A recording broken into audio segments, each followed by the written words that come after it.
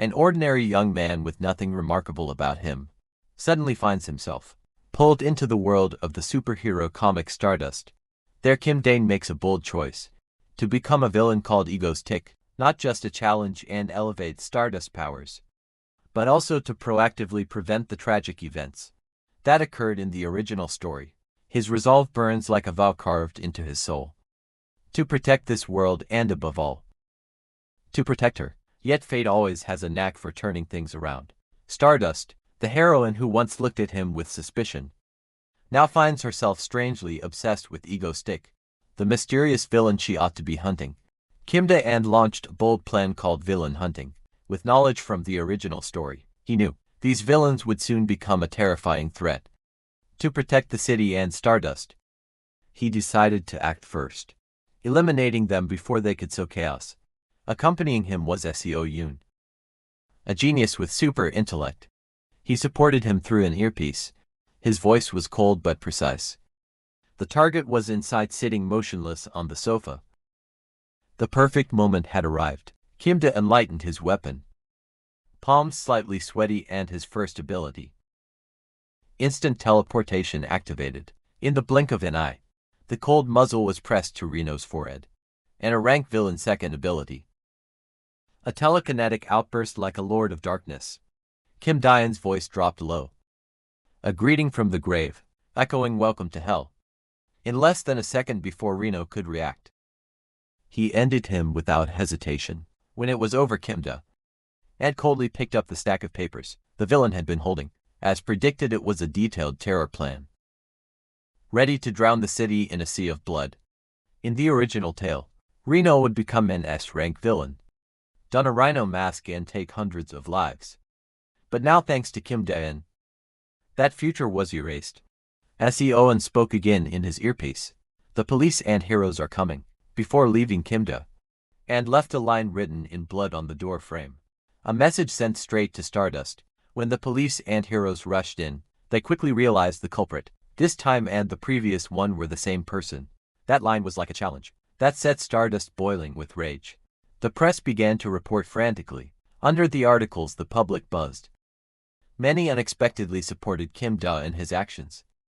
They criticized the hero's slowness and hailed Kim Dane as a dark enforcer of justice. In a small room, Kim Dane read those comments, his heart full of conflict. He pulled at his hair, his mind in turmoil. Seo Yoon sat beside him, glancing at him. Because of the noisy commotion, the flame of determination in Kim Dane burned hotter than ever. He couldn't let things go this far. If it continued, his image would be glorified, while Stardust, the true hero, would be turned against by public opinion. To protect her, he had to become an absolute villain, a dark shadow, powerful enough to make the whole world tremble. From this moment, Egostick was officially born. He prepared a time bomb hidden inside a backpack. At a crowded plaza, everyone was enthralled by the big screen, waiting for a dazzling spectacle. At that very moment, Kim Dane, under the name Egostick, hacked into the system, seizing every electronic screen in the city. His masked face appeared in a live video, his deep voice resonant with authority. I'm the one who eliminated Reno and Zodiac, two rank villains. He arrogantly pointed one finger at Tower 127, then gestured with his other hand toward the observation deck of Building 61. The crowd inside those buildings, as well as the millions watching on screens, fell silent when he declared, I've planted bombs in those two buildings. Fear spread like a tsunami. Some panicked to find exits. Others froze, unable to believe their eyes. Before hundreds of lenses, Kim Dane smiled defiantly, calling Stardust by name. I'm waiting for you. Hero not keeping him waiting long. Stardust appeared swift as a whirlwind, landing with a force that made the ground quake. Kim Dane checked everything again, cloak, mask all perfect, but his hands trembled. This was the first time he faced the character he loved most in the story. Stardust, radiant like a goddess, so beautiful his heart missed a beat. Wow, he blurted, unable to hide his admiration. In that moment, time seemed to stop. Memories surged back. The first day he was pulled into this world, his body covered in wounds, standing on the line between life and death. He once yearned to return to his old world, until the screen lights illuminated Stardust's face. That very moment changed everything. If he became a hero, he could stand by her side. But Kim Da-eun, who had memorized every line of the story, knew that even a hero wouldn't be enough to protect her from fated tragedies. So he chose the path of villainy, not to destroy but to become an unyielding fortress, protecting Stardust from all dangers. Flashback to when our protagonist, Kim Da-eun, was only 15. The ear-splitting, gut-wrenching laughter of the man being shown on TV never stopped. Ha ha ha. His face looked so pleased, laughing maniacally back then. He really didn't get it. Was Jackie actually insane? Even for a villain, that image was over the top. Now, having understood a villain's mindset, he matched it with a monstrous laugh. Ah! Despite the hero before him, looking at him with furious eyes, ready to smash him to paste at any moment, the world seemed to freeze, even the noisy crowd below, as if only a hero and a villain remained on the rooftop. Rewinding a few minutes before the two officially met, Kim Dan pointed at Star as smugly. I know what you're thinking right now. Even my subordinate, controlling the broadcast, has the detonation set up, so don't think you can overpower me with strength. The hero's steps faltered briefly at those words. He spread his arms to reveal a swarm of drones hovering behind. This stage I created is reserved just for Stardust.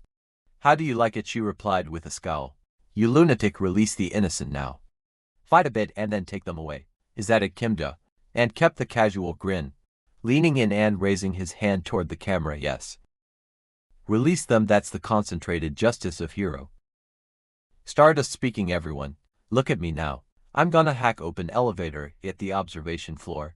He snapped his fingers with a click. A sound echoed through the elevators of both buildings. Stardust's brows knit slightly. She knew these villains too well.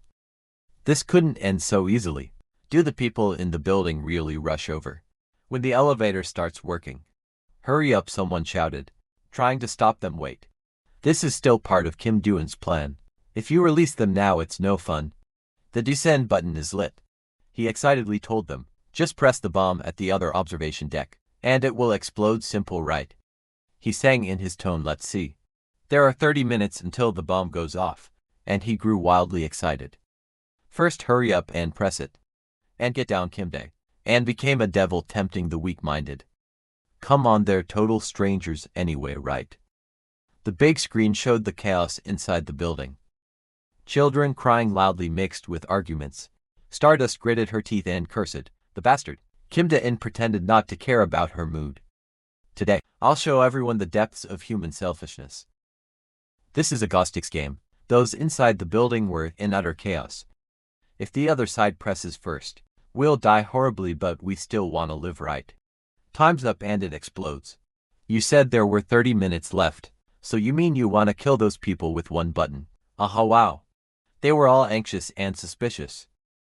Will the other side press it? There's no time to mull. The bomb will explode in a few dozen minutes. So what now? They will press the button. Ah, the situation was truly chaotic now. Some couldn't sit still, damn it. What is the hero doing? Stardust stood there, unable to act rashly. Even if she dashed in to take him down in a blink, it would be futile. If there were detonation devices elsewhere, damn it, at this rate, the hostages will. Her gaze was ice cold. Her voice strained. Is playing with people's lives fun for you? Opposite her, Kim Da-eun remained relaxed. Eyes narrowed in a smile. Haha. Fun isn't about that. Stardust, one of Korea's few rank heroes, who believes in justice and her convictions, never compromises with evil. Actually, I quite respect you, Stardust. Those words made her flush with anger. What nonsense are you spouting? He gleefully rubbed his nose in pride. I just wanted to praise you, while the whole country watches you on TV. Kim Da-eun's voice rang out again, drawing attention, seeing her powerless and unable to do anything. His face crazed as he touched the bomb button. This is really fun. His figure blurred and vanished. I'll give you a chance to join the game now. I'll connect you with those anxiously waiting for the hero. Stardust's expression turned puzzled and wary as she stared at him. What, Kim Da? And continued his act. If you can convince them, and in 30 minutes no one presses the button. He crossed his legs and grinned wickedly. The bomb won't detonate, of course. Stardust didn't believe him. You expect me to trust a bastard like you? She snapped, not only unafraid, but provoked. Better than letting them stare helplessly at the sky. She helplessly clenched her fist at her side. Kim Dan didn't need her opinion. He gestured with his hand. A loud shout rang out, ready. All the cameras turned to circle around her. 3-1. After the 3 count ended, a dramatic scene began. The hero's face appeared on the giant LED screens. Across the buildings, people immediately recognized her. Stardust, Stardust. She took a deep breath under the invisible pressure, and looked into the camera, as if staring straight into their eyes. Hello everyone. I am a rank hero, Stardust. Each of you hold a belief in your heart. His handsome face went blank. Yes, this is exactly what I want. A half-real, half-fake world. Just like a dream, I'll be portrayed by the public as the terror-causing villain. His dream came true and she would shine. This stage is for her status. Let her radiance be seen. So later people can be proud of their choice today. Show this villain what for. Her voice was like a warm breath into everyone's hearts. We are strong, their gazes steadying. Our faith unshaken, we will never bow to evil. Thank you everyone. Kim Dan faintly curled his lips in a mysterious smile. The countdown on the screen dropped to 5. Those trapped in the building hugged each other and prayed. Stardust's face was filled with worrying as she watched the screen. As the numbers reached the end, everyone closed their eyes and braced themselves. People were tense and uneasy. Would the punishment be carried out, or was the villain telling the truth? That was also the moment Kim Dan took the stage. Now all the cameras dropped, and his unbelievable scream rang out. No way, selfish people. The cameras caught his puzzled, suffering face, so they wouldn't rush out to save themselves. Impossible, no way. There must be at least one person who pressed the button. There has to be a selfish one like me who pressed it. Kim Dan clutched his head, muttering theatrically. People can't be this kind. Why, at that moment, Stardust spoke up, egos tick. People aren't as selfish as you think. Her image appeared, emitting a radiant halo. No one is completely selfless. But I believe in people's goodness. It's because of you, Stardust. You've brought them together. He suddenly changed color, chuckling. Interesting, isn't it, Stardust? Before Stardust rushed forward, he politely bowed. The next game is a sure thing. Kim Dan gave her one last look. Wow. Stardust's blue eyes, full of resolve, made him exclaim. Her gaze was righteous. Finally he disappeared with a declaration. I will win. All the citizens erupted in joyous emotion. They cheered, hugging each other in celebration of the hero's victory. Altogether they shouted one name, Stardust. Still the hero stood silently in midair. Kim Dan quickly teleported to another location. The moment his feet hit the ground, he collapsed weakly. That was rough. He groaned and complained. Oh my god, I'm going to die. This was the consequence of teleporting, the deadly side effect of instantaneous travel. Bodily damage scales with distance travel. His body so heavy he couldn't even crawl. I'll probably be better in for days. Seo Yun exclaimed. I told you not to change that hat again. Seo Yun looked at him with a scornful gaze. How ugly. Kim Da-yoon Pili did weakly. Seo Yun, I'm really about to die. Give me a glass of water. The girl brusquely brushed off her skirt and walked away ruthlessly. Drink it yourself. Leaving him frozen in place, the big screen flashed. Breaking news of a terror incident at the building. The death toll was 0. Sadist hovered in the air, teeth clenched with hatred, playing with other people's hearts. Next time I'll catch you for sure. I'll remember this name forever, until I grab him. Ego stick. One early morning at the Korean Hero Association, the association of superpowered individuals in Korea. The big screen showed countless tabloid posts online. These are recent headlines. The radio wave kidnapper watched by the whole country, who named the hero Stardust as the target. Review his actions. Who is egos tick? The rank villain hot dopey. No casualties from the terror incident. The news spread across the peninsula. The broadcast hijack went abroad. Is Korean broadcast security okay? With this the meeting host flipped to the next page. Next was an analytical profile of egos. Thick villain information, plus some details about Kim Da-eun as the villain. Egos tick male. Masked, likely using a disguise function to degrade identification. At his residence, a pot-bellied, Bald uncle spoke up. Let's begin the report. This is Park Jun-ho, chairman of the Korean Hero Association. Images of the closed room murder scenes appeared. He looked disgusted. Okay, we've seen this part many times. Next, the host continued presenting. I'll explain yesterday's incident in detail. First, it seems the perpetrator exploited instantaneous teleportation to attach a bomb to the building's exterior beforehand. After disarming it, it was confirmed to be a high-yield, improvised explosive device with enough blast power to blow away the observation deck. Classified as a high-performance homemade bomb, the conclusion is that he seems to have made it himself. Park Jun-ho rubbed his shiny head in distress. Still no clue about the abduction. The secretary answered awkwardly yes. How he bypassed modern security to broadcast is still a mystery, though we have some specific analyses. However, since no one with wave-related powers has appeared before, we think it's likely he has a tech-savvy accomplice handling the back routes. That's our tentative guess. As for an accomplice, the chance that person built the bomb is high.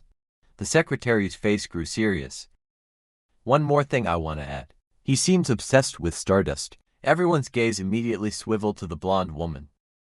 From scattered clues, they could be sure he left a message aimed at her, at the murder scene directed to Stardust, and in this case it was confirmed. He directly mentioned her, through the villain's words, the rank hero in charge manager of Seoul Stardust. Hearing that, Park Jun-ho directly asked the person involved, how did it feel to meet that guy face to face? He pointed straight at her name, Stardust. She stood up slightly and offered her perspective. He seems like someone with a psychological compulsion to toy with people's hearts. Moreover, he can organize large-scale terror. Acts truly a dangerous villain.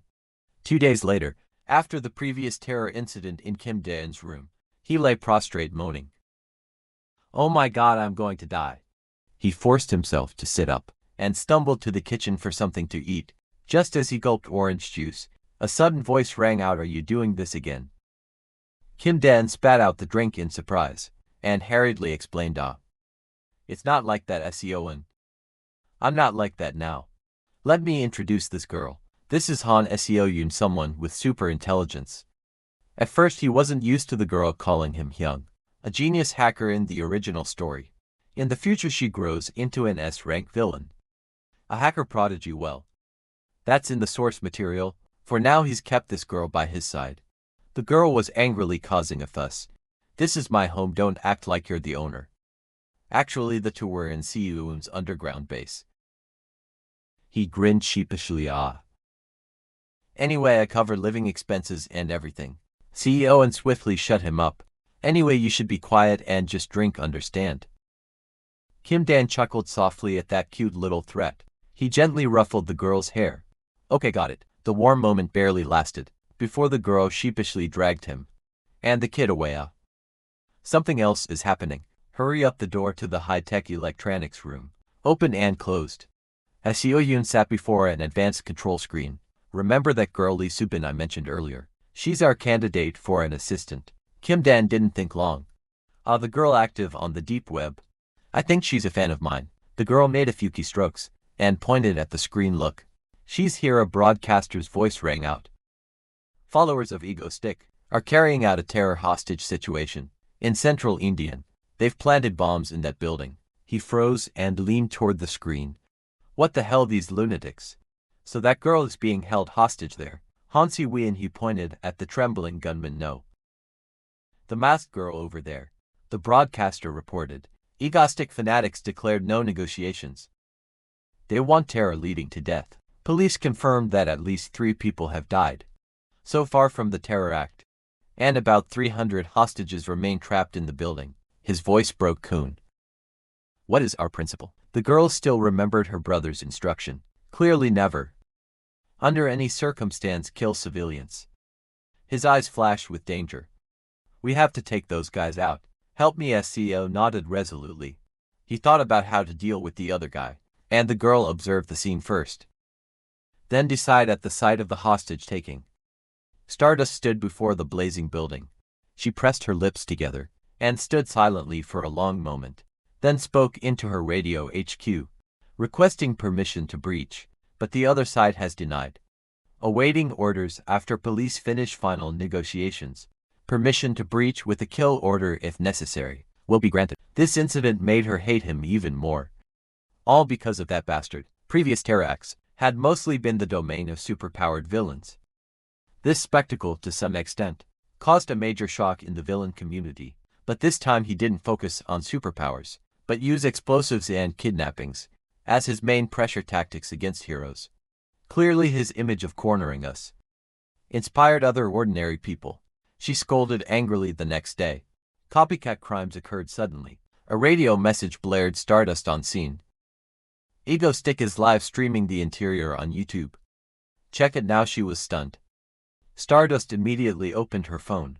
Sure enough, the villain who toyed with others' deaths had appeared again. Viewers flooded in quickly. What is this, a villain live streaming a terror scene? The world's #1 villain. The chat is full of maniacs. This is a crime scene. Well, as long as it's not me, is everything unmoderated. Another broadcast hijack. The footage showed Ego's Tick inside the building, facing a group dressed just like him. Fame guns, and shouted at someone. They quickly realized and immediately cheered. Our hero Ego's Tick has descended to the scene. Ego's Tick. Not knowing what they were hoping for. He's here, he's really here, woo. He'll personally wipe out these idiots for sure. Kim Dae-en's expression wasn't pleased with these people. Oh god. I teleported a long distance again, and my whole body is sore because of these idiots. No damn it. The terrorists felt puzzled. Ego's Tick suddenly. A booming laugh rang out, haha. This is interesting, ah. They didn't understand but forced to laugh along. Ah. At that moment, Han Seoyun reported 3 o'clock position. A guy standing by a pillar holding a detonator.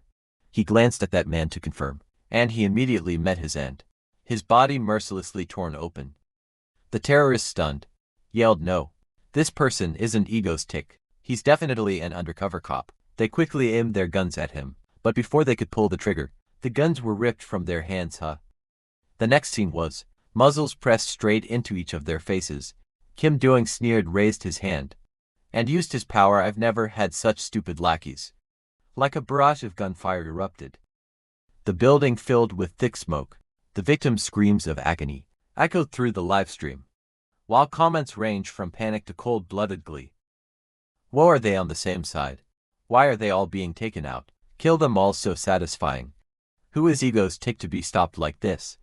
Those lunatics have people dead. What are the heroes doing? The villains are taking over. Ha ha ha, what will happen to the people there? Boo, who is this, some psycho wanting to kill everyone? No, just look behind August's head. So handsome, right?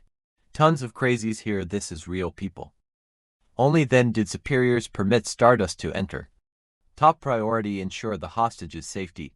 From both the terrorists and Ego's Tick. She hesitated no longer and dashed in to check, finding only one person left unharmed by the shooting.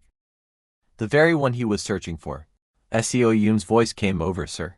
Save her. From what I can tell, she's been dragged out and forced by those maniacs.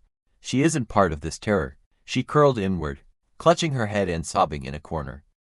"Hey, help me, sniffle." Kim Dae-en's hand made her jump and hiccup. "Pick. You literally threw her mask off," his voice asked loudly. "Did you do something wrong or not?" Subin choked back tears. "Okay. I admit it." Her crying grew louder. "All right. I admit it," wa Kim Dae-en had no patience for that. "If you keep crying like that, you'll get shot." Subin fell silent and clamped a hand over her mouth. He then turned his steps toward the civilians taken hostage. He solemnly bowed. "I'm sorry. Although this wasn't caused by me, I feel a great responsibility, because copycat acts arose from my case." This move set the comments ablaze. What is the villain taking responsibility? Wait, what's going on here? He earnestly addressed the hostages, and those affected by him. "I'll transfer compensation to your accounts. Please check. I deeply apologize to the 3 victims who died. I'll pay the highest compensation I can." Still, Kim Dae-en hesitated inwardly over the flaws in that plan. Man transfers from fake accounts are easy to trace. Who knows, Seoyun will handle it right. Seoyun sighed and urged her. "Take her back now." It's obvious the girl agreed to do that. "Okay, got it." Kim Dan hoisted Subin onto his shoulder. Hey. His body instantly felt like it shattered. The after effect of teleportation left him trembling. Suddenly a shock wave hit the entire floor. Kim Dan recognized instantly. Who could have done that? Stardust. She was rushing in, not yet fully aware of the exact situation there. In a few days of commotion at Yanhee University, passed by at a cafe. KPS News reports. The villain will pay monetary compensation, sending the public into chaos. Villain Egos Tick bowed at the scene of the terrorist attack. Confirming the hostage's accounts isn't easy. Who is he really? KPS investigates in depth. A blonde girl sat alone at a table, eyes fixed on her phone screen. Her fingers skimmed the comments. Everyone was speculating who is Mangosteen anyway. Mangosteen even sounds legendary. She suddenly changed direction and rushed over. Luckily Kim Dan's legs went numb at that moment, and he managed to dodge. Stardust was truly impatient and couldn't react in time. Oh dear, and just like that, she let the villain they needed to catch slip away. Thinking back made her even more bitter. Haru sighed in frustration just then. Another girl came over and pulled out a chair. She gently asked Haru, "Are you okay? Is the assignment too hard to do?" Kim Chi-Hyun, Haru's senior, snapped her back to attention. Haru looked up. "Oh, it's nothing, sis." She awkwardly returned to her work. "I'm fine, just a bit distracted." Stardust, and a rank hero of Korea, is actually Shin Haru as a hero. She hides her identity with a cognition-reducing filter, so everyone thinks she's just an ordinary student named Shin Haru. Well, maybe she's not entirely ordinary. Every man's gaze seems to land on her anyway. Lately she was worried about one thing. Haru kept mumbling the name Egostick. All day she circled that resentful name. People are selfish after all. A big question formed in her head. Why would he save the hostages? Suddenly the person in front of her pinched her cheek. "Look at you making that sad face again." Kim Chi-Hyun suggested forget the assignment for now. "Let's go eat mango bingsu. Your favorite." Haru's face immediately lit up at the word mango. But instantly her mind flashed. The crazed face and warped laugh of Egos Tika. Haru blinked, her expression darkened. Kim Chi-Hyun, watching her closely, noticed immediately mango won't fix it. Impossible, she heard Haru snap a pin and mutter. "The mango is mine." Kim Chi-Hyun coaxed her like a child. "All right, the mango is yours. All yours." The fire inside Haru burned like hellfire. "I'm haunted by the name Egostick. I will make him show himself." Though angry, she still ate the mango ice cream adorably when fed, in a heart of soul where villains and heroes obsess.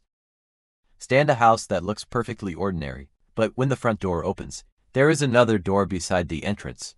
When that second door opens, surprisingly an elevator appears. After entering the elevator and inputting the code, the doors closed and the lift began to descend, going down dozens of underground floors. The destination is Egostick's base, Kimdae, and proudly lay in a glass chamber called the Ego Base. CEO looked annoyed. "Hey, why did you go and name someone else's house?" He offered a perfectly natural excuse. "HMY. Well, between us, there's no separating whose house is whose, right? Your home is my home and my home is your home." The girl puckered in disdain, but didn't deny it. What the heck, ridiculous. Suddenly his knee wouldn't let him relax like that.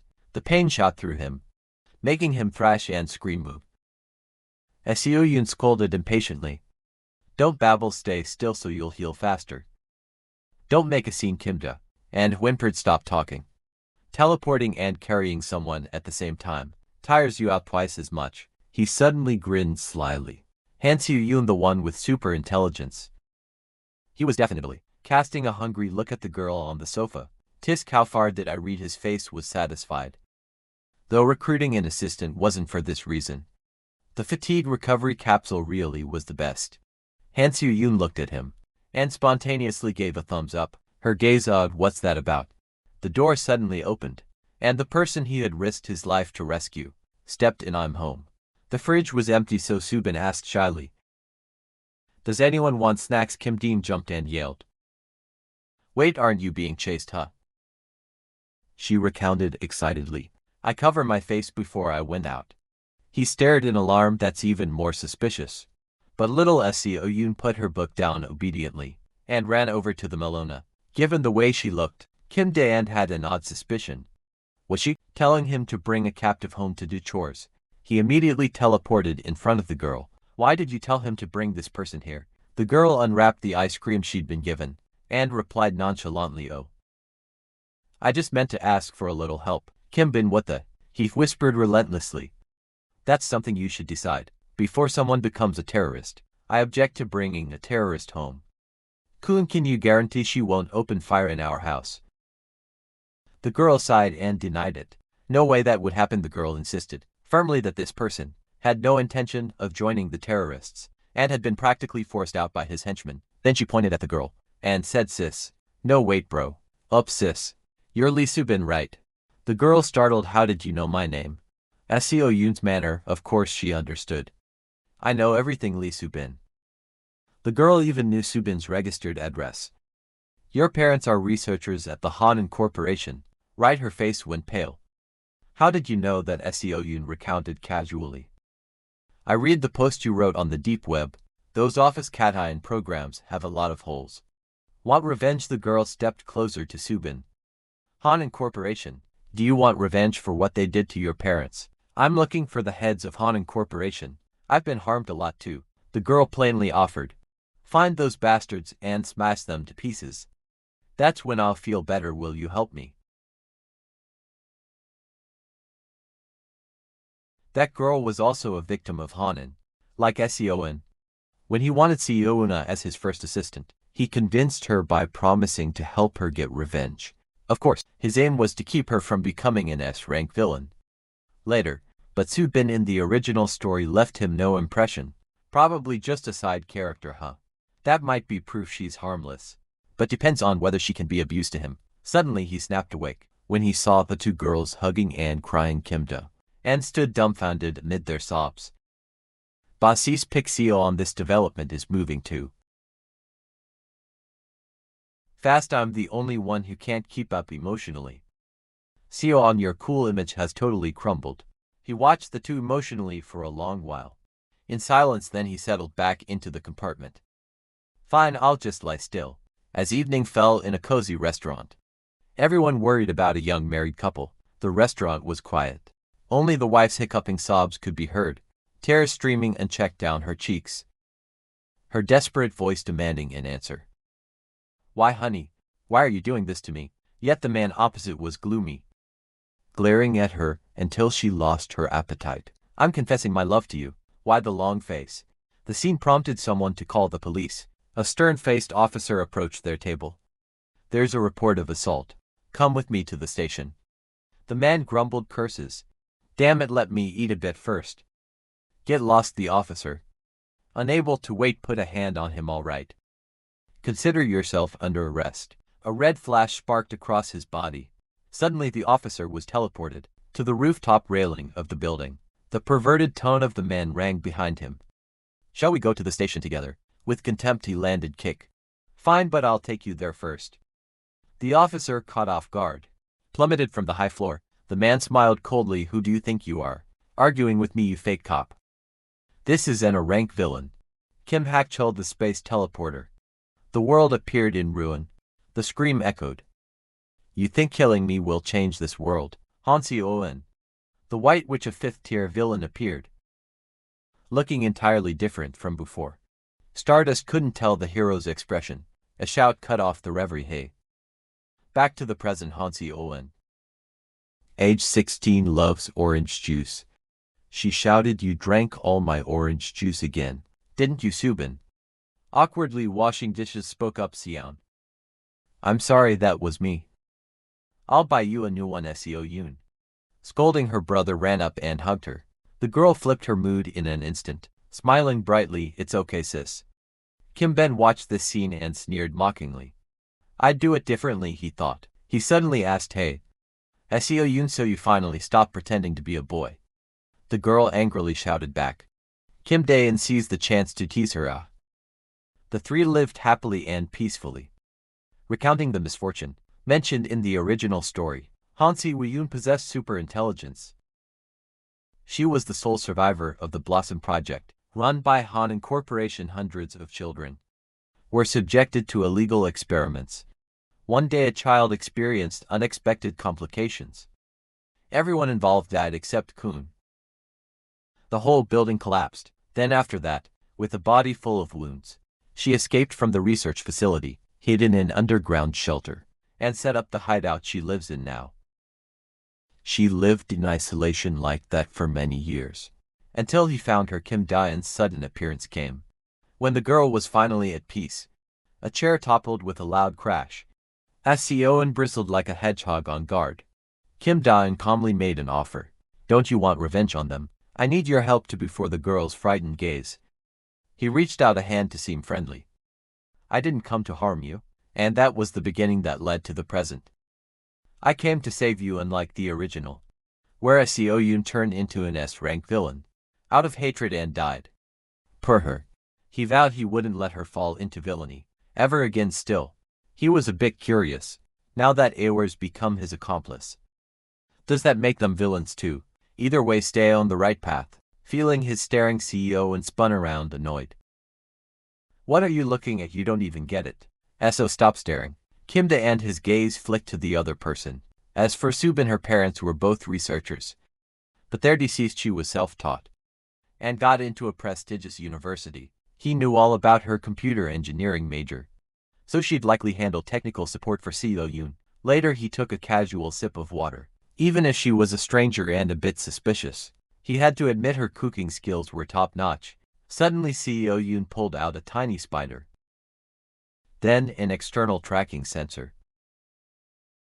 Why have me a tracker? The girl clicked her tongue. TSK. Did you forget her job already? She pointed at the person on the screen. It's for the villain name on the list he chose. He was stunned. The teleporting guy is him. Kim Dae-and knew him well. She summarized his ability. This guy can teleport infinitely over short distances. With no harm, you can't block it with kinetic force. Very troublesome. The girl grinned excitedly.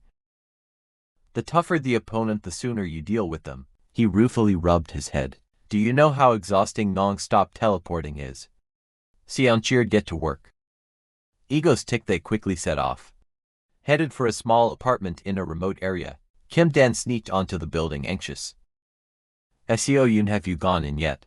She urged. You still haven't gone in. Hurry up. Yet he was nervous. Teleporting straight into the living room. Was that wise? What if the guy was there? Seoyun sighed and repeated. How many times have I told you? Shoot with bullets that carry trackers. Even if he dodges the bullet by teleporting, he'll still pick up the track. Kim Dae-and looked at the shiny gun. What? Why? The girl snapped. Because I made it faster than a bullet. You studied humanities. Explanations won't help. Just go in. Still he hesitated. Wouldn't it be quicker to kill him out on the street? Seoyun wanted to flip the table at his attitude. He never goes outside, only teleports. I've investigated and planned this in advance. Oh, I'm so anxious. The girl was all nerves, gulping down a bottle of water. Subin anxiously cheered from the side. Go Egos tick, go. Hearing that, the girl shyly echoed, yeah. Go Egos tick. Kim Dan felt a boost of strength. All right, thanks. Let's begin. He suddenly teleported into the criminal's house. Just as the guy finished showering, the man was startled by his appearance. Immediately Seoyun shouted, shoot him. He raised the gun and pulled the trigger. In truth, two tiny spider devices launched at unbelievable speed. But as predicted, Hakchel vanished from the spot instantly. Kim Dan tossed the gun aside. Damn it, Kun. Did the tracker stick on Kun's side? They had a clear red. It stuck. Sis Subin, report the location. She quickly found his position. He's currently 500 meters east of here. He didn't hesitate and followed the directions. Oko. Suddenly he appeared in the middle of the street. Hey, what's that guy? What's going on? People around recognized him. Isn't that Egos Teak, huh? It really is him. He frowned, scanning the surroundings. Damn, this wasn't in the plan. And his presence instantly went viral, flooding social media. In Yunhee University's lecture hall, Shinharu was focused on studying, unaware of what was happening. Suddenly a voice over the radio announced, Ego Stick has appeared in the city. Stardust superheroes are preparing to respond, under the association's orders. She sprang up in panic shouting what? Everyone in the class turned to look at her. Sorry everyone. Haru hurriedly packed her things and left. Excuse me, I'm off at once. What stunt is he pulling this time? He goes Tixi Yoan. Check the tracker carefully. Hey, he's at the intersection up ahead. Kim Dan quickly caught sight of Hak Chul. Staggering away was he hit by a bullet. At that moment the light turned from black to red, and he threw himself into his path regardless. Just come on. Then Hak Chul's panicked voice rang in his ear. I'm Dane. His haste to catch that rank criminal made him forget to watch the road. A truck barreled toward them at breakneck speed. Could he react in time to survive? As he fled, Kim Hak Chul suddenly recalled that fateful day. Hey Kim Hak Chul, when you stole our money and ran off, didn't you have a blast back then? Kim Hak Chul was weak and helpless, only able to whimper and beg. I'll pay you back, please spare me. Not satisfied, they made him shout his plea louder. I'll pay you back. Those words irritated the ringleader. He couldn't stand it any longer. He pressed his cigarette to the rope, binding Kim Hak Chul. I don't need this anymore. Seeing this, Kim Hak Chul thrashed even more. No, please. I was wrong. Spare me this once. No matter how he begged, the rope burned and he fell into the sea. At that point he had nothing left to cling to. Kim Hackle, cursed bastards. You scum! As his face neared the water, he screamed with all his rage. I curse you all to die. In that very moment, Kim Hackle suddenly vanished. And when the group prepared to leave, he reappeared unexpectedly nearby. This strange phenomenon drained the color from their faces. In fear, what the? Hak Chul, seeing himself unharmed, was bewildered. What? Once they regained composure, the group quickly lunged at him and seized him. Before long, Kim Hak Chul was surrounded. He hadn't moved an inch. After standing still for a while, Kim Hak Chul clasped his hands overjoyed. Now no one in the world could catch him. Thinking that he vanished again, causing the two sides to collide and then flee. Back in the present, the truck realized someone was there and slammed on the brakes, but Kim Dan had disappeared, appearing in the cab, giving the driver a nasty fright. Seeing him unharmed, Kim Hak Chul was furious. Motherfucker, sensing things were off, he turned and fled fast. The timing had been perfect, yet he still avoided it. Kim Dan had just stepped out of the truck. Kim Hak Chul had teleported to the roof of a nearby building. Carefully surveying the scene, he gritted his teeth in anger. Could it be that egoist was finishing off two villains? Not out of personal grudge. The more he thought about it, the more Kim Hak Chul swallowed his rage. Clearly, he and that guy had nothing to do with each other. Down below, once out of the truck, egoist was surrounded by many civilians. Yes, I'm busy working so I can't talk long. Oh my gosh, don't be afraid. I won't hurt anyone. Now go to hell. You a rank teleporting villain. As soon as those words were spoken, a crazy thought popped into Kim Hak Chul's head. Could he be someone who hunts villains and finish them off? No sooner had that thought passed than egoist appeared out of nowhere. From then on, where did Kim Hak Chul go? He followed him. Trash belongs in the bin, and rotten villains must be erased from the world. Come on then, bring it here. Today I'm cleaning up one piece of garbage. Damn it, Harry. From being chased, he lost his mind. He grabbed a nearby civilian quickly. Why can I still hear that guy's voice in my ear? Kim Hak Chul immediately flung the person behind him and ran before the girl even hit the ground. Egoist had reached out and caught her. Oh my. While the girl was still dazed, he gently asked, "Are you okay?" His gentleness made her blush. Yes, sir. That Kim Hak Chul, after teleporting continuously, had also expended most of his energy. He couldn't hold on any longer. He officially collapsed. Why did it have to be him? After letting the girl rest, egoist redirected his attention to his original target, the rank teleporting villain. Without saying anything, he pulled out a pistol and pressed it to his head. You've already admitted your crime. Suddenly insulted like that, even the dazed Kim Hak Chul tried to argue back. Egotic sneered and snapped, "Fuck. You're a villain too, aren't you? Yeah, but at least I'm not as despicable as then." He turned and shouted at the gawking crowd, "Everyone. This piece of trash stole tens of billions and murdered for innocent people. They were someone's husband, father, friend, son. Do you want to spare this cold-blooded killer? Asked that. The people present didn't hesitate to answer briefly. Finish him, yes. Finish him, kill him. Kill him. Hearing that, Kim hack hooray, you bastards. If you want to finish me, how am I different from you? Ego stick. Hearing the crowd's reply, smile with satisfaction. Kim Hackle. Actually, your worst crime is that you'll later become an rank villain, kill hundreds and torment Stardust countless times. Shaking off that thought, he flipped his expression and warned in a threatening tone. You mean those two are the same? Sorry, but it looks like you have to die right here. Immediately after that, a painful scream rang out. Ego's tick cautiously scanned the surroundings. What met his eyes was the crowd's delighted jubilation. This reaction surprised him. What? Having just seen someone shot dead, you'd expect people to be terrified and screaming. Having finished, he stood up in a daze, watching the crowd's happy faces. This world, aside from superpowers, is no different from my old one, but moments like this make me truly realize I'm in another world. People here are really strange. After thinking it over, Ego's tick put that aside, took off his hat and greeted them. But I'm a villain, shouldn't you be scared? Seeing his expression, the surrounding people grew a bit uneasy. At that moment, a familiar voice rang out. Ego's stick immediately recognized the owner and quickly looked up at the sky. Stardust, damn. I've held attention for too long. Stardust landed swiftly and pointed at him, scolding, you bastard. Ego's stick paid no mind and only focused on watching the newcomer. Normally she's a somewhat cold college student, but as a hero, her tone shifts like it's from a period drama. Thinking that the simple mode switched on. So cute. I could die, however. That demeanor was misunderstood by Stardust. What did you do? No matter how infatuated she might be, Ego Stick still pulled off the villainous look well. What did I do? I just handled a vicious rank villain who killed people and robbed a bank. Basically doing the hero's job for them. Face. With those words, Stardust couldn't argue. Seeing that reaction, he continued talking.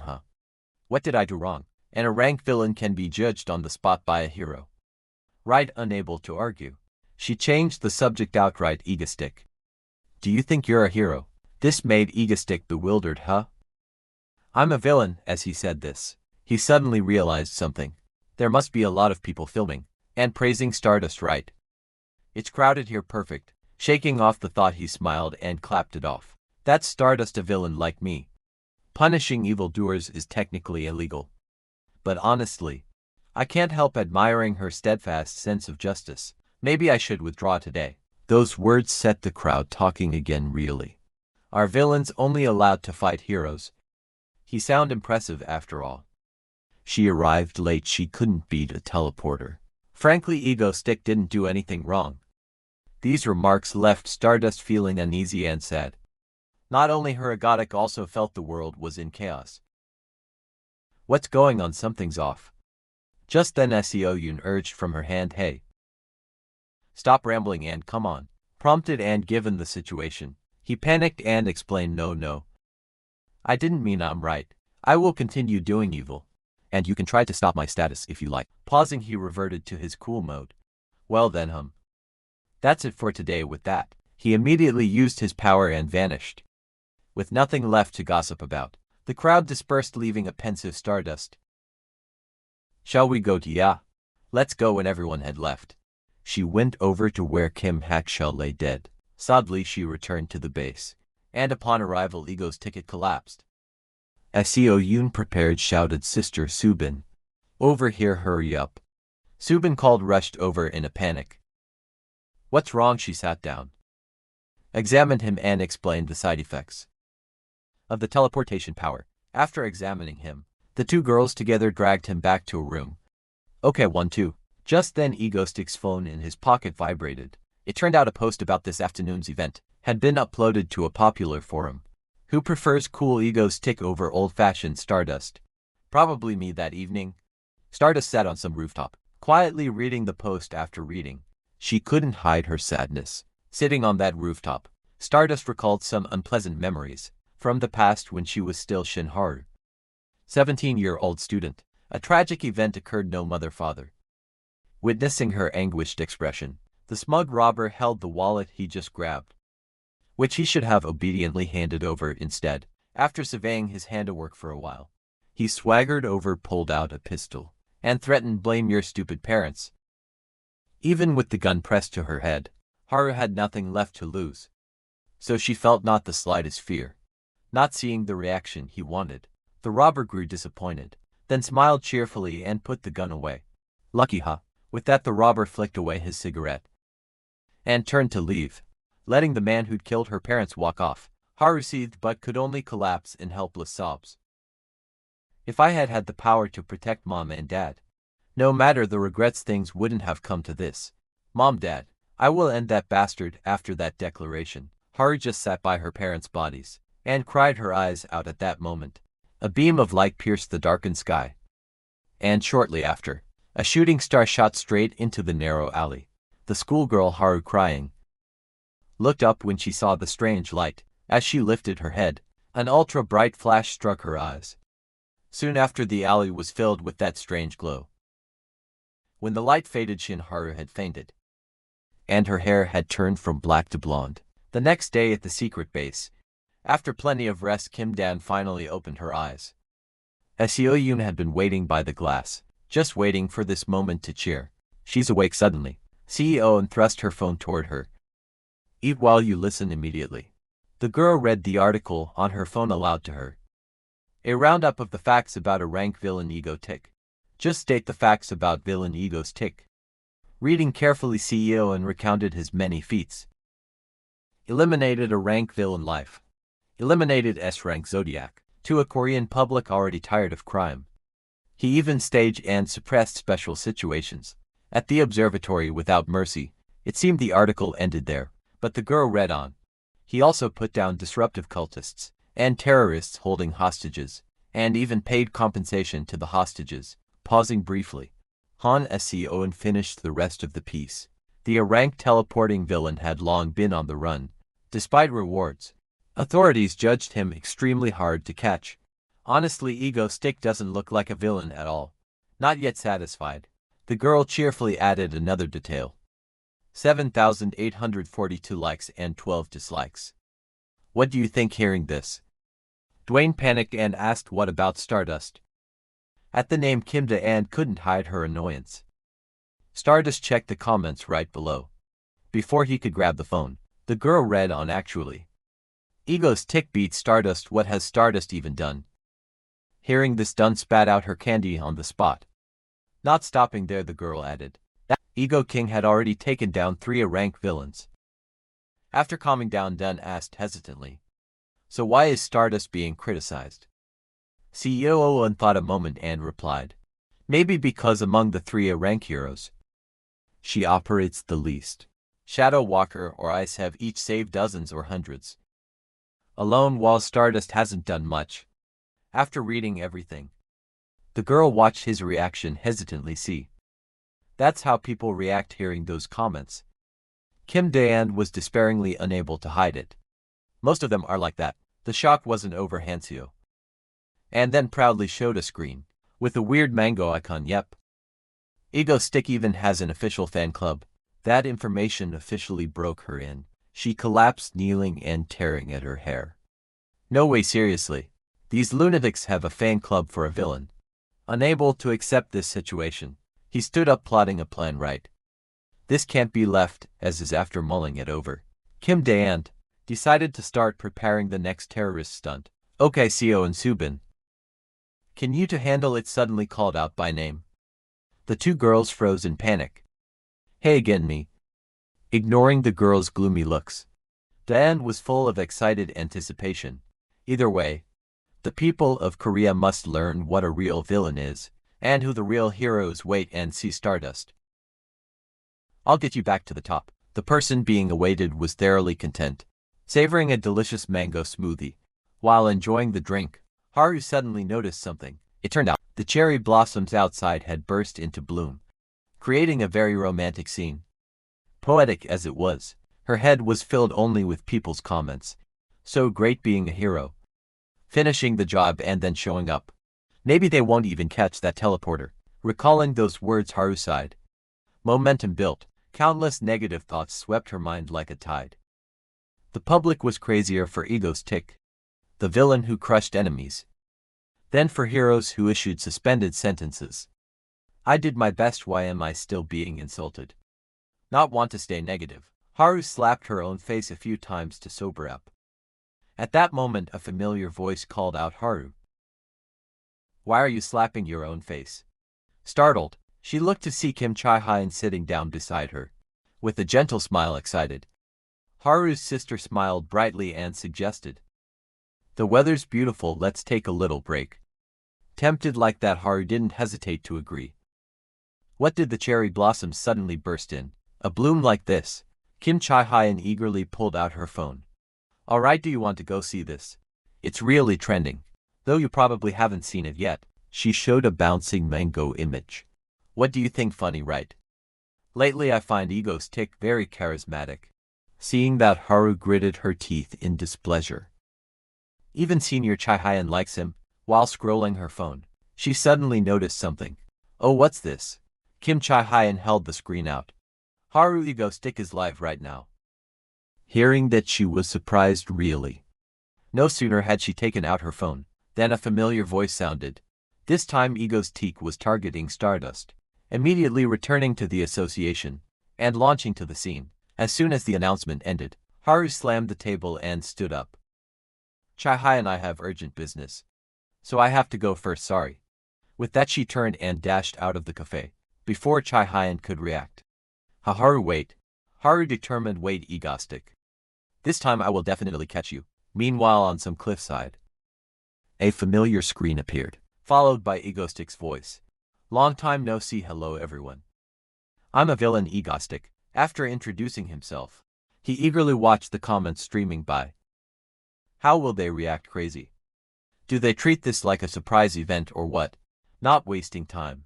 Egostic opened his phone and spoke with playful mockery. There's been a lot of news about me lately, huh?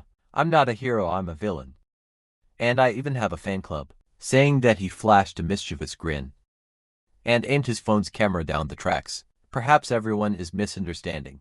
I really am a villain. He pointed at the people taken hostage, then gestured toward the train in the distance. Ah. The train's almost here, are you watching Stardust? That question prompted a comment to pop up. He's still a die-hard fan who loves the drama. For real, huh? Ignoring that, he began the broadcast. The rules are simple, your choice. Ego's tick tilted the camera toward the tracks and started to apply pressure. Keep the lever in place to save one person instead of 5, or pull the lever and one person says bye-bye, saying that he thought of Subin controlling the train and intensified the pressure. Don't get any ideas. If you try to pull those people off the tracks, I'll flip the train right now. Understand, Stardust? After explaining the rules, Ego Tick invited her. Your choice is only one. Pull the lever. No sooner had he spoken than Stardust appeared. You bastard, Ego's Tick. The girl didn't think twice. She dove down and stood above. He watched satisfied. Here we go, looking at the people taken hostage. She began to calculate, if I try to save them, the passengers on the train will be in danger. Think, Stardust. How can I save everyone? Seeing her hesitation, Ego's Tick against his conscience. Egaron, come on. The Penacony train is entering the station. Will our Stardust choose? She hasn't done anything yet. Viewers guessed in the comments, and Ego's Tick was very pleased. Sure enough, everyone thought Stardust would pull the lever, but I believe the Stardust I know isn't that kind of person. Just then, Subin panicked and shouted through the earpiece, Darren. She's running toward me, what should I do? Seeing the figure rushing like the wind, he reassured her it's live. So mute the mic first, don't worry. She won't come to hurt you. Subin kept moving forward. At this point Subin was a bit more confident. Yes, successful reassurance. Ego's Tick continued to play the villain. Okay, turn the mic back on. Oh, what is Stardust doing? She can do that, that'll be a total mess. Stardust, why are you rushing towards self-destruction? Stop. No matter what he said, Stardust and the train collided head-on, and with all her strength, she tried to motivate herself. Just hold on a little longer, but suddenly the train sped up beyond that state. Surprising, Ego's tip is its speed faster. Realizing something, he panicked Subin. Subin, wake up, but the one who had fainted was out cold. Receiving no response, he frantically realized he hadn't prepared for this. Seeing a stunned Stardust standing at the foot of the mountain, Egostick continued the psychological assault. Come on, the pennant and train is entering the station. What will our Stardust choose? Though he said it outwardly. Inwardly, he watched the girl below with eager anticipation. What will the righteous girl choose? The one he hoped for was going through a bitter psychological struggle after a moment's thought. Stardust gritted her teeth and charged straight toward the train. Witnessing this, Egostick was very pleased. Lowering his hat, good. So far everything's going exactly planned. Satisfied with how things were unfolding, he dragged a terrified, struggling girl closer to the tracks. When they arrived, Egostick gently laid the pale-faced girl on the rails and taped her down. Despite acting like this, Egostick inwardly groaned, "Oh, this is tiring. If it weren't for Shadow Walker, doing this at night would probably be more comfortable." Daytime terror. Preparations require attention to so many things. Complaining aside, he still finished the final knot. After securing the hostage, Egostick used his teleportation power to jump up the cliff to watch the performance. Observing the 5 people he tied under the tracks, he was very pleased with the result. "I'm a bit proud of myself." Looking at the peaceful scene before him, Egostick recalled some information. In the original story, Stardust would weaken after clashing with the villain, but in return she would grow stronger. So if I eliminate the villains beforehand to help her, she loses the chance to grow. Snapping out of that thought, he drew a few familiar lines on the ground. When he finished, Egostick grinned smugly and murmured, "Consider this a specially tailored fitness boot camp, just for her back in the present." Seeing Stardust throw herself at the train with all her might, he was a bit taken aback and hurried to stop her. "What are you doing? You'll be splattered like a pancake." Stardust. The scene had gossip-hungry viewers at home, chattering excitedly, reading each comment. He felt despair. This wasn't my intention, though he said that outwardly. Inwardly he was thoroughly pleased. It was exactly my plan at that moment. Stardust had slammed straight into the train, shredding the front of the locomotive. Standing on the cliff, Egostick examined and analyzed the scene. Her muscle power and flight ability were both lacking by about 2%, still only a near-rank hero. Stopping this train might be beyond her. But there was one trait people didn't know about her. Watching Stardust Dance's determined face closely, Egostick observed honestly. When faced with danger, her power would explode spectacularly. Thinking that even his Stardust was gradually being pushed backward, he remained very confident. So she could absolutely stop this. With fierce belief, the train's engine began to chug. But it didn't slow, it pushed even harder. This phenomenon unnerved Egostick. Could the train be getting faster? Realizing this, he quickly called his accomplices. But Subin had been unconscious for a long time.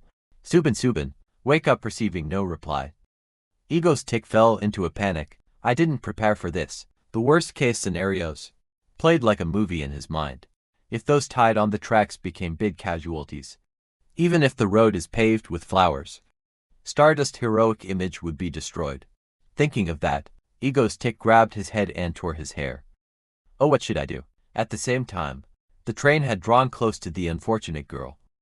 Noticing this, Stardust gritted her teeth and summoned supernormal strength. Not seeing the train slow down, she poured every ounce of her energy into stopping it. Although the locomotive's front was almost completely smashed, it still hadn't slowed at all. Standing above Egostick, watched Stardust with eager anticipation. Please. As the distance between the train and the hostage narrowed, all he could do was pray.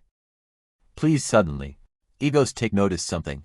It turned out that after all that effort, the train was finally stopped by Stardust, and the whole thing was captured on phone. Witnessing the unbelievable, Egostick was overjoyed.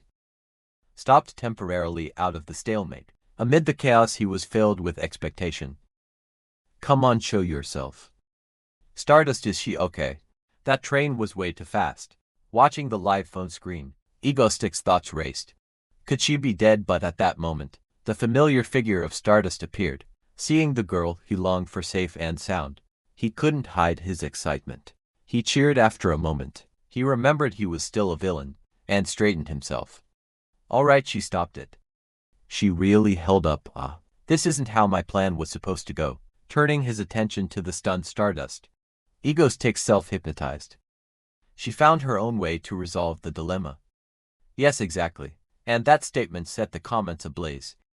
Reading each line, his face filled with excitement. Yes, that's the reaction, see. Brimming with pride, he showered praise on the girl below. This is the hero called Stardust. Watch her power erupt, purely from the will to save others. After using her last ounce of strength, Stardust could no longer hold on and collapsed. Seeing this, his eyes filled with worrying. Not caring about his image, he jumped down to check up close. He winced at a small skull. That bastard Ego's tick, though annoyed. He's still focused, all right. Stardust, you did far better than I imagined. This is your victory after speaking. He brushed her eye to help her rest and advised. I'm off, get some rest. Another hero will be here to help you soon. To let Stardust rest, he stood up and doffed his hat in mock mourning. Yes, my little terror ends here. Thank you for watching. After he spoke, the screen went dark and a shocking comment popped up. What's with those two and their ambiguous vibe? The next morning at the secret base, Yoon was full of energy, running everywhere. Wake up. Wake up, you sleepyheads. Kim Tae and Subin, after yesterday's event, looked pale and worn. Oh my god. We're dead. Good morning. CEO sized them up. Just one terror attack and everyone looks like zombies. No scolding. Yoon pointed to the spread of food and invited them. Come on. At the sight of the hot dishes, the two perked up. Yoon, you made all this. Dane woke up, rubbed his head and praised Yoon. Thanks, Yoon. It's nothing. She blushed and gave him a playful pinch on the waist. While Dane fumbled, Yoon sat at the table, urging them to eat before it got cold. The three sat down together and enjoyed breakfast. Bon appetit, everyone. After saying that, everyone concentrated on savoring the meal. While eating, Yoon noticed the remote nearby. She reached out and grabbed it. She hurried to the sofa, eager to watch the TV and see the latest news. The news opened, and Yoon excitedly pointed at the screen to see how yesterday's deeds were reported. Next item. Hearing that, Dane couldn't hide his smugness while eating. His villain image has certainly deepened. Of course, Stardust also rose to fame. Two birds, one stone. Just as Yoon burst out laughing. His odd expression puzzled her. Oh, what's that? She pointed at the screen. Overly excited, they say those two are dating. The anchor's commentary played. That was after a rank hero. Stardust stopped the train yesterday. First, please take a look at this photo. The moment he brushed her eye to let her rest appear, the anchor continued. Look here. You can hardly tell the villain and the hero apart. They look like a couple elsewhere. Haru watched the report, unable to contain his anger. Crushing a glass. Meanwhile, the people involved. Kim Dane was terrified. What the hell is this? The host said that in Korea, the most beloved villain is Egostick, and the rising rookie hero is Stardust. The dating rumor between them is really hot right now. Reporter Park, why is this love rumor exploded? Reporter Park pointed at the screen and added, look here, do you recognize it? The anchor asked, huh? Oh yes, this is a caption that reads Stardust. Reporter Park slammed his hand on the table, stood up and declared loudly, no. It's not just a caption sent to you, Stardust. This is a gift from me to you. That's the meaning behind. Next, the screen showed Kim Dane, kneeling on one knee beside the unconscious Haru. He said, all right, Stardust. You did far better than I ever imagined. This is your victory. Reporter Park pointed at the scene and asserted in a strong tone. Look closely. If this isn't love, then what is? As Ego's Teak spoke those final words and closed Stardust's eyes, Stardust quietly drifted off. Reporter Park said, if those two aren't dating, then what do you call this? Elsewhere, Haru sat alone in the study room, watching that segment of commentary. Haru felt gloomy, propped her chin with her hand, and thought, is everyone still sane? Dating that crazy villain guy? No way, that absolutely could never happen. Haru fell silent for a moment, then wondered to herself, what is this? Clearly I feel hatred and loathing toward that guy. Yet along the boundary of those feelings, there's this confusing sensation mixed in. As Haru sat sulking and muttering to herself, a girl approached Chai Hyen. Looking sympathetic, said to Haru, Haru, Your soul must be exhausted from all the schoolwork. Then Kim Chae-hyun pulled out a flyer for an ice cream festival, smiled brightly and told Haru, "Today I'll heal you." Kim Chae-hyun tossed the flyer aside, and with eyes shining full of feelings said, "Just trust me today. Let's go have fun together in another place." Endless whining echoed through the house. Go. Seon lay on the floor throwing a tantrum, writhing and begging to go. Subin didn't know what to say. "Kun, oh, don't be so whiny." Kun refused to relent. "We've already staged 2 terror incidents, so now I want to go out and play." At that moment Kim Dane also spoke up. "Miss Subin, Seoyun, how about we all go out for a trip?" The moment Seoyun heard that, she immediately sat up and stopped the tantrum. The girl shouted with joy and celebration. Subin smiled too. Kim Dane held the same ice cream festival flyer that Kim Chae-hyun had earlier. He smiled and thought, in the original story, this bit didn't exist, but it should be fine right over with Haru. Her mood had also improved, and she began to look forward to the ice cream festival. At the festival there were people everywhere, and the scene was full of life. Dane remarked, "Wow. Even a regular weekday noon is pretty crowded." Seoin walked beside him with a cone in hand, and curiously asked Kim Dane, "Hey, you're wearing black again?" Kim Dane smiled and replied, "Seo, you know. Men should wear black, you know." Seoyun teasingly said, "What nonsense are you talking about?" Kim Dane looked rather surprised. "Ah, she's smiling so brightly, and she called me on to." Kim Dane chuckled softly, thinking she really did seem genuinely happy. Seoyun squealed, pointing ahead, "Rice cake ice cream is over there." Then Han, Seoyun, excitedly ran straight to the ice cream counter. Kim Dane smiled and said to Subin, "Going out was totally worth it." Subin replied happily, "Yeah, for sure." She seemed so happy. Subin activated her personal reduced perception filter. When Kim Dane recruited her, she had gone on stream once already. Kim Dane tasted a spoonful of ice cream. He exclaimed in surprise, "Oh, this is really good." As Kim Dane scooped another spoon, he said, "Subin, you should try some too." Subin blushed and shyly looked at the spoon of ice cream Kim Dane offered. Seoyun stood beside them and innocently asked, "What's wrong?" "What?" "Hurry up and eat, of course." Subin stammered, Wait for me a bit." She shyly opened her mouth and edged closer to the spoon of ice cream, thinking, isn't this kind of an indirect kiss? Finally Subin tasted the spoonful of ice cream, and immediately her face lit up with delight. "This is really good." Seoyun had finished her cone and cheerfully ran to another stall there. "Mango ice cream." Kim Dane hurried. "Hey, wait for me." As Seoyun pressed her bright eyes to the glass, staring at the ice cream section. Then she quickly excitedly told the vendor, "Give me 1 cone, please." The vendor handed over the ice cream and laughed at Kim Dane. "Oh my, this kid looks exactly like their parents. So cute." Kim Dane was speechless. "What?" And he just accepted it with his eyes closed. "Ah, yes. That's right." Subin stood beside him, her face flushed bright red. Seoyun turned back with a small, teasing smile at Kim Dane. "This guy looks older than he actually is, huh?" Kim Dane wouldn't back down. "No. It's probably because you're short." "Not me." Seoyun couldn't argue. "And The vendor brought out the ice cream. "Here's the kid's cone, 1 cone and 2 cups, please." Everyone took their ice cream. Kim Dane grinned and asked Seoyun, "Did you order for us?" The girl replied, "Of course, the leader of the panicking guild must have mango flavor." Kim Dane grew puzzled at this new identity and asked the panicking guild.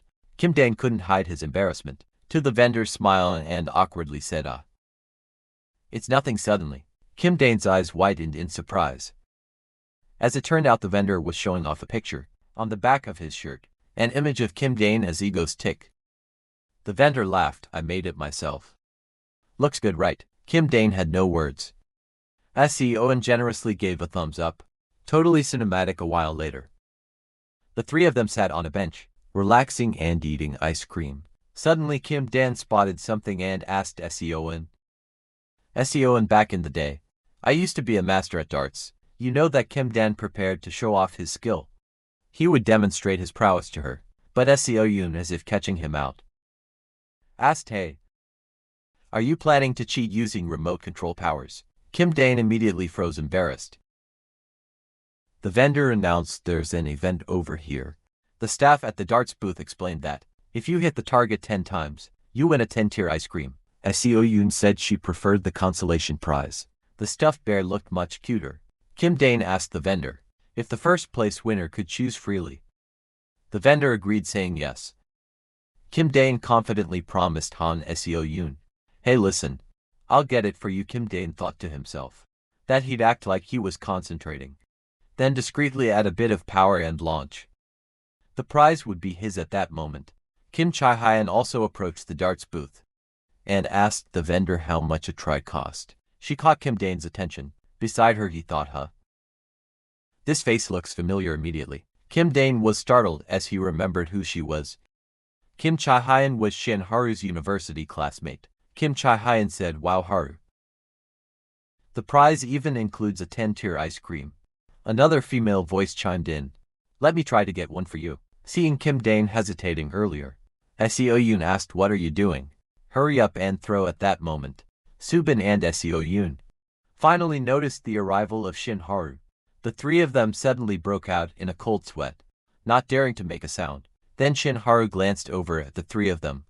She looked at Kim Dane, while Kim Dane was still frozen in a stance, ready to throw a dart a few minutes earlier. Kim Chae-hyun had beamed a bright, excited smile and pointed ahead. "Haru, there's rice ice cream over there." The two of them went to the ice cream shop.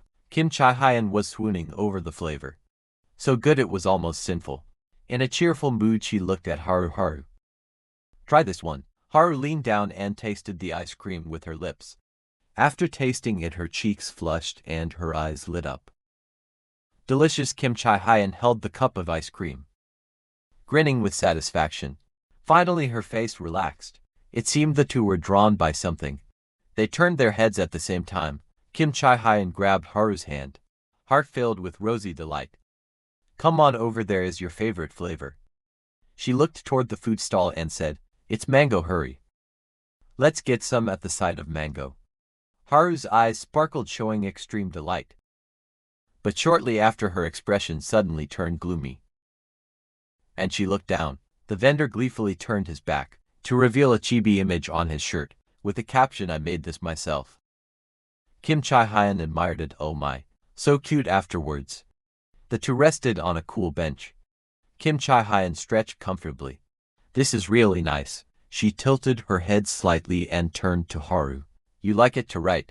For being troubled, Haru smiled brightly and replied, "Of course, sis." Already Haru closed her eyes, savoring the moment under the large cherry blossom tree. A few petals drifted down. Haru thought how long it had been since she'd been out to enjoy a view like this. She smiled at the corner of her mouth, closed her eyes. Wonderful. Soon after, Kim Chae-hyun pointed at the food stall in front of them. "Haru, after you finish that, let's try that one next." Haru watched her intently as she got excited. Darts. Immediately, Haru beamed. "This looks fun." Balloons were neatly arranged and decorated atop the stall in vibrant colors. The friendly attendant presented the darts game and explained the event. If you hit the target 10 times, you win a 10-tier ice cream. Haru looked gently and replied, "Yes, okay." Her distinctive blue eyes scanned over, and they landed on the three players. Sweating nervously, they looked like a young couple. But why was the girl's hair silver? Wouldn't granddaughter suit better? Haru stared at the worried Kim Dane, thinking to herself, "This man seems oddly familiar." Before she could think further, Kim Chae-hyun behind her shouted, "Haru, you try it." Haru quickly agreed. "Ah yes." Haru launched straight ahead, emitting a vivid orange light. Kim Chae-hyun squealed with delight as she hit the mark on the first try. Kim Dane watched the sweat trickle and felt a bit worried, thinking Stardust power included monstrous strength and flight ability. He found himself watching her longer each day. But this monstrous power wasn't just about raw strength. Then, using the item in his hand to be more precise, Haru delivered another perfect throw, showcasing extraordinarily superior physical ability. Excited cheers rang out too. "It's already." Kim Dan hung his head, a bit disappointed. He thought that for now, her power would only erupt monstrously when needed. But later, she'd gradually become a superhuman beyond human limits. Haru threw darts in a cheerful mood. Not only the pentagon, but the hexagon, senses developed to put another way. Her instincts would alert her the moment something was off. Haru found it odd to see Kim Dane so despondent, pondering to prove that idea right. Then, she only needed a hint to sense who that guy might be. If she revealed her identity here, and the image of Shin Haru, as a superhuman flashed in his mind, he'd lock her up straight away. A dart Haru threw at high speed hit a balloon. Kim Chi-hyun, standing beside her, praised enthusiastically Haru. "You're amazing, 10 hits. Haru immediately grew bashful. "Oh, it's nothing, just a little thing." The attendant happily handed the two girls the tender ice cream. "Tender ice cream, here you go." The attendant instinctively turned to Kim Dane. "Hey, aren't you throwing?" The customer was caught off guard and blurted, "Oh my, there's someone next to me. So good, I was just staring." "I'll throw now." Kim Dane glanced at Han Seo-yoon and forced a smile. Fumbling his words, Seo-yoon, "Look, I'll show you my dart technique." The girl cheered him on, but with a hint of doubt. "Hurry up." Kim Dane held 10 darts at once, worriedly thinking he didn't need to use power. Just throw a few carelessly and slip away. He quickly made a decisive rapid throw forward. But to his misfortune, all 10 of his throws hit all 10 balloons. Everyone was surprised, eyes wide. Mouths agape. Kim Dane, on the other hand, wonder what on earth. Kim Chi-hyun held the tin tier cone, looking at him in astonishment. The other player is ridiculously good too. A stuffed bear was brought out by the attendant.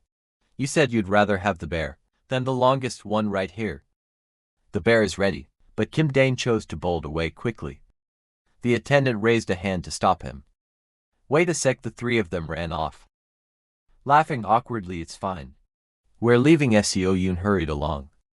"Yeah, let's go." Kim Chi-hyun, holding the long ice cream, smiled brightly. "Hey, we'll carry this over to Haru for you." Haru, holding the bear, turned her face yes. But halfway there, the ice cream cone tripped because it was too tall, and toppled, spilling everything. The colorful tears of ice cream flew straight toward Kim Dane. Eyes bulged, mouths open wide.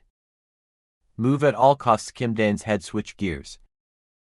He darted to the side with no ice cream on him, and collapsed into feet. Everyone who saw it rushed over in panic. "Seo-yoon, are you okay?" Haru felt guilty, mouth agape. "Are you alright?" Kim Chi-hyun softened hand to her mouth in concern. Kim Dane hurriedly replied, "I'm fine, you don't need to worry." Slowly Kim Dane gingerly stood up, hand on his neck. "It's okay. I overreacted a bit, just dodged a little, and I'm fine."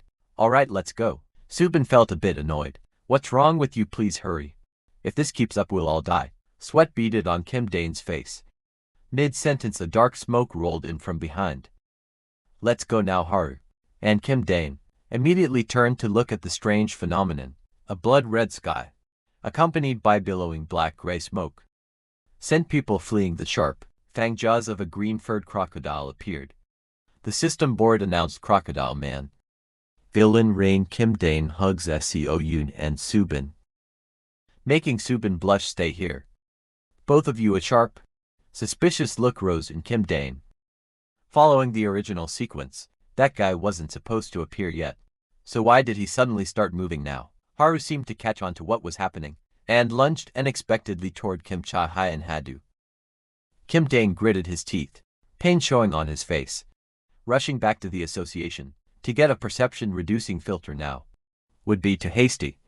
If this were Stardust in the original, the moment she revealed her face would be the start of her misfortune and downfall. The image of a woman with golden hair, hiding her face, appeared. No. In the original, when she showed up, something bad would happen. Kim Dane's body jolted in pain. He clenched his jaw. No matter what, even if everything collapsed, he wouldn't let that happen. Kim Dane let out a shout as sudden purple rays flared up, enveloping his body, and the more it happened, the stronger those lights became. His everyday clothes fell away and flew off elsewhere. He reappeared wearing a vest and a dapper hat, completely different from usual. "I'll pack up my things later." Seo-yoon, the girl standing behind him, asked, "What are you going to do before long?" Kim Dane ordered Seo-yoon to help broadcast for him. Seo-yoon sat awkwardly clutching the stuffed bear, and mumbled a few words. And then the crocodile went wild, flinging everything around with its hands. Stardust if you don't show yourself. I'll smash everything its eyes shone a bright gold. As it spoke into the broadcast, "Hello ladies and gentlemen," the black speakers echoed the sound. A true villain of this era, Kim Dane held the mic grinning to show his teeth. The common enemy of the Republic of Korea, egoistic, his voice carried far through the speakers. "How dare you trespass in my territory? You little crock!" Those below seated ready to act. What online forums began to buzz. "Egoistic, egoistic. Egoistic," people exclaimed. "Oh my, is he egoistic?" One account said, he'd openly admitted to being the common enemy. Others wondered, wasn't he a hero before? Everyone was baffled yet excited. Kim Dane's fearsome face filled the screen. He glanced down and murmured, "Now you will die," here at a building of a major corporation. 3 years earlier, inside an association lecture hall, a voice rang out. The device before them was indispensable for heroes. A middle-aged man stood before an orderly, seated audience. He pointed at the modern machine beside him and said, "The so-called perception reduction device, commonly shortened to filter." He explained, "When you enter the device and come out, for a certain period, a filter will be applied to your face. Only faces that have the filter applied will cause viewers to experience recognition disruption." He continued, "But if your face is revealed to someone who already knows that the filter won't work." Understood? The people below answered in unison, "Yes." Then his expression grew serious. Gripping the mic, he said, "Even an idiot knows how dangerous it is for a hero's face to be exposed. Career ruined, life ruined too. Remember that well." Haru sat below and shouted back resolutely, "Yes." Back in the present, the streets lay in ruin, shrouded in dust and smoke. At that moment, Kim Chae-hyun and Haru were desperately dodging by the roadside. Haru glanced around with a worried expression, thinking silently that going back to headquarters for a filter would be too late. What should she do? Suddenly Haru clenched her fists. Looking very determined, she stared at the panicking crowd and thought to herself, in this situation, am I supposed to become a hero just to run away? Haru swiftly untied her hairband. Her golden hair fluttered in the wind. Her expression resolute, she clenched her fists, stepped forward and thought no. Kim Chae-hyun, seeing this, screamed in panic, "Hadu!" Suddenly a group of people looked at their phones with delighted expressions and shouted, "Ego stick! Ego stick is here!" Haru heard it, jumped and turned around bewildered.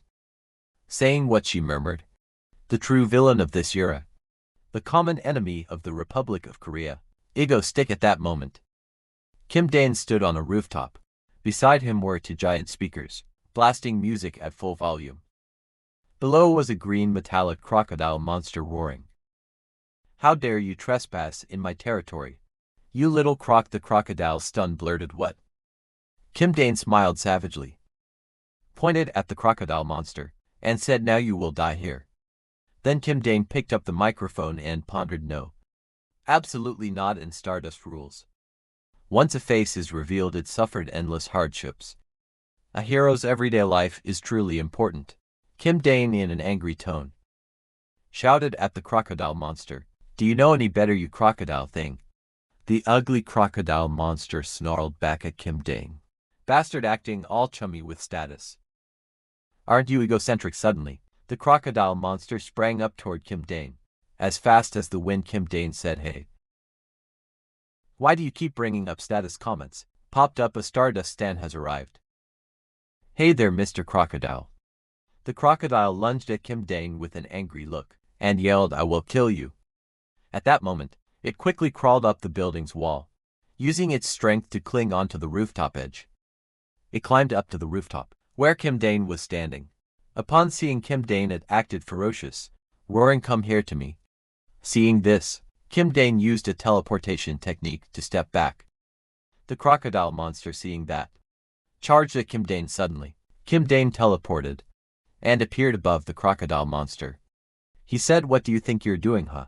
Kim Dane struck the crocodile monster hard on the head with a satisfied look and said, "You know my name but didn't know I can teleport." The crocodile monster, surprised by the hit, flailed its limbs wildly to strike Kim Dane, but whenever it got close to hitting him, Kim Dane vanished from sight. It shouted angrily, "You damn mosquito brain. Fight me properly one-on-one." Kim Dane calmly replied, "Hey, I'm the villain here," as he said it. Comments popped up. Villain still insisting today that he's the villain. Dane looked bewildered at those comments. They kept appearing, but why did egos tick? Run over there, Kim Dane thought. Wait. I need to explain this a bit, otherwise people will think I came because of Stardust. Suddenly, Kim Dane stopped and shouted at the crocodile monster. "Hold on, let me speak."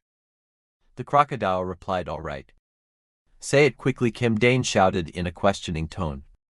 "Okay, but first I have to ask this. Why did you suddenly attack me?" The crocodile monster answered without hesitation. "Of course my target was Stardust. And you keep showing concern for Stardust, so you're my enemy." Kim Dane was surprised, stunned, and thought, what the hell? What kind of logic is that? Comments appeared. That stupid villain even knows egos tick likes Stardust. Don't know if egos tick can teleport, but he knows he likes Stardust. Ah. More comments to guys fighting over one girl. Didn't egos to come here on behalf of Stardust? What's going on? How do you get tangled up with these two? Haha, right now. Suddenly, the crocodile pointed at the bewildered Kim Dane and yelled also. "You were the one who said you'd kill me first." Comments displayed, "Haha, exactly." Kim Dane was stunned and replied, "When did I ever say that?" Upon hearing that, the crocodile monster became furious, blazing with rage. It shouted, "You said you dare touch my territory. You little crocodile threatens me. Now you die here, didn't you say that?"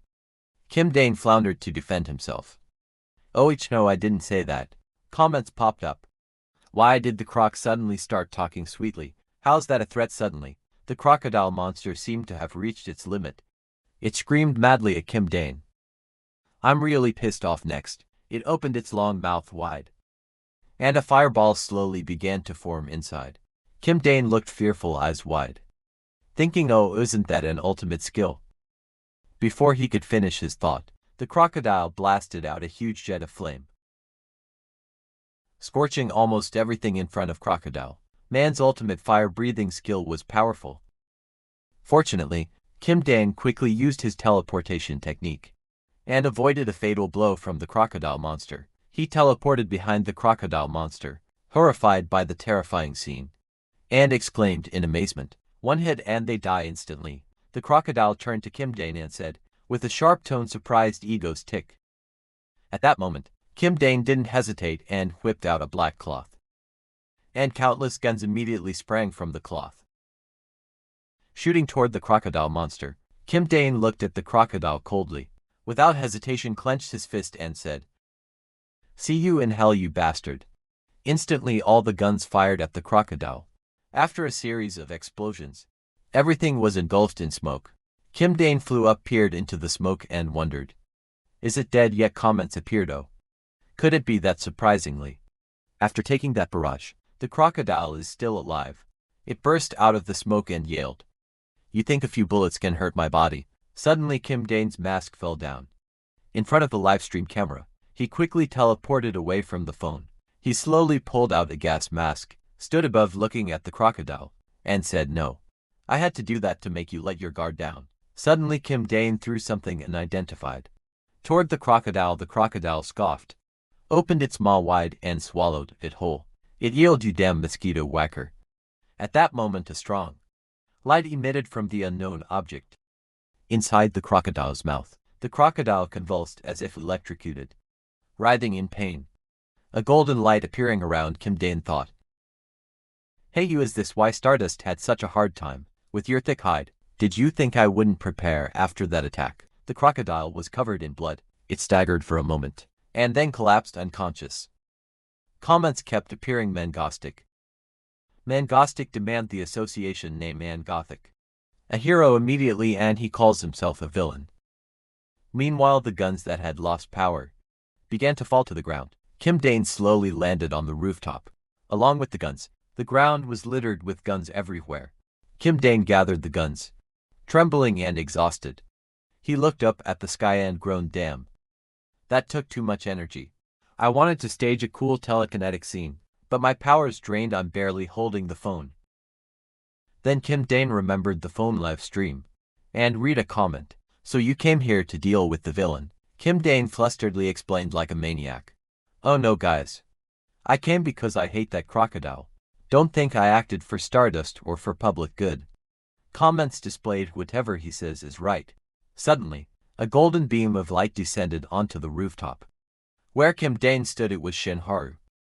She slowly rose after a spectacular land. Haru then approached Kim Dane and asked, "Did you take that guy down?" Kim Dane calmly replied yes. He was blocking the way so I dealt with him. Haru, a bit suspicious, coldly looked at Kim Dane and asked why. Kim Dane shrugged and replied calmly, "What do you mean?" He kept yelling that me and Miss Stardust were all lovey-dovey and vague, so it annoyed me. Haru was startled. What? Then Kim Dane put his headphones on, looked at Haru and smiled, continuing, Miss Stardust. Next time if something like today happens, don't just show your face and make a scene. Once you're exposed your life will get really hard." Haru, surprised, stared blankly at Kim Dane. Then he grabbed the phone and said, "Alright. That's it for today's stream. That was too unexpected, I'm exhausted. There's a big event next month. Tune in." Everyone comment popped up. Or those two saying on stream that they cut the mic. Then Kim Dane vanished in a flash of light. Saying "see you later," Haru raised her hand and said wait. Her expression a little sad. At that moment Kim Dane had already teleported home, when suddenly blood gushed from his mouth. Kim Dane's face was expressionless, looking almost soulless. Seoyun and Subin, seeing this, panicked and ran over with worried faces, shouting Sir Dane. At that moment, Kim Dane collapsed to the floor. On the rooftop, Haru found Kim Dane's mask and picked it up. She examined the mask, wondering how he knew her thoughts. "Who are you really?" Ego's tick. Haru sat in front of her computer, watching the news. Two breaking stories from KBS News were on the screen. Exclusive chaos at the ice cream festival. A level villain Crocodile Man has been captured. He was subdued by Ghostic and taken to the Eastern Heroes Penitentiary. The building was destroyed by the Croc 4 hours ago. Close up Ego's tick quicker than anyone. A level villain Ego tick. Is he really a villain or what? Searching for Ego's tick. About 2030 results in 0.45 seconds. Official fan club Ego Stick. Mangastic Mango Stick Association Hero Portal. The true hero of this era. From mangoes and by mangoes. The fan club was formed to honor Mangastic. One commenter is Mangastic a god. Admiring Mangastic is confusing. Just as you start praising Mangastic, you get banned for supporting a villain. Why has everyone stopped doing it now? Haru buried her head in her hands in exasperation. She suddenly saw a comment. What are heroes doing these days? Mangastics, strolling the streets while fans cheer blindly. If Korea keeps this up. Under that post was a comment with Dane's humorous icon. Brilliant, right? Haru exclaimed, for crying out loud. She flopped on her bed, closed her eyes, thinking she was the only one who disliked. She recalled the ice cream vendor, proudly showing off his Mangosteen Club shirt. "I made it myself," Chai Hyan beside him praised. "Oh, it's so cute." Then she remembered him warning her, Miss Stardust, next time, if something happens, don't just show your face and make a scene like that. Haru agonized over the answer. Could everyone be right while I'm the only one wrong? Meanwhile, Subin and Seoyun stood before a glass enclosure. Kim Dane lay inside. Little Seoyun couldn't stop being angry about that Miss Stardust. Suddenly a sound made the girl freeze. Kim Dane opened his eyes, tapped on the glass, and asked, "Why is everyone crying?" The two of them, unable to help it, looked at him with worrying, and CEO and immediately rushed in, hugged him and sobbed loudly. Seeing that, Kim Dane reassured her, all right. Eventually he recovered and had dinner with everyone. He couldn't believe he'd been unconscious for 3 days. Looking back, it was probably because he teleported so much and kept lifting his body with telekinesis. No wonder he was exhausted. Suddenly CEO Lowen said, "From now on you have to take care of your body properly." "Okay," Kim Dane hurriedly promised. "Okay, I will." He looked at the girl happily, thinking that at least this kid cried for him. Spending time with her seems to work. Meanwhile, Subin worriedly said, "What's wrong with you? Why did you run off so suddenly? People thought you were a hero gone missing." Seoan agreed and questioned, "Exactly. I don't get it all they're always going on about." Villains this and villains that. Kim Dane replied calmly, if I don't step in, Stardust will anyway. What she still doesn't understand. Kim Dane answered that made CEO freeze. It's very dangerous, he explained. If that situation happens, and a hero's identity is exposed, all their personal information gets revealed, then what grudging villains or other bad actors will track them down and try to eliminate the hero. CEO still didn't see the importance. How? What does that concern me? Kim Diane patiently planted Siona. The world we live in is off-kilter, the imbalance between good and evil. Most heroes don't follow the traditional heroic path. They choose the villain route. Rewards for heroic effort are too small, and they're constantly hassled.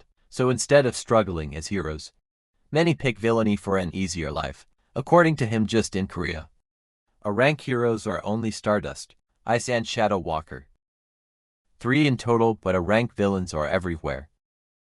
Aren't they? After hearing this, CEO Moon could only sigh. So that's why he plans to eliminate villains in their stead. What a sort of crude hero. But how does that involve us? Kim Dane scratched his neck, clamped up. It's not that extreme. He just cares a bit about Korea's fate. CEO darkly asked, you win that Stardust girl. Do you like her? Immediately, Kim Dane grew serious. Hey, don't call her that, Kun. Show some manners. The atmosphere between them grew tense. Subin could only try to mediate. Kun changed the subject. Why don't you bring up what we discussed earlier? Tell Kim Dane about it. CEO instantly shifted mood and exclaimed, right. She turned to Kim Dane and said, hey Kim Dane. You're so mysterious, she snorted. CEO pleaded, summer's coming. Let's go on a trip to the beach. Kim Dane replied, a trip? That sounds nice, she cheered at that. But then Kim Dane came up with an idea. But let's stage one more little terror incident, then go. SEO blinked. Huh? Another terror? You want that to tone down our fame a bit? Actually, Kim Dane had another goal, to make Stardust stronger. He wasn't sure crocodile types like that wouldn't show up again. If Stardust faced them head-on, it might be tough. SEO pouted a little. To soothe her, Kim Dane hooked his pinky with hers. Promise, she joyfully cried out. You promise, right then? SEO happily ran off to pack her things. She packed with full energy, claiming she had thought up a dozen plans already. SEO spoke clearly if she could propose one. Kim Dane and Subin exchanged looks. Wow. CEO's being proactive, huh? She outlined a plan. Previous terror incidents were at the observatory, or on trains. Both were land-based attacks, right? She proposed something new this time. Let's do it underwater or in the sky. Instantly, Kim Dane felt a jolt of inspiration and shouted. Got it. Subin gripped his hands and asked nervously. What is it, Kim Dane? He replied, let's try it. Thinking of an idea, a plane crashing into the sea. The idea flashed. Kim Dane and SEO grinned slyly, while Subin felt a bit scared of these two villainous people. A plane was flying in the sky. Everyone on board relaxed, unaware of what was about to happen. Suddenly the plane lost power. Everyone still thought it was just a minor glitch. Look, with the lights off, the stars show up clearer. Real vacation vibes. The screens on the plane suddenly lit up, displaying the words "the ego." A voice echoed through the cabin. Hello everyone. Glad to see you all again. The biggest quiz in the sky at 25,000 feet. No, make that the greatest airborne trivia game. Welcome to the ego, an angry passenger shouted. Flight attendant, what's going on? Kim Dane continued the announcement. All right. And of course, the plane you're on already has a bomb attached to it. A bomb was affixed to the fuselage. Only then did the pilot realize and wonder, what the wind did he put that on? Hearing that, everyone immediately panicked and screamed. On the other side, Kim Dane grinned slightly. All right. Let the game begin. Cut to the hero's headquarters. Haru rushed into the room and asked, how much time has passed since the incident started? The association president trembled as he replied, even if you go, you might not make it in time to do anything. Those words immediately enraged her. She slammed the table and shouted, is that what the president of the association says? I'm leaving right now. He turned and said, I never said don't go. It's just really hard during the day. Suddenly someone walked in, and at the sight of them, Haru beamed and cheered. Kim Chae-hyun. The person who entered was Kim Chae-hyun. a rank hero Shadow Walker, the king of the night. He turned to the association president and said, "Quickly get to Jeju airport and get some rest. Fighting is too much for me." The president warned, "Don't overdo it. We can't save everyone." Shadow Walker deployed his power and Hero replied, "I'll remember that." As she stepped close to Shadow Walker, a wave of dark energy enveloped them both. In an instant they were transported to the scene. Haru dashed off quickly, not forgetting to thank him. "Thanks for your help." Shadow Walker clutched his mouth and collapsed on the stairs.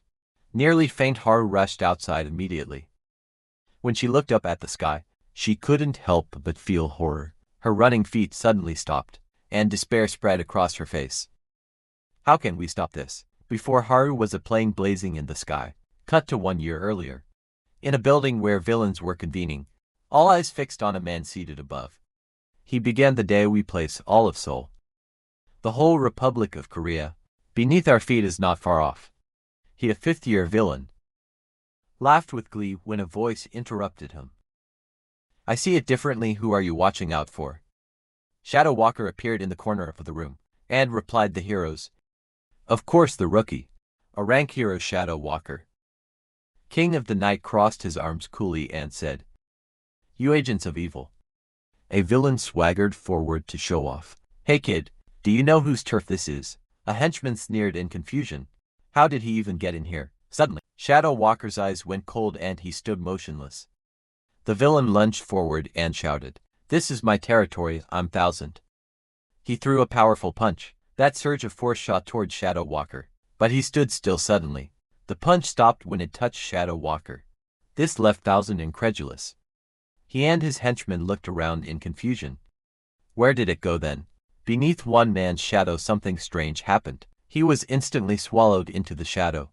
The remaining henchmen quickly met the same fate. 1000 immediately surrounded himself with power. "Don't underestimate him, he's no ordinary thug." Shadow Walker's dark power crept onto his shoulder. Shadow Walker appeared from behind and lunged. But 1000 had some skill too. Firing a spiky blast from his back at Shadow Walker, he smugly turned and said, "Does this nickname brat dare swipe at me?"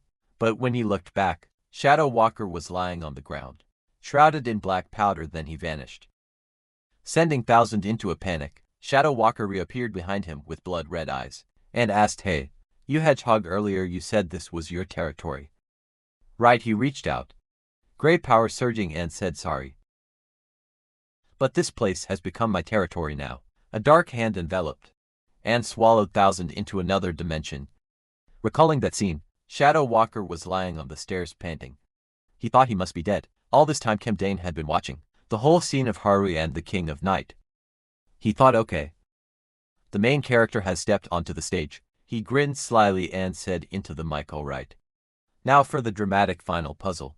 Let's begin." Everyone held their phones, praying in desperation. A man sweated nervously, flashing back to 30 minutes earlier. When everyone was still terrified, a piercing sound rang out, along with an image of Kim Da. Everyone grew anxious, silent, and too afraid to make a sound. He then spoke, "Now, before the game begins, I'll announce the rules. Everyone turn on your phones and disable airplane mode." Seeing the message arrive, people stared at their phones, hearts uneasy. A message that read, "The ego live a senseless quiz. There are 10 questions in total. If one person answers all questions correctly, the bomb will be disarmed. But if no one answers any question correctly, everyone will be wiped out. Send your answers to this number ready."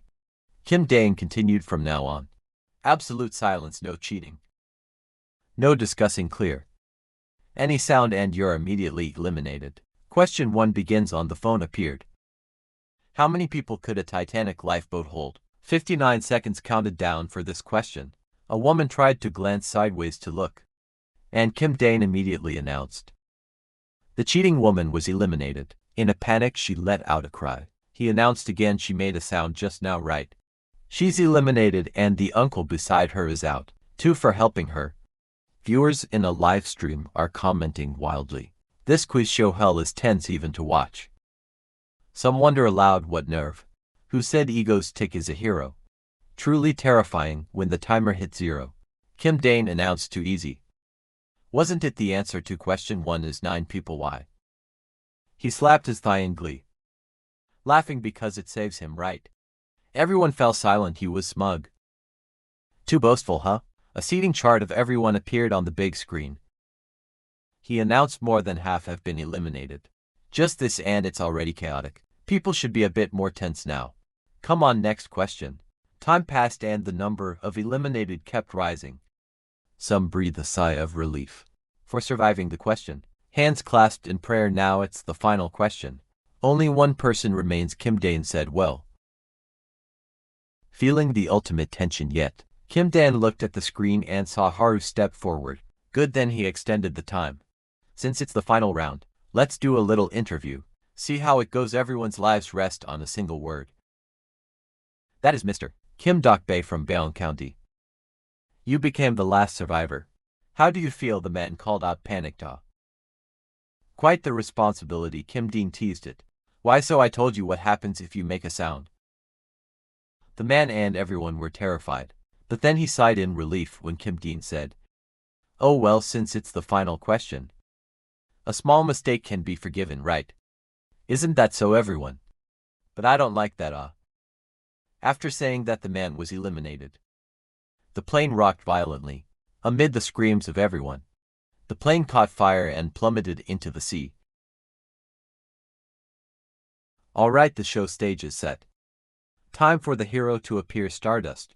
But Haru, seeing that scene, was horrified. Despair was written across her face. She didn't know how to save everyone. Haru looked up at the object exploding in midair. Then she quietly asked, what do we do now? The association president on the other end replied dismissively, what can we do now? Forget it. I'm busy drafting a statement to deal with the backlash. Damn, now the president's phone is ringing. I have to hang up. Haru's hand clenched in anger. Then she collapsed in helplessness. She thought she had stopped the 100 km/h plane, but in the end her current power still wasn't enough. Damn it, what should she do? Suddenly Haru seemed to recall some memory in the past. In that desperate situation, the girl was helpless, tears streaming down her face. At the pain of losing loved ones, mom, dad.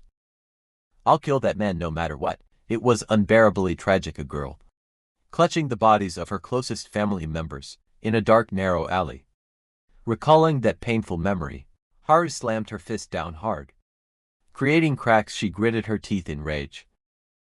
Then, as before, now as well. She couldn't save anyone. Suddenly, her communicator connected. To her surprise, the voice on the other end said, hello, Miss Stardust, this is Egostick elsewhere. Kim Dane stretched and yawned. Saying this terrorist episode is remote-controlled, so it seems easier to handle. CEO Yoon was typing when she suddenly, nervously called out, hey, Kim Dane, take a look. Will you? Sure. CEO Yoon turned, pointed at the screen and laughed. That Stardust woman, no. Miss Stardust is standing frozen on the ground. Over there. Kim Dane's eyes went wide in surprise. Then he suddenly leapt up and shouted, startling SEO Yoon, what's going on, Stardust? The image on the screen showed Haru intently listening. With her headphones on, Kim Dane seemed to realize something, and turned to call out to the girl, Ko-yoon, can you connect to the headphones that Stardust is wearing? Ko-yoon quickly typed to the keyboard and said, connected. But why are you hurrying? Kim Dane replied. No time, hurry up back to Shin Haru. She was stunned as the headphones spoke, hello. Miss Stardust, this is Egostick. She snapped and screamed, cursing the trash who blew up things. Kim Dane on the other end continued, you're making me curious. Why aren't you saving people and just standing there? It's falling now, the plane is about to hit. Haru glared at the burning, falling plane in fury, shouting, is this your doing now? You want me to stop it? Kim Dane shot back, if you don't do it, who will? Haru was so upset. Tears streamed down. If I touch that chunk of metal falling at 1,000 km/h, I'll be torn apart, she continued. This is your plan, isn't it? You're trying to shove me into death, aren't you? On this side. Kim Dane smiled dangerously. You can do it, Haru. She was stunned. What? He continued, act. Clench your fists, fly up there and save them. You'll manage it because it's you. You'll pull it off. Haru grew even more chaotic. Damn it, what is this crazy guy saying? in a blinding white space. Kim Dane stepped toward her and asked, "Why would I want to kill you? Without you, Stardust. I'm just an ordinary villain. You're the one who helped me become whole." Haru was briefly stunned by that line, then quickly braced her knees and sat up, thinking that, even if this might be a plot to eliminate her, she would try once saying that. She pulled the headphones off on the other and Kim Dane was stunned. What? Haru clenched her hand and crushed the headphones. Then she planted her hands on the ground, and along the flow of power, the space began to shatter, flying apart into fragments. She poured all her force in, launching into the sky like a rocket, straight toward the nose of the plunging airplane. Haru pressed her lips together and thought, "That's right. If I just stand by and watch people die like this, I'll live with the weight of guilt forever." An image of Kim Dane appeared, confidently saying, "You'll make it. Because it's you, you'll do it." Haru's face filled with resolve. Better to sacrifice herself to protect them than live in regret forever. Thus the two power streams collided, creating a massive shock wave in the sky. She thought, "I've already killed them. If I focus a bit more now." A happy family flashed before her for a moment. "My kids, oh, my kids, mom, dad." The man burst into tears looking down at that sight, then closed his eyes as if giving up. Inside the plane, a little girl clamped her hands over her ears, grinding her teeth, and trying to stay alert and look outside. Suddenly the girl froze at the window in astonishment. Tears streaming, she thought inwardly. Is the speed slowing down? Those outside, tense over the situation, had to stare wide-eyed to watch. At that moment, a tense crew member reported over the radio that, "It's unclear what happened, but the plane is currently being aided from outside, and is descending toward the ground." An announcement sounded in the cabin, "Dear passengers, please remain buckled and await further instructions."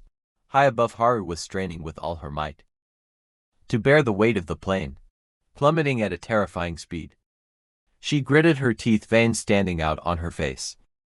Just a little more, cut to another place, where a dim pair of eyes was slowly coming into focus. A flight attendant panicked as she watched someone waking up, and asked, "Mr. Kim Dogby, are you all right?" The man had just regained consciousness, holding his head in exhaustion, then looked around in bewilderment. A short while later, the two of them stepped down from the plane together. The flight attendant was supporting the victim. He stared around in a daze, utterly confused, and exclaimed, "What is going on up ahead?" Haru was kneeling on the ground, drawing everyone's curious looks. He blurted, "Is that her?" The flight attendant looked at him, not surprised. He, tears streaming with joy, said, "She's the one who protected us." A hero by Haru's side. She was tilting her head back to the sky, gasping from exhaustion, tears streaming down. She cried out, "Ego's tick." The story quickly hit the headlines. Of course, Haru's image was printed clearly. America horrified, Japan stunned, China loudly praising, and France bowing to this hero who is Stardust. China had to admit that when it comes to heroes, they were completely outmatched by Korea. Even 10 Japanese heroes combined couldn't beat Korea. Accordingly, the news quickly picked up the heat and reported, "Good morning, viewers, this is Morning 900. A starter day yesterday morning. Erring villain Egostick remotely hijacked a plane and made it fall. Fortunately, every passenger was miraculously saved. The one who steadied the plane was none other than Stardust, our proud hero." Many experts had predicted that, with her known abilities, she wouldn't be able to stop this incident, but in the end the plane was brought down safely. Finally, Haru returned home. Hearing the news about herself, she quickly turned off the TV and took a sip of water. Having just finished her shower, Haru looked very relieved and cute. Suddenly the phone rang. She quickly answered, "Hello." After hearing the person on the line, she asked back, "Really?" On the other end was a blue-haired person, confirming, "Yes, I asked the association chair to give Haru a short break. Go to the beach, relax, and enjoy the scenery for a day. It's been a while since we've gone out like this." Haru cheered happily. "Okay, I'll head out tomorrow," the blue-haired one added. He also invite Kim Chae-hyun along. A little later, Haru went out to the balcony to catch some wind. Her expression turned serious, as if pondering someone's words echoed in her memory. "You'll make it because it's you. You'll do it." Haru smiled faintly. wondering if anyone had ever believed in her like that, before he's just an ordinary villain. After all, suddenly she seemed to realize something. Wait. Why did he tell me to save the plane? If he was sure I could stop and save the plane, then why did he make it fall in the first place? Kim Dane's words rang in her head again. I'm just an ordinary villain. You're the one who helped me become whole. Haru hugged herself, feeling a headache coming on. She thought Egostick had too many mysteries, but somehow she felt he deliberately caused all this, for some purpose. She needed to thoroughly investigate his movements. Her gaze filled with determination, when suddenly her phone screen showed a call from the Hero Association. What the person on the line said next left Haru astonished. What? Remeasure the force parameters. Time quickly moved to the next morning. Hana Sion wore a golden float around her waist. Excited, it's finally here. Kim Dane came out to remind her. Sion, we're about to leave, so let's some air out of the float.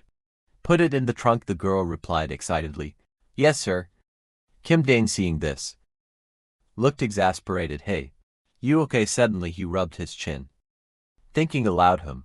Speaking of which, this is my first vacation since arriving in this world. Should I enjoy it then? Kim Dane broke into an eager smile, but shortly after, seeing the road clogged with traffic ahead, a resentful voice rang out. What is this inside the car? The three of them were flushed from the heat, sweat pouring. Kim Dane sat in the driver's seat, displeased. Why did the air conditioning break today of all days? Hansio, about to faint, suggested. Hey, can you teleport the whole car? Kim Dane panicked. You'll kill me. Stop at a rest stop and deal with it. Sion, if it's too hot, take off your coat. The girl shrieked as she took off her jacket. If we'd known, we should have taken the train. Why make such a fuss? Kim Dane retorted. Too bulky, not possible. Sion curiously. She opened the gray box beside her. What's this? Isn't this supposed to be vacation stuff? It turned out to be a gun case. Kim Dane gave a smug thumbs up. Who knows what might happen? Sion behind him. Sion, flames of anger rising, yelled. What kind of trip is this? Kim Dane exclaimed hastily, calming her. Sorry, Ko-yoon. Put the gun away and we'll talk. After a round of mishaps on the way, their group finally arrived at the destination. Ko-yoon changed into a cute swimsuit and, clutching her golden float, dashed into the sea with excitement. The ocean. Kim Dane sat on the shore and smiled. This really was very childlike. Subin popped open a can of soda at that moment and handed it to Kim Dane. I just bought drinks, have a can too. She had changed into a pretty bikini. Kim Dane took the drink and said thanks. Suddenly Subin kept staring at Kim Dane, making him look back in confusion. She said, I'm always grateful to you. Kim Dane, he wondered. Grateful for what? Subin replied. Just for everything. Thank you for saving me back then. Thank you for treating me well. Faced with that lovely, alluring sight, Kim Dane became wooden, squinting and giving a thumbs up. What are you on about? I'm the one who should be thanking you. You do our housework and cook so well. Subin tucked a strand of hair behind her ear, looking shy hearing that. He felt very touched. Kim died in Suvalavid Udibity, his expression turning suspicious as he thought. Could this be a death flag like in comics, or a betrayal? He nervously looked down at the can in his hand. Was he being poisoned? His twisted expression made Subin look at him in puzzlement. Cut to the large building in the city. Haru had appeared there. The staff were talking among themselves. We didn't record it wrong. The data clearly shows she couldn't have stopped the plane. Another staff member added, maybe there's a mistake somewhere. Perhaps we haven't grasped her true strength yet. Haru now stood before a strength test panel thinking. The ability test wasn't wrong. When I managed to stop a disaster, that seemed impossible. It was obvious as she thought this. Her power erupted, preparing to test it once more. The impact left the nearby staff stunned.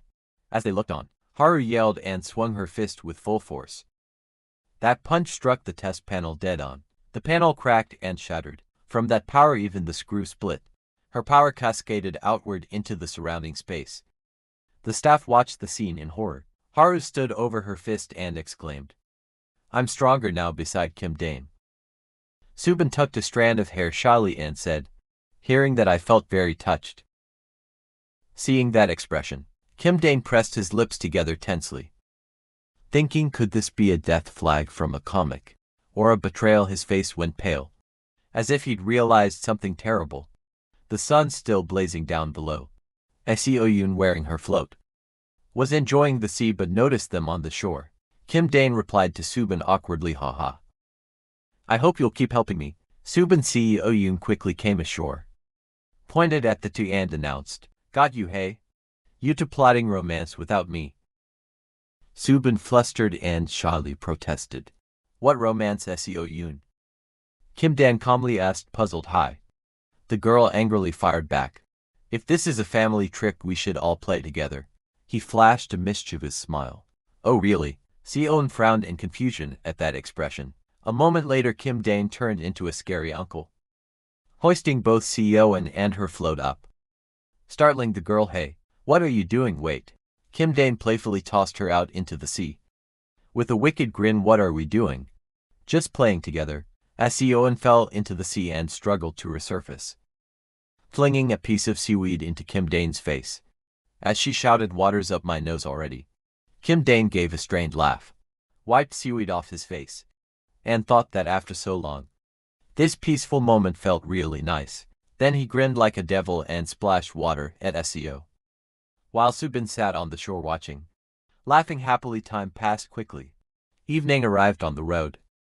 Strange cars sped by, accompanied by voices. Where are we raiding tonight? Bizen Hotel. Mario's Royal Hyperion Hun, Grand Ambassador to everywhere, came to reply. The leader in the gloomy space shouted to make a grand strike. Cut to the Mario's Royal Hotel.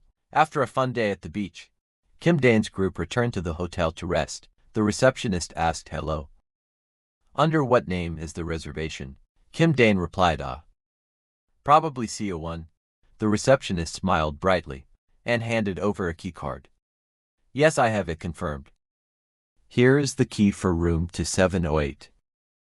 Kim Dane asked in confusion.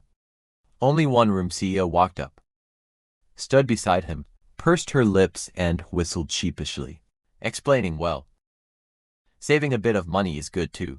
With that, the group let it go. The three of them went out to wait for the elevator to their floor. Suddenly, CEO and squealed, all right. The bed is huge, so let's all sleep together. Kim Dane widened his eyes and blurted, there's even only one bed. Despite being excited and looking forward to it, Subin stayed calm and said, it's been a long time. Sleeping three to a bed once in a while is fun. Kim Dane broke out in a sweat and stared at her. Well, we've never slept together before. He silently prayed to himself. Nothing's going to happen. Really? Nothing happened. What was I worried about? Haha.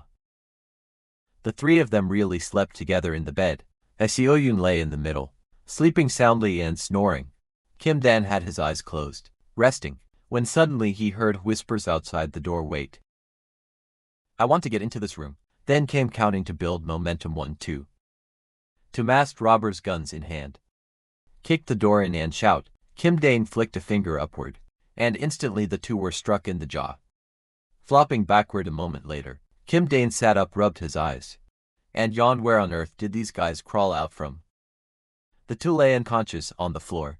Kim Dane carefully peered out the door and saw guests from other rooms, still in their pajamas, being dragged away by those FBI-looking people. Quick, go check on those kids, he muttered. Is this a terrorist attack really? Then he ground his teeth and crushed the edge of the door. Damn it, only a couple trips out, and we keep running into nonsense like this. On his phone screen, Kim Dane was looking up some information. He exclaimed, wait. Shadow Walker is still here. How dare they cause trouble at night? On the screen was breaking news. A class hero, Shadow Walker, was found collapsed in Weston. Chance CEO had woken up too. Rubbing her eyes, she asked, what's happening? Is it a terrorist attack? Kim Dane replied, eyes wide, inwardly thinking, well, I'm not surprised anymore. He warned, wait. I'll check the parking area. Wake Subin up and wait in the room. Kun, still groggy, rubbed her eyes. We're on vacation and we get terrorists. Okay, I'll follow orders. Kim Dane was now in his car. He looked outside and saw the terrorists prowling around the cars. He thought he couldn't just sneak away and had to deal with. Kim Dane rummaged and pulled out a creepy mask, put on a sinister expression. Who would have thought the spare mask he brought along would come in handy? He said, serves those bastards right for ruining our holiday. Come show me your faces. After getting his gear, Kim Dane returned to the hotel room. The two girls were awake, sitting and waiting properly. Kim Dane tossed the items to them and said, "We'll use in-ears to receive orders.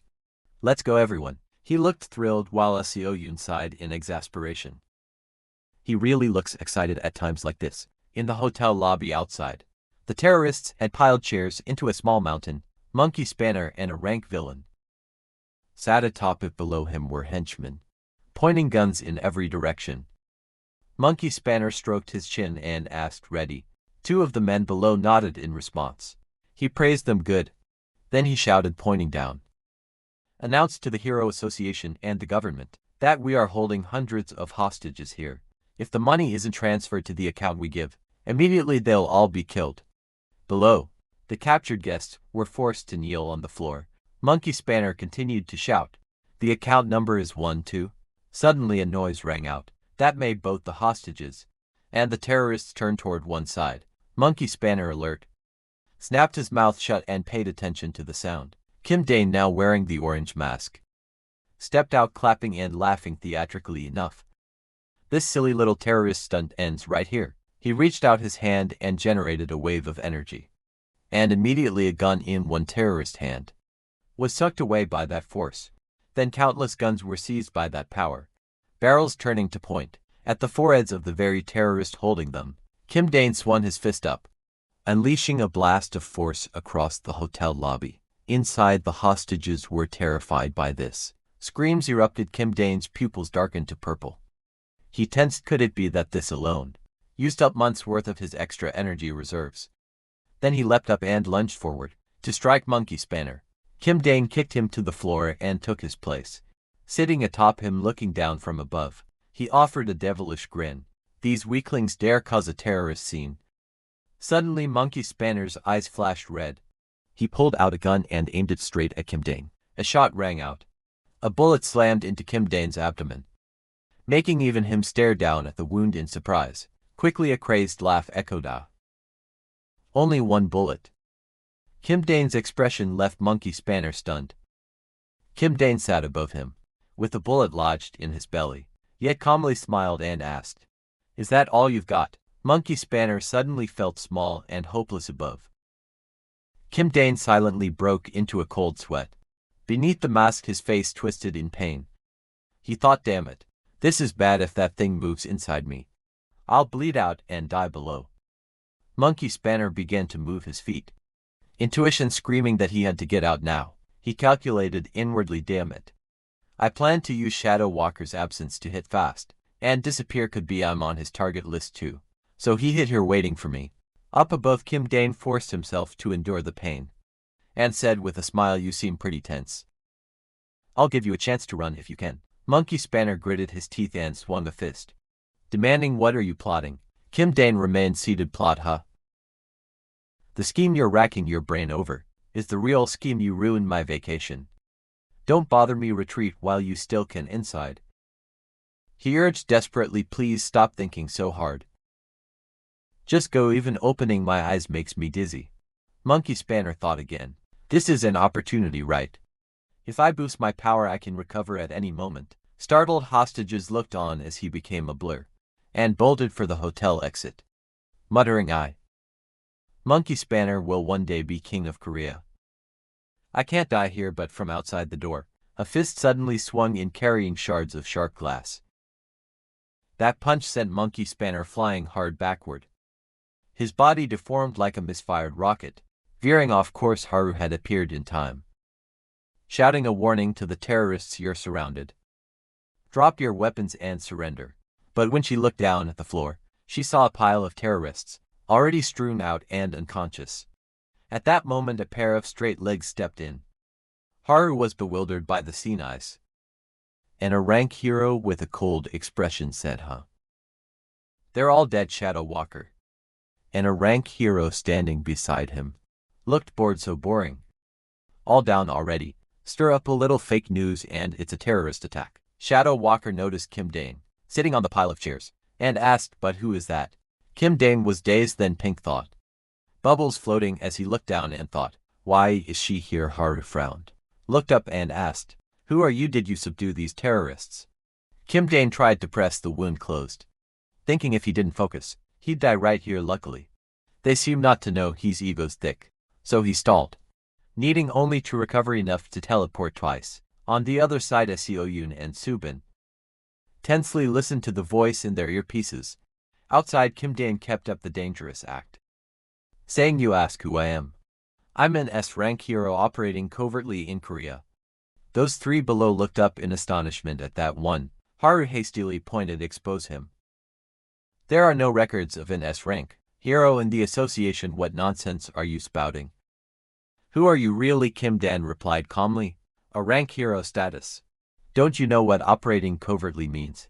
A rank hero ice. A rank hero shadow walker. I'm a hero who has worked since the generation before you." Seoyun, puzzled, wondered through the earpiece. "Mr. Kim Dane, what the hell are you doing?" Subin frowned anxiously outside. "Kim Dane, remain cocky when you meet your seniors. You should at least greet them. These guys are clueless." Haru looked up with a mix of irritation and suspicion. He continued, shaking his head in disappointment. "Huh? You can tell by your faces you don't get it. Fine. I'll introduce myself. Listen carefully. I am a hero." His gaze shifted to a boy wearing a t-shirt with apple mango printed on the back.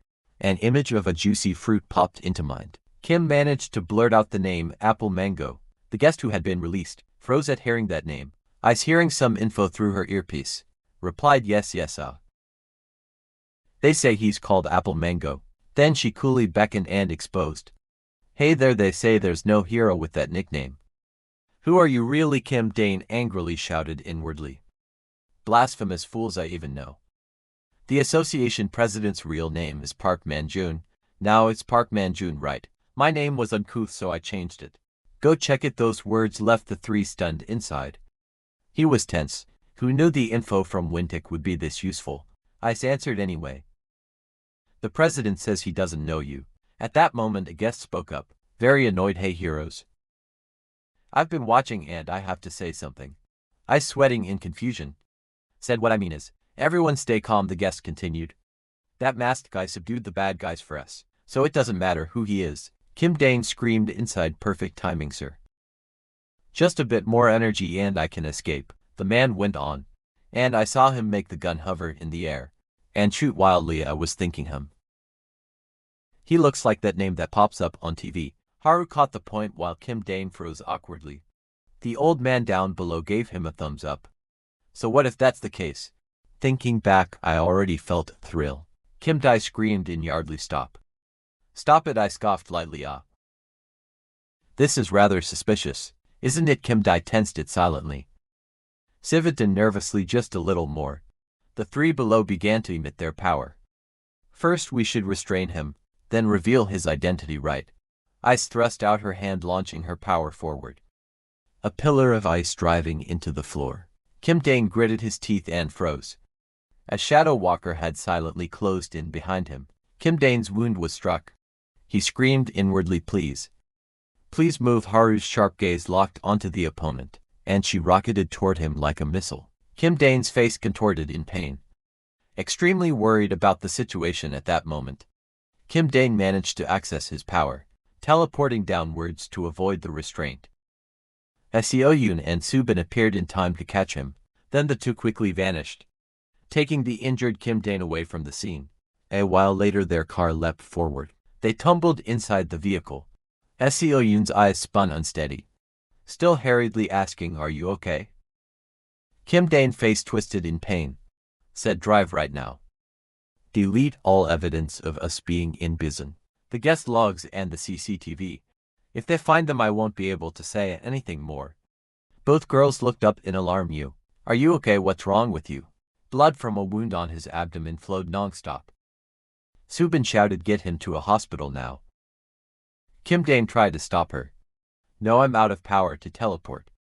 We'll definitely be caught. Take me to Ego Base." Subin grit her teeth in tension, steering while loudly instructing Seoyun. "First, grab the first aid kit and do some emergency treatment." Seoyun's eyes welled with tears, as if the scene haunted her. Subin turned and yelled to urge her. "Hurry up." The girl pulled herself together and quickly wiped her tears. Yes, yes, Subin said with a serious face. Drive. I'll get everyone out of here. On the pitch-black road, the car sped off like it was flying. Back in the hotel lobby earlier, the hostages were being calmed by the police. I stood aside and sighed. Honestly, on a rare day off. And these villains won't even let us rest for a single day. Shadow Walker's face darkened as he asked. I'm going to rest for a bit, okay? She replied, Thanks for your hard work. It's my fault for inviting you out to relax. I turned to Haru anyway. Since we're here, Stardust. Meanwhile, Haru pursed his lips and remained silent, not paying attention to his surroundings. At that moment on the road, a car was drive. The driver yawned repeatedly, tired. I'm so sleepy, chew some gum. He muttered suddenly. He saw another car in his rear-view mirror. What's that? What the? That car was driving like smoke. It sped past the driver, who shouted, Is that car crazy on the speedometer? The needle had already passed 220 kilometers per hour. Seoyun tries to treat Kim Don's wound, while Subin grips the wheel with a terrifying expression. He's covered in blood now. The wound keeps bleeding despite the bandage, sweat pouring from the pain. Meanwhile, Haru clenches his fist and says seriously, We need to look into his movements a bit. Cut to the past in Kim Dane's room. A voice exclaims, Villains again.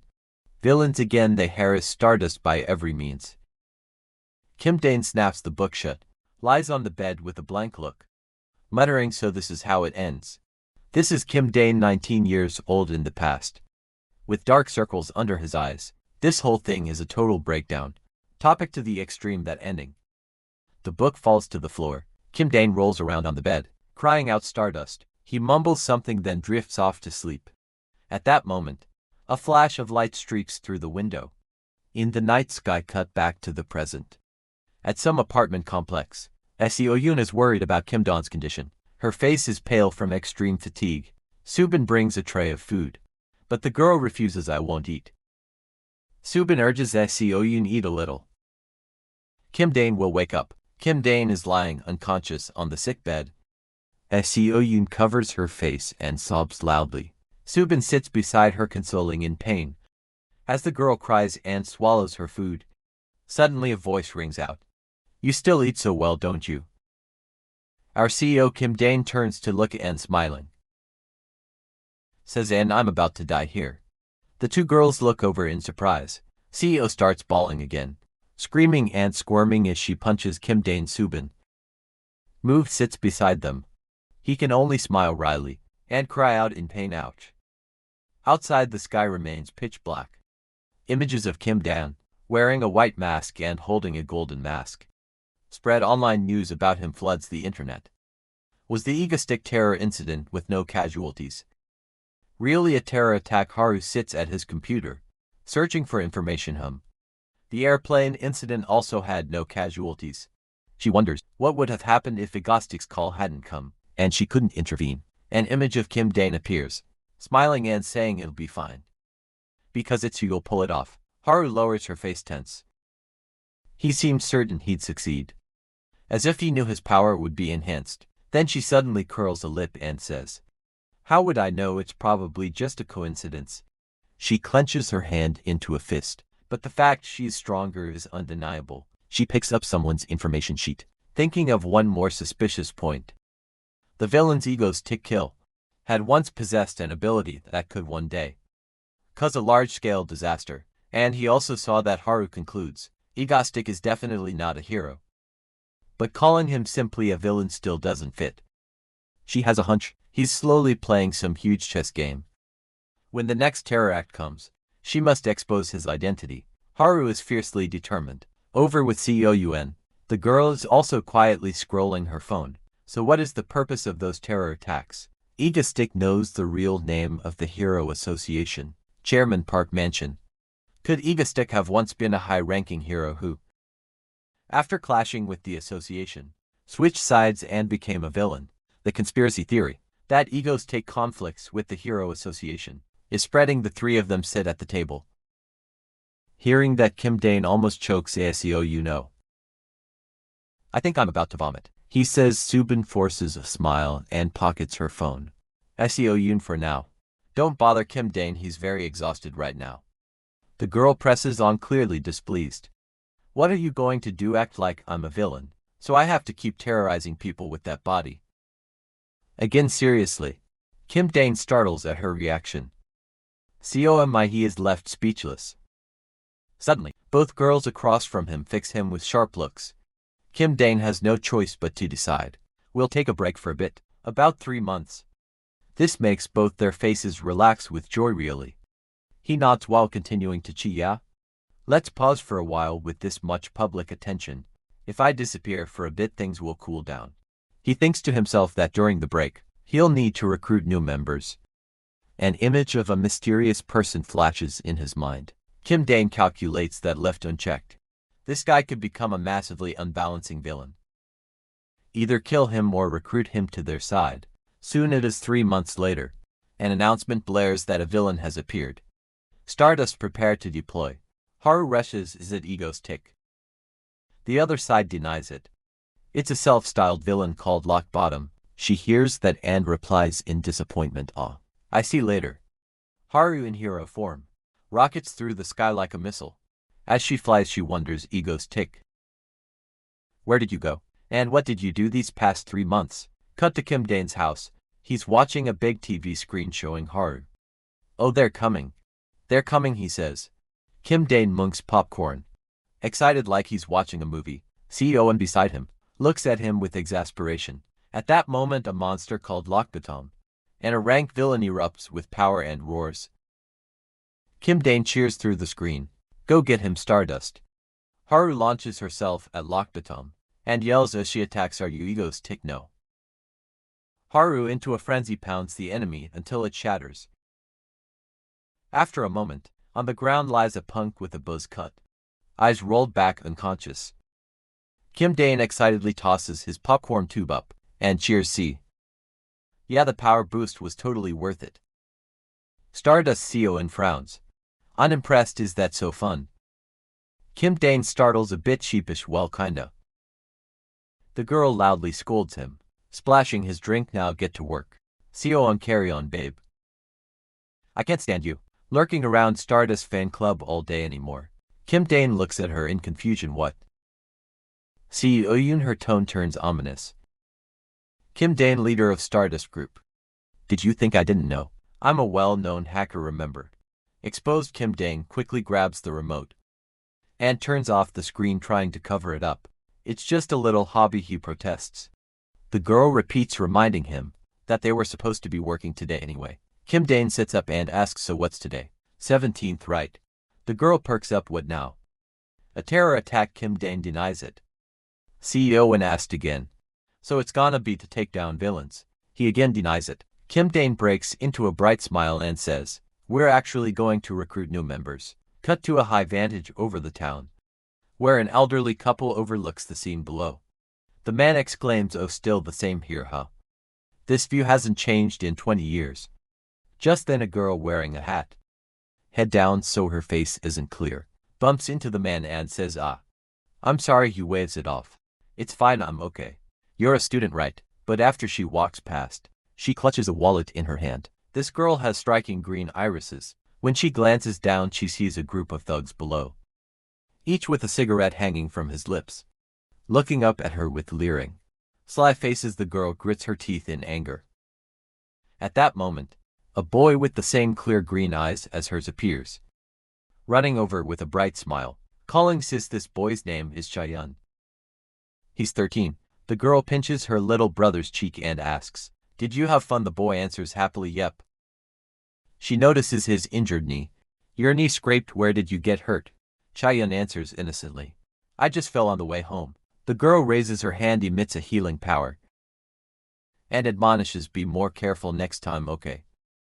Cheyun watches in amazement as the scrape on his knee heals, exclaiming while moments later, the tear is completely gone. The girl removes her hat and places it back on Cheyun, saying, you head home first, okay? The boy obediently nods, yes ma'am. She takes off her hat, revealing a pretty orange-haired girl, who smiles brightly and says, I'm going to buy some tasty food and come back. Introducing the girl, this is Yahello, who later becomes the villain XC. Sometime later, night falls and Hayo returns with a bag of food, opening the door and cheerfully calling Cha-yun. Hey, I brought you something delicious. Suddenly, Hyle's face drains when she sees the scene inside. A voice from the house says, "Told you so." This kid, the bag of food falls inside. Are members of the stray dog gang from the reservoir area. Cha-yun is being restrained by a hooded man who sneers. "You dare pick pockets in our turf. If I find you hiding anything else, I'll send you off to meet the afterlife." Got that, Hayao? Terrified but defiant shouts, "Enough. Leave Cha-yun alone and take all that stuff and get out." The thug sighs, sounding bored. "Look at this kid over here." He grabbed Cha-yun's hair tightly, making the boy cry out in pain. This guy takes pleasure in others' pain. "Hey, you brat." Hayal is then tackled and restrained by two other thugs. She screams, "Bastards." The man continues holding Cha-yun's head and says, "Look. Seems like your sister doesn't understand what's happening, does she?" The scar-faced man presses a knife to Cha-yun's throat. "Today I'll teach you a lesson." Hayal, seeing this, screams in horror, "No, I'm wrong. Please don't." The scar-faced thug maliciously raises the knife. "Too late, you little bitch."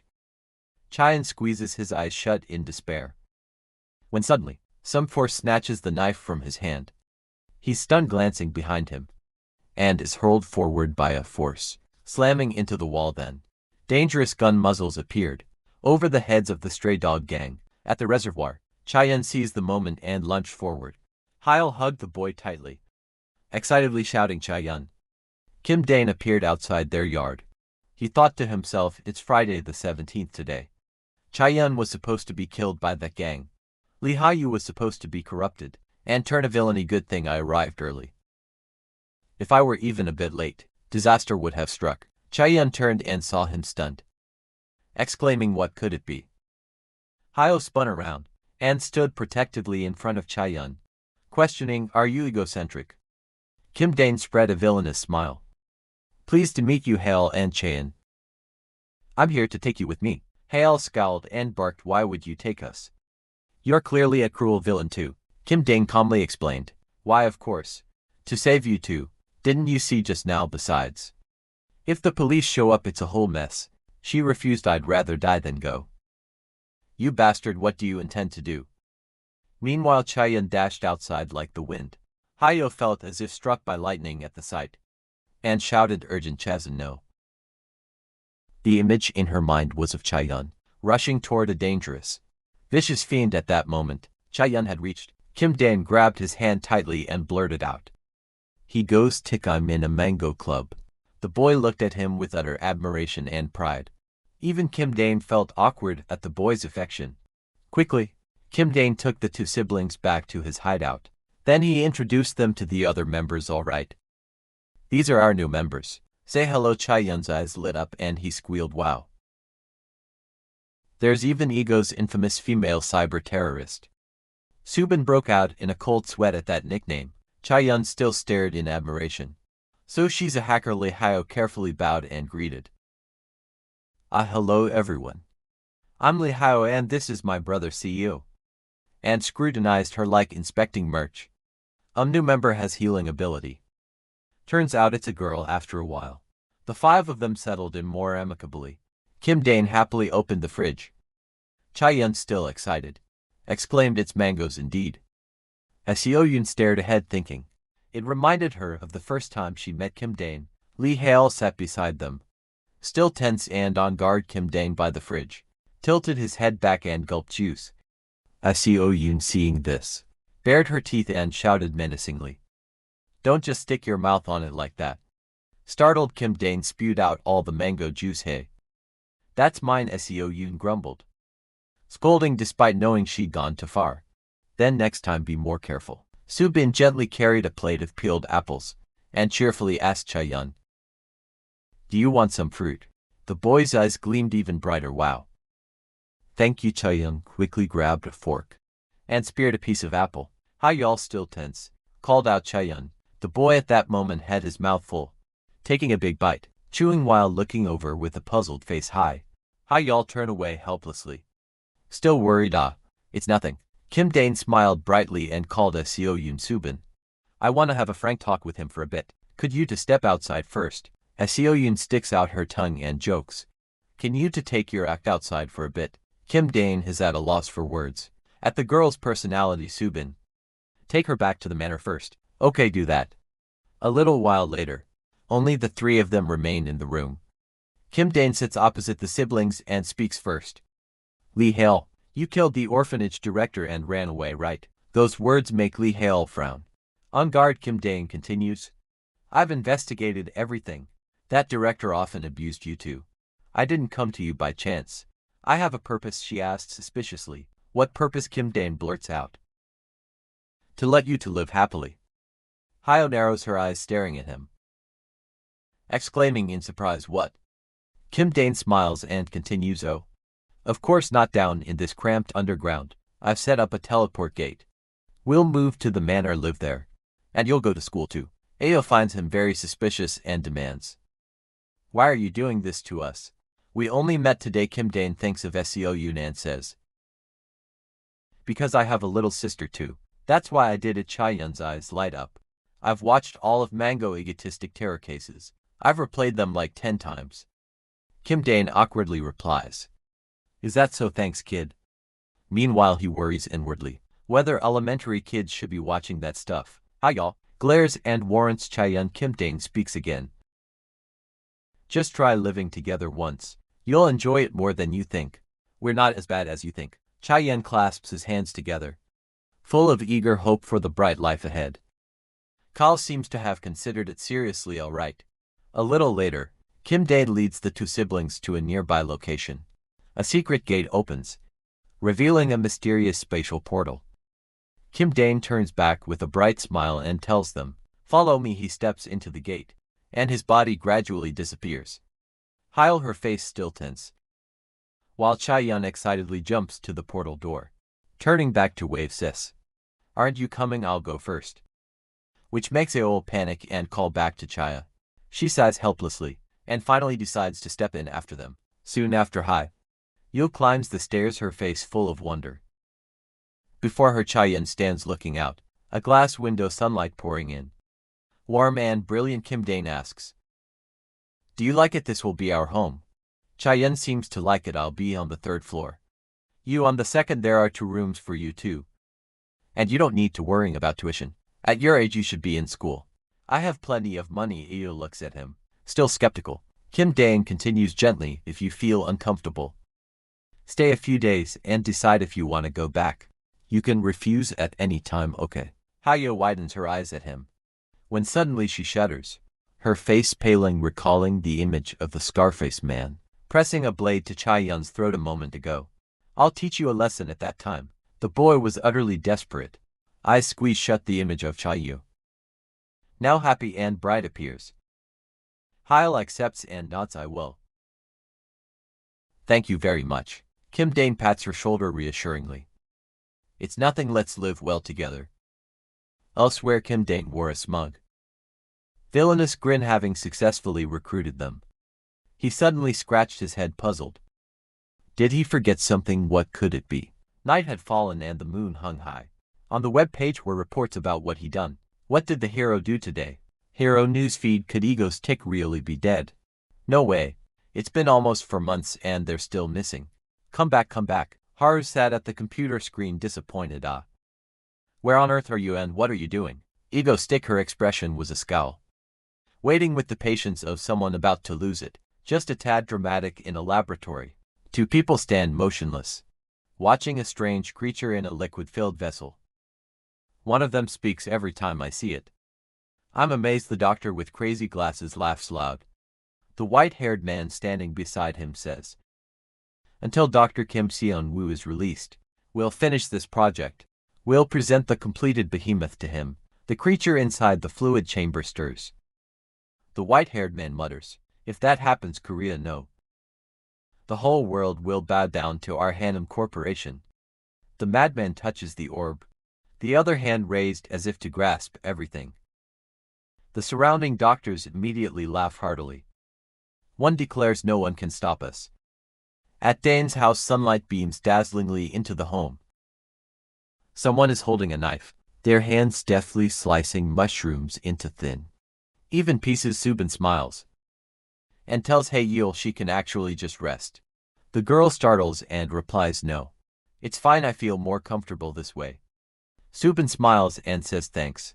Yahello bows his head and sighs. Subin smiles, remembered. With you here we prepare faster and finish sooner. The girl looks at Subin sadly, then thinks the beauty was kidnapped by Egostick. Yahello recalls that 4 months have passed since the incident.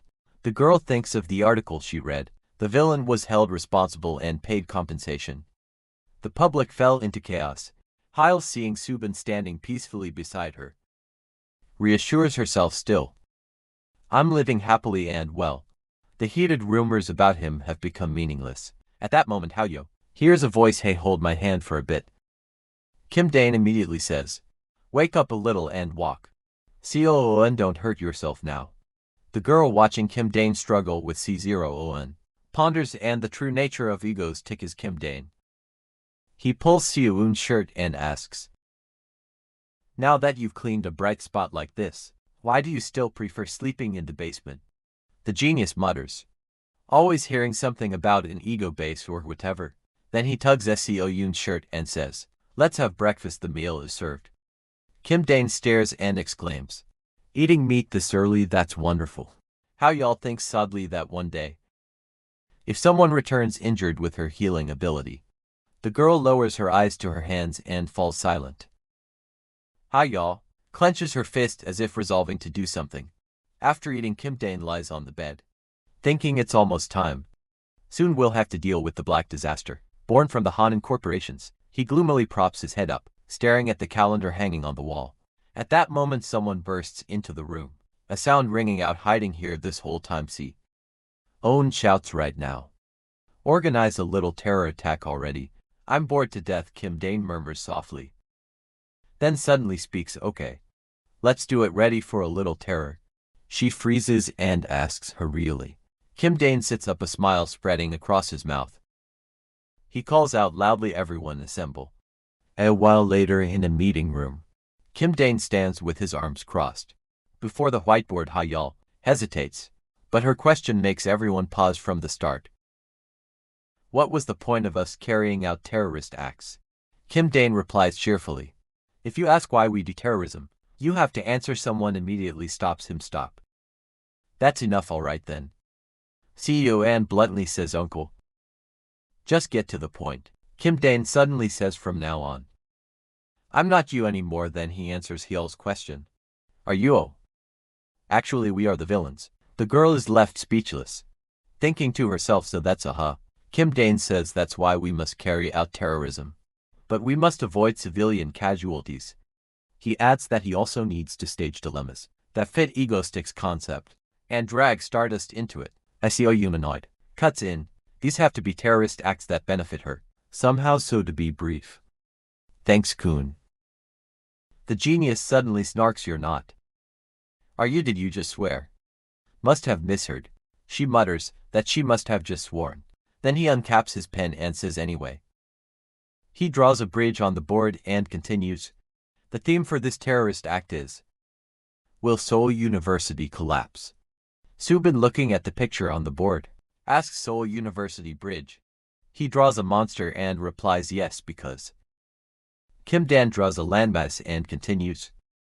Right here in Utah this winter, a giant monster will appear and sweep north in one go, wiping out the peninsula. He sketches an explosion and finishes with the letter.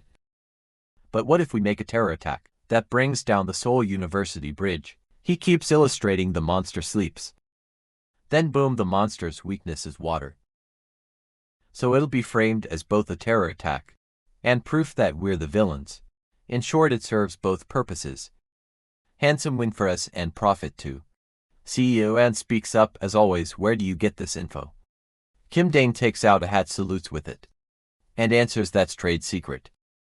The genius laughs loudly, feeling like they're both eliminating a villain and staging a terror attack. Also, this time it doesn't seem to be about little Stardust. Kim Dane is exasperated and warns, drop the little nicknames, okay? Cyan beams and asks, good, the idea's locked in, right? Kim Dane also smiles and replies, "What do we have in excess?" She asks time. Kim Dane rubs his thumb and forefinger together and answers it's money. A while later, the live channel goes on. The moment Kim Dane appears in agnostic skies, viewers go wild in the comments before the camera. Egostick hovers in midair, with a speaker floating in front of him. Egostick voted no, won by the Korean Association. He smiles and continues, "Ego's ticking back, everyone knows what I'm going to do." Right, what will I do? On the Seoul University bridge. Of course, a bombing. Terror comments stream across phone screens. Still the bomb specialist, huh? Now it is called Stardust. We know, so won't you set it off? Meanwhile, chaotic voices cry out, "Mango Oppa." Like Mitsu, Mango Oppa. I am gonna die, Oppa. Now I'm really dead. On the Seoul University bridge, it's revealed a passerby screams in panic terror. Everyone turns their gaze toward the bridge above. Dane pulls out a device and announces something. People stop everything they were doing. As he finished speaking, a loud detonation sound echoes. Dane's excited voice rings out. It seems the guest invitation to assist the game is complete. A comment appears. Who is lucky enough to be invited as a guest? Dane looks into the camera and announces, the participants in the game are every law-abiding citizen nationwide. Watching this stream, yes. That means your participation is simple. Send your bank account number to the reference link in the video, and I'll transfer 100,000 W to you immediate. But if before 7 p.m. tonight, the number of people who receive 100,000 W from me exceeds 500,000, I'll detonate this bridge immediately. Of course, those trapped on it will go the same way. Make your choice. Do you want 100,000 W for free, or do you want the bridge to blow up at any moment? And so the choice for the citizens of the Republic, 100,000 W versus the Seoul University bridge, officially begins, and Stardust gets to sit this one out. No need to come today, just rest. Comments keep flooding in. My girl will be protected by me. Egos tick. The sweet named criminal promises Stardust to break. You're the hero, I'm the villain. So don't come, will you agree to that? After the announcement, Dane stretches and relaxes, thinking to himself that the insane villains are probably happy. They have fewer annoyances now. Suddenly a figure catches his eye. Dane trembles and calls for Stardust. At the sight of her, he becomes flustered. The detonator. It's been a long time since I saw Stardust. Stardust's complexion right now looks very bad. Seeing that, Dane stammers to Stardust. Stardust suddenly furrows her brow, and he stares at her in bewilderment. Panic walls up in Dane's chest. What's going on? At a company, two men are chatting. Manager Kim, what are you doing smoking? Manager, look at this. What is this? The phone screen shows Egostick's comeback at the Seoul University bridge. In a charity event, whoever leaves their bank account in the link will receive 100,000 W. People even posted proof photos on social media. I'm not being fooled. 500,000 people. 100,000 W each. Wow. Like hitting the jackpot, the two men keep discussing. Just enter your account number here, and you'll get 100,000 W straight away. Let me see if more than 500,000 people receive it. He'll detonate Seoul. Will the Seoul University bridge be blown up? Yes, do you know Ego Stick? That guy is now staging some kind of terror at the Seoul University bridge, the one who calls himself a villain. Oh my, what kind of stunt is this? Who would claim these? I just received it. Still OOWHAT. Hey, why would you do that? I'm sorry, manager. You're too slow. I grabbed at the moment the news popped up. What do you take me for, manager? You scared me. Your acting is impressive. Even if more of us join, how could it exceed 500? Let's just have a company party tonight. Yes. In a household, a woman cooks while on the phone. Son, are you eating dinner? My account, oh my. How did this happen? Who gives pocket money like this? Oh my god, is it real? What's Ego squat up on a bridge? Dane wraps himself in his coat, trembling. I didn't expect it to be this cold, but that stare feels like needles. Maybe she's waiting for me to blow the bridge before acting. Why do I feel even colder? He feels uneasy. Why is she staring like that? In the original, there was no such scene. Or is there an event related to the Seoul University bridge? I didn't expect her to be that angry. I feel so guilty, but there's no choice. It's all for Stardust, for her. With the power of the Black Disaster, as described in the original, she currently can't be stopped. The Black Disaster. This event first appears in the original as a brutal incident. Unlike those light superhero pastime stories, this one smells of fire. This work will be much bleaker. Thinking that, Dane murmurs anyway. Let's test it out already for 150,000 people. And there's still 3 hours to go. He quickly snaps. People in this world are really something else. Oh my god, Dane suddenly feels uneasy. I thought it would succeed. Even if I didn't get involved. Are we really going to let them die for greed? A second later, he regains his composure. He smiles at the camera. Kind citizens of Korea. Do you really think you actually got 100,000 W comments? Immediately reply yes, really. Of course. Dane places a hand on a car and says, surely you haven't forgotten, right? We're gonna interview a guest who might be sacrificed by those heartless people out there, okay? At the same time, he thinks inwardly that it's out of control. Now probably no one else will climb onto this bridge. Dane smiles and says, oh my, hello sir. Thank you for coming. Could you introduce yourself? The man introduces himself. Yes, hello. I'm Choi Young-jin. Dane is surprised. Why is there no sign of worrying? Even so, he continues the interview. Nice to meet you, Mr. Choi Young-jong. In such a life-threatening situation, do you feel nervous or uneasy? Young-jong suddenly laughs loudly, which startles Dane. Oh. Why are you laughing? Young-jong answers casually. Why be worried if viewers don't claim the money? The Seoul University Bridge and I'll be safe, right? Dane inwardly cries out that he apologizes on their behalf. Look at that indifference. At the same time, comments appear. I hesitated whether to take it and then decided not to. You're so kind. Am I trash? I'll take it as long as it's not me. Saw the. Dane stammers through Young-jin statement about the strong trust and character of Koreans. We heard that clearly. Anything else you'd like to say? Young-jong cheerfully exclaims. Go Korea, I believe in you. Stardust, standing at a distance, thinks to herself, what are you plotting? Egos tick. Meanwhile, Dane sighs, over here I'm exhausted. Seriously, can you please react like a normal person? He moves to another car and begins. Before he can finish, an excited shout rings out from inside the car. All for inside blurt out. Mangosteen is insane, so handsome in real life. Seriously hot. Let's go to X tonight. What's X? We're not gonna die here tonight, right? Perfect, we're your fans. But are you really gonna kill us? Remember the plane crash, alright? Hearing that, Dane embarrassingly clutches his head and panics, and he quickly flees. Okay then. I'll end the interview here. Run along, but they don't let him go, repeatedly blocking him. Wait. You're in such a hurry. Sign this before you go. Take 4 photos for me. Seeing him comply, comments appear. He did every request. How so gentle, signing a tablet. No idea who's the victim anymore. After a flurry of actions, the people in the car cheer. I received 100,000 W to thanks God for 100,000 W. Awesome. Tonight hot pot. If we die here we can't eat it. True. Hearing that, Dane decides he won't interview civilians anymore. This terror plan has failed. He quietly asks CEO Yuan, can you bring up a screen? CEO and immediately replies yes. As soon as he finished speaking, a swarm of small drones takes off. In an instant they are activated. Dane's image quickly appears. Alright everyone, it's 7 p.m. Isn't it the nationwide participatory terror? 100,000 W versus the Seoul University Bridge has ended. I will now announce the results. The nationwide participatory terror, 100,000 W versus the Seoul University Bridge. Ego Stick clearly raised his hand to announce that the results would be revealed right now. Comments on the screen immediately exploded.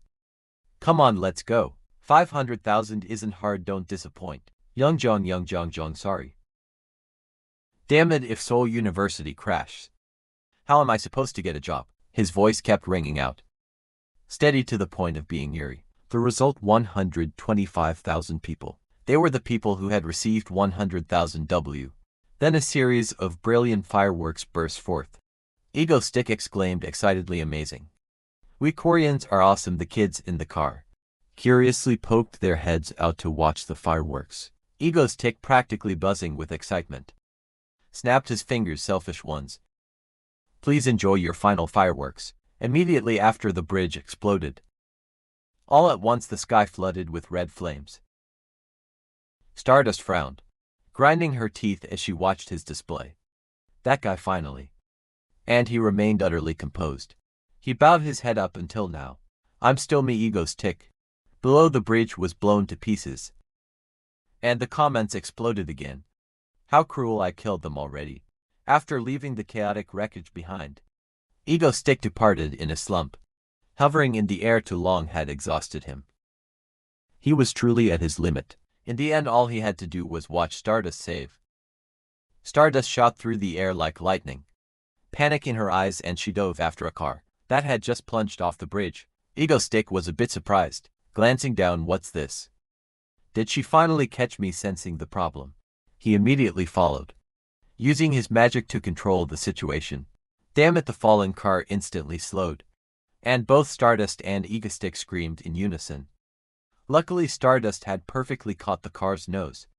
She immediately then sped away, bringing the two cars to a safe place. Ego's tick above kept panting. I've done all I can. His head swam for a moment. Then he immediately collapsed, his body falling freely downward, with the remaining strength only enough to open a teleportation gate. They returned to the base. Seoyun and Subin rushed over at once, shouting in panic. No, Ego's tick lay on the ground. His mask had also fallen off. His eyes vacant. The two ran to his bedside and worried. Burst into tears. Open your eyes. Please, sir, please. At that moment, a blonde girl stepped forward. She looked up for a while, then lowered her head and rubbed her eyes elsewhere. Haru stood on the rooftop, tilting her head up to the sky, her eyes filled with sadness.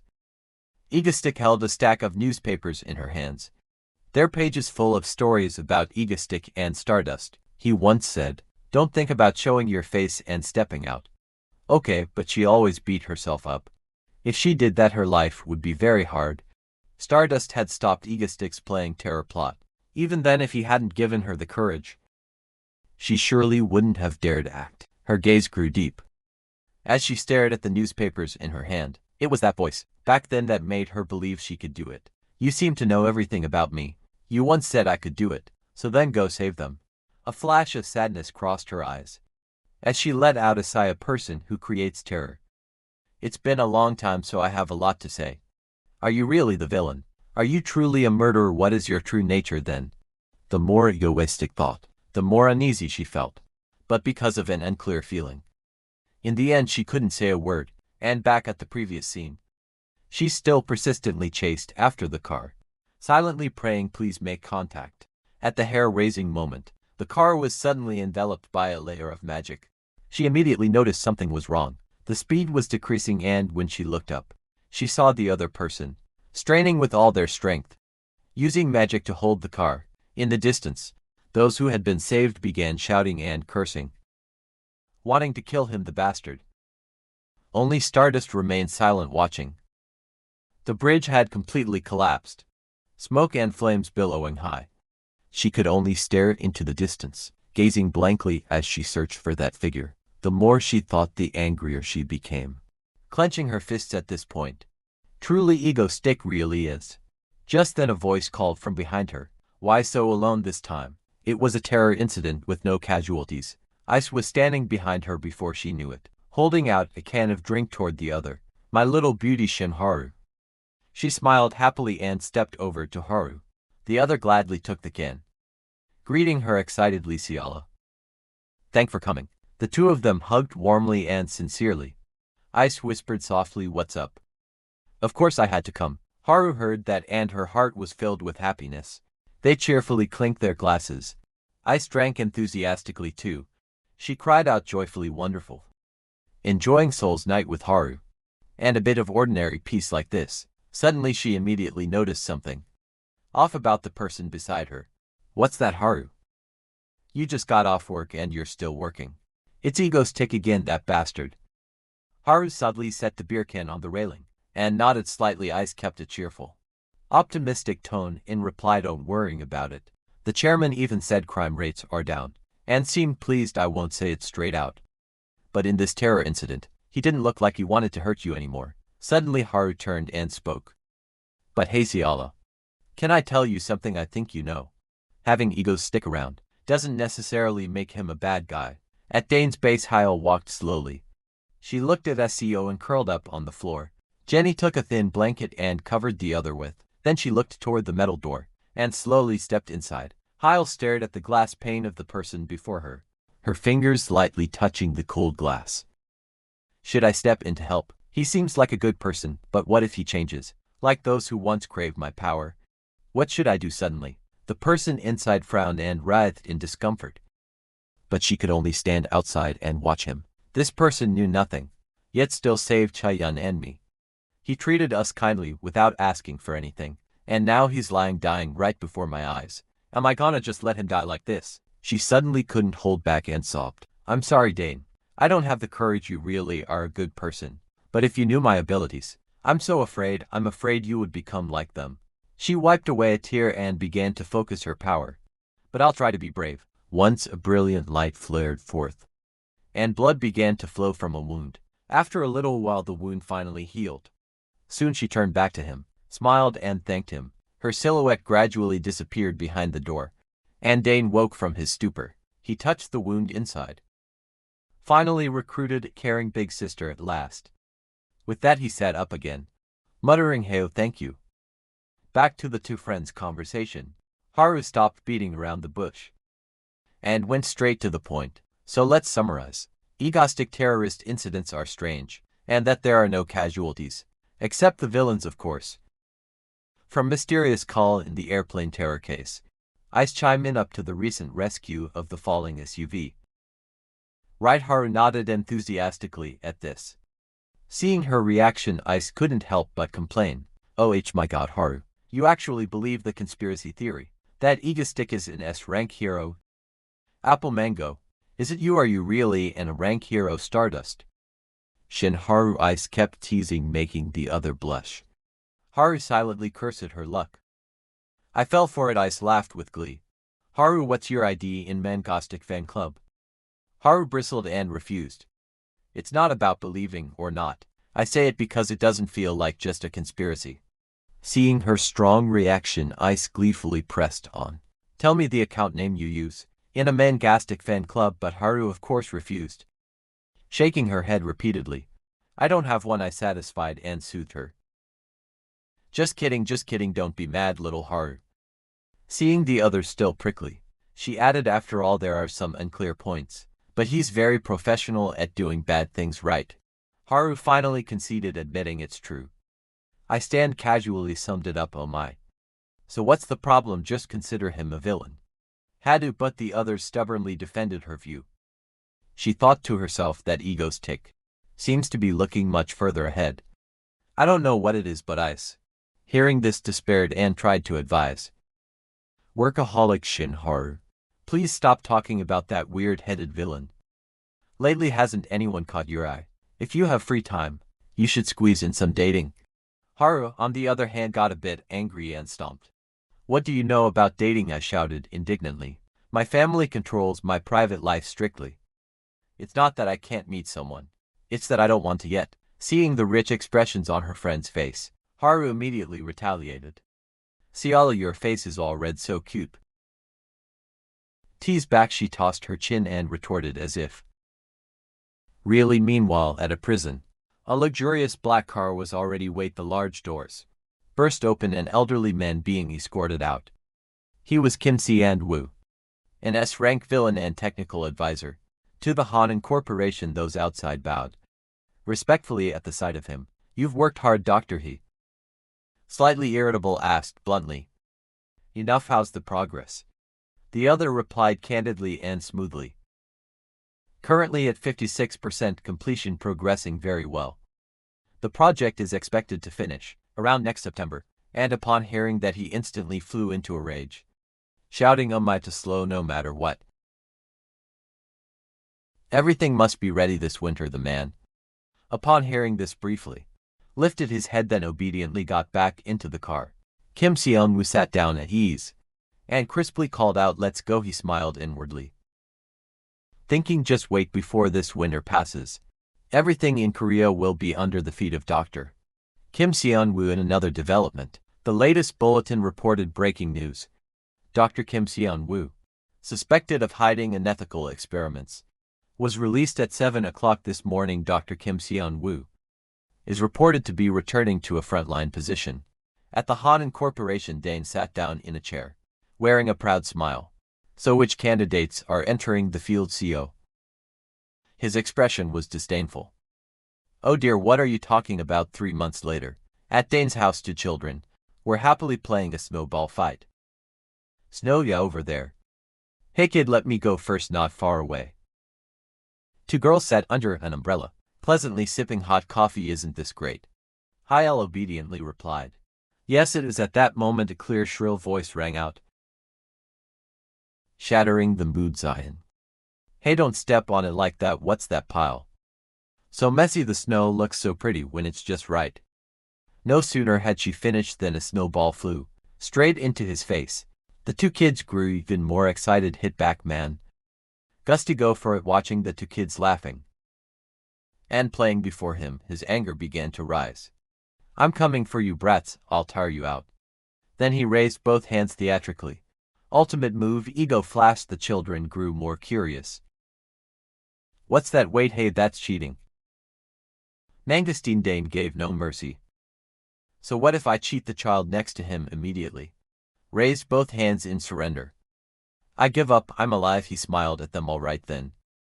He turned to the little girl who looked bewildered, not yet understanding Zion. Are you ready? The outcome was clear to everyone.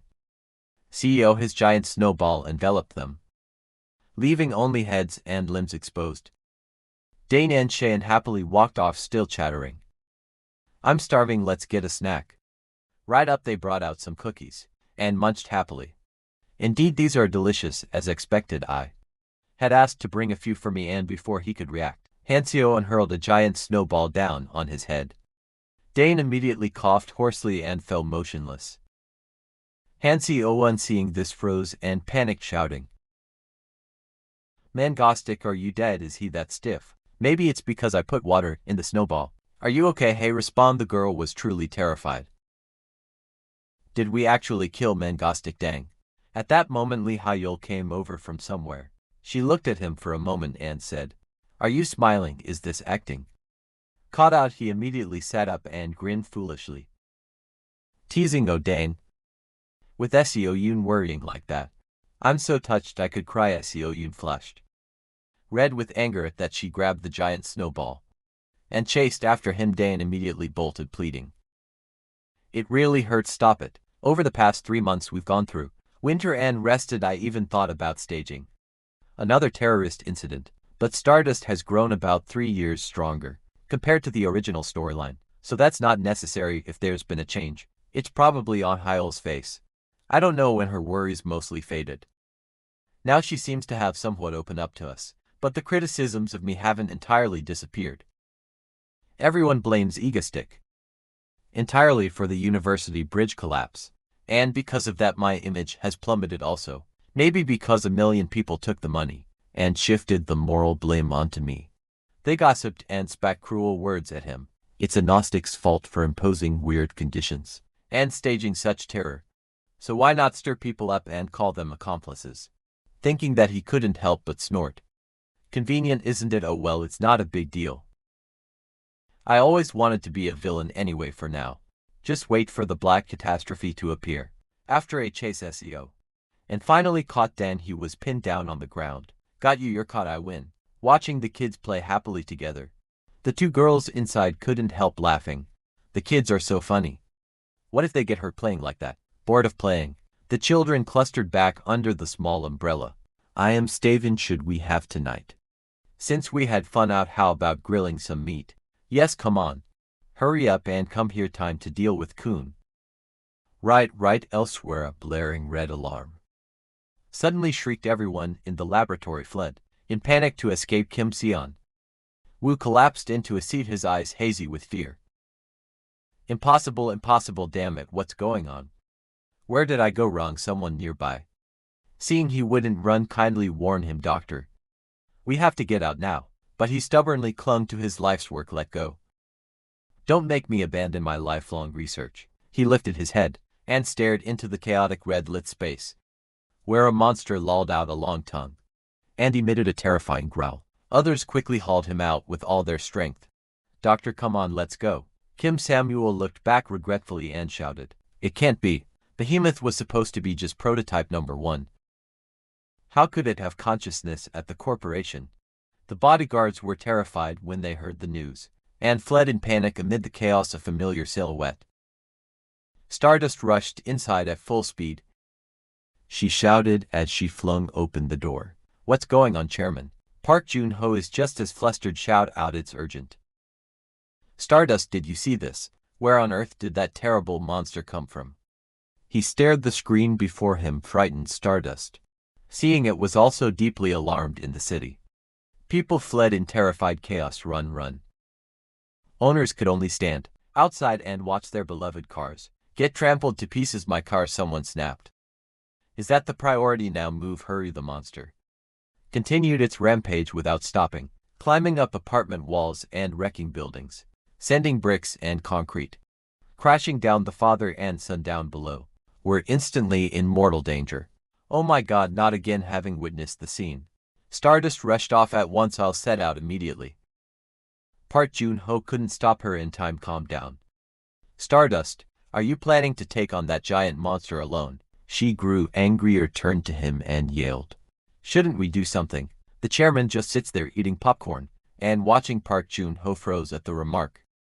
Oh, come on. But before she could leave, the screen cut to a new shot. The monster, with nowhere to go, leapt straight into the river and sank the heck down into it. The two of them watched the sight in stunned silence. Park Jun-ho thought for a moment and said, Stardust, yes. Also write up a report and send it to me by tomorrow. Popcorn, seriously? She could only lower her head sadly. I'm deadly sorry. At home, Dane was still happily munching popcorn and excitedly yelling with the kids in the room. Night quickly fell in her room. Haru was diligently searching for information on the internet, still wondering if Egostick is the villain. Immediately a web article jumped into her view. Free daily news. If you still think Egostick is the villain, read this now. Korean break disaster. The black catastrophe. This creature seems to have a certain level of intelligence. If it is fully self-aware, it could change its attack direction proactively. In short, even if today 3S rank heroes from the US worked all day, they might not win. It knows to avoid water and understands its weaknesses. It might even wipe out all the heroes in Korea. Conclusion. Worship Manga's team. She munched her chips and thought to herself. So that's how it turned out. To be honest, if Egostick hadn't blown up the Seoul Bridge first, no superpower in Korea could have stopped that monster. That can't be allowed. After that, she hugged her worries and went for a run as a way to vent. That guy is the villain, and I'm the hero no matter what. I'll protect this world. The next morning, the big screen quickly updated with the latest news. The female anchor's voice came steady. The next report. One of the country's largest corporations, Hanan Group, has been exposed as behind the break disaster that shook public opinion. The Hanam Group headquarters collapsed overnight. There are currently no signs of survivors. Along with the chairman, the chief researcher Dr. Kim Si-and-woo, and all scientists in charge of the project have vanished without a trace. Dane couldn't help exclaiming in shock at the report. Finally, this day has come. Haya watched and angrily stabbed her plate. CEO and reacted just as strongly, cursing nonstop. Serves them right, those bastards are gone. But it's not over. We must capture those who fled and punish them. The Alliance opposes Hanan Group's natural death. We'll deal with them ourselves, drag them out and execute them. Wipe out 3 generations. You're coming with me. Dane cheerfully waved his chopsticks to reassure them. Don't worry. Sooner or later they'll stick their heads out. So after we finish eating, let's gather up. Okay, Seo Yoon. Hearing that, she showed clear disgust. What stunt are you planning this time? If you do that, I'll be scared. But as soon as he explained the idea, everyone gaped in astonishment. Hanan Group's underground lab. As Seo Yoon shouted loudly, what's there? The two beside her immediately shot her a helpless look. Dane looked at her puzzled, wondering. Why are you so angry? He then circled box 9 on the paper with a red pen. His eyes lit up with intense excitement. There's something absolutely crazy down there, Behemoth. The ultimate weapon Hanan group. Created while experimenting to build a superpowered monster army. Its body is made of a miraculous material that can absorb Shadow Walker's powers and withstand a nuclear bomb. Black Disaster is the prototype of Behemoth. If Behemoth were completed, its power would probably pausing there. He suddenly stopped to gauge everyone's reactions. Seeing everyone's faces fall into gloom, he felt fear to what's wrong with everyone. Seo Yun frowned and spat angrily. Another army of superpowered monsters. Another season of self-destruction, huh? You've been looking energetic lately, or do you want a few more holes in your stomach for style? Hearing her sarcastic jabs, he couldn't help but feel annoyed, but before he could reply, Seo took the upper hand. Messing with me? I'd rather have my eardrums punched out than listen. What's wrong? I want to be stronger too. After a bit of bickering, the two finally lunged at each other. Stronger than your head. Take this hit. It's to make you stronger. You said you wanted your own monster army. Those around them rushed in to stop things in case someone actually got hurt. You to stop. Suddenly Dane considered another possibility. CEO seemed to refuse because the other side was easily stoppable. How could he block so easily, he wondered. The Heroes Association hadn't issued any special notice about handling the aftermath well. Probably nothing to worrying about. A few days later, at Hanul Corporation, the host spoke clearly on the program. We detected multiple biological signals in the buried laboratory area. It seems the creatures Hanan group experimented on may still be alive. Part June Ho calmly called for Shadow Walker. Kim Chai-hyun put her hand on the communication device and replied, last night I tried to approach, but the life signs from whatever's next to it blocked all my sensors. Hearing that, Park Jun-ho felt somewhat satisfied. So they heard but can't assist. Are you still going? Stardust, she had already responded that she'd head straight to the scene. Yes, all right. Then Park Jun-ho took charge and issued orders. I approve an exploration mission to Hanan Group's basement. At that, Stardust immediately dove into the black void and teleported to where the monster rampaged. Ego Stick hovered in midair, smiling with amusement. It was an off-the-books mission, so it was a bit tense. SEO and at home sneered.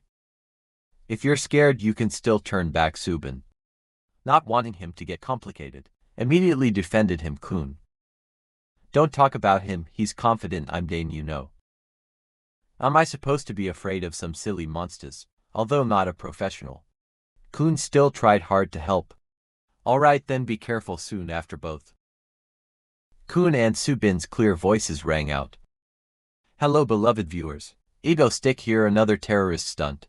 What we have today, a terror attack, he broadcast, arrogantly baiting viewers. Sorry, but today it's not terrorism, it's an expedition. This is the S-rank superhero channel in Seoul. Apple Map, right? Thanks. About that Seoul Bridge incident. Did you really know it would collapse? Explain, but where is this? Why is it so dark? What crazy stunt are you planning today? The dark screen continued with a steady voice. This is Hanan Group's basement. Yes, the place that caused that horrific disaster. What on earth were they doing here? I'm so curious, I'm going crazy. So I decided to explore this place with. Park Jun-ho was also watching Agastix broadcast. At that moment he shouted angrily. Stardust, Stardust, do you hear me? The manager next to him kindly warned that it seemed she had descended so deep the signal no longer transmitted. Damn it. Park Jun-ho slammed the table in fury.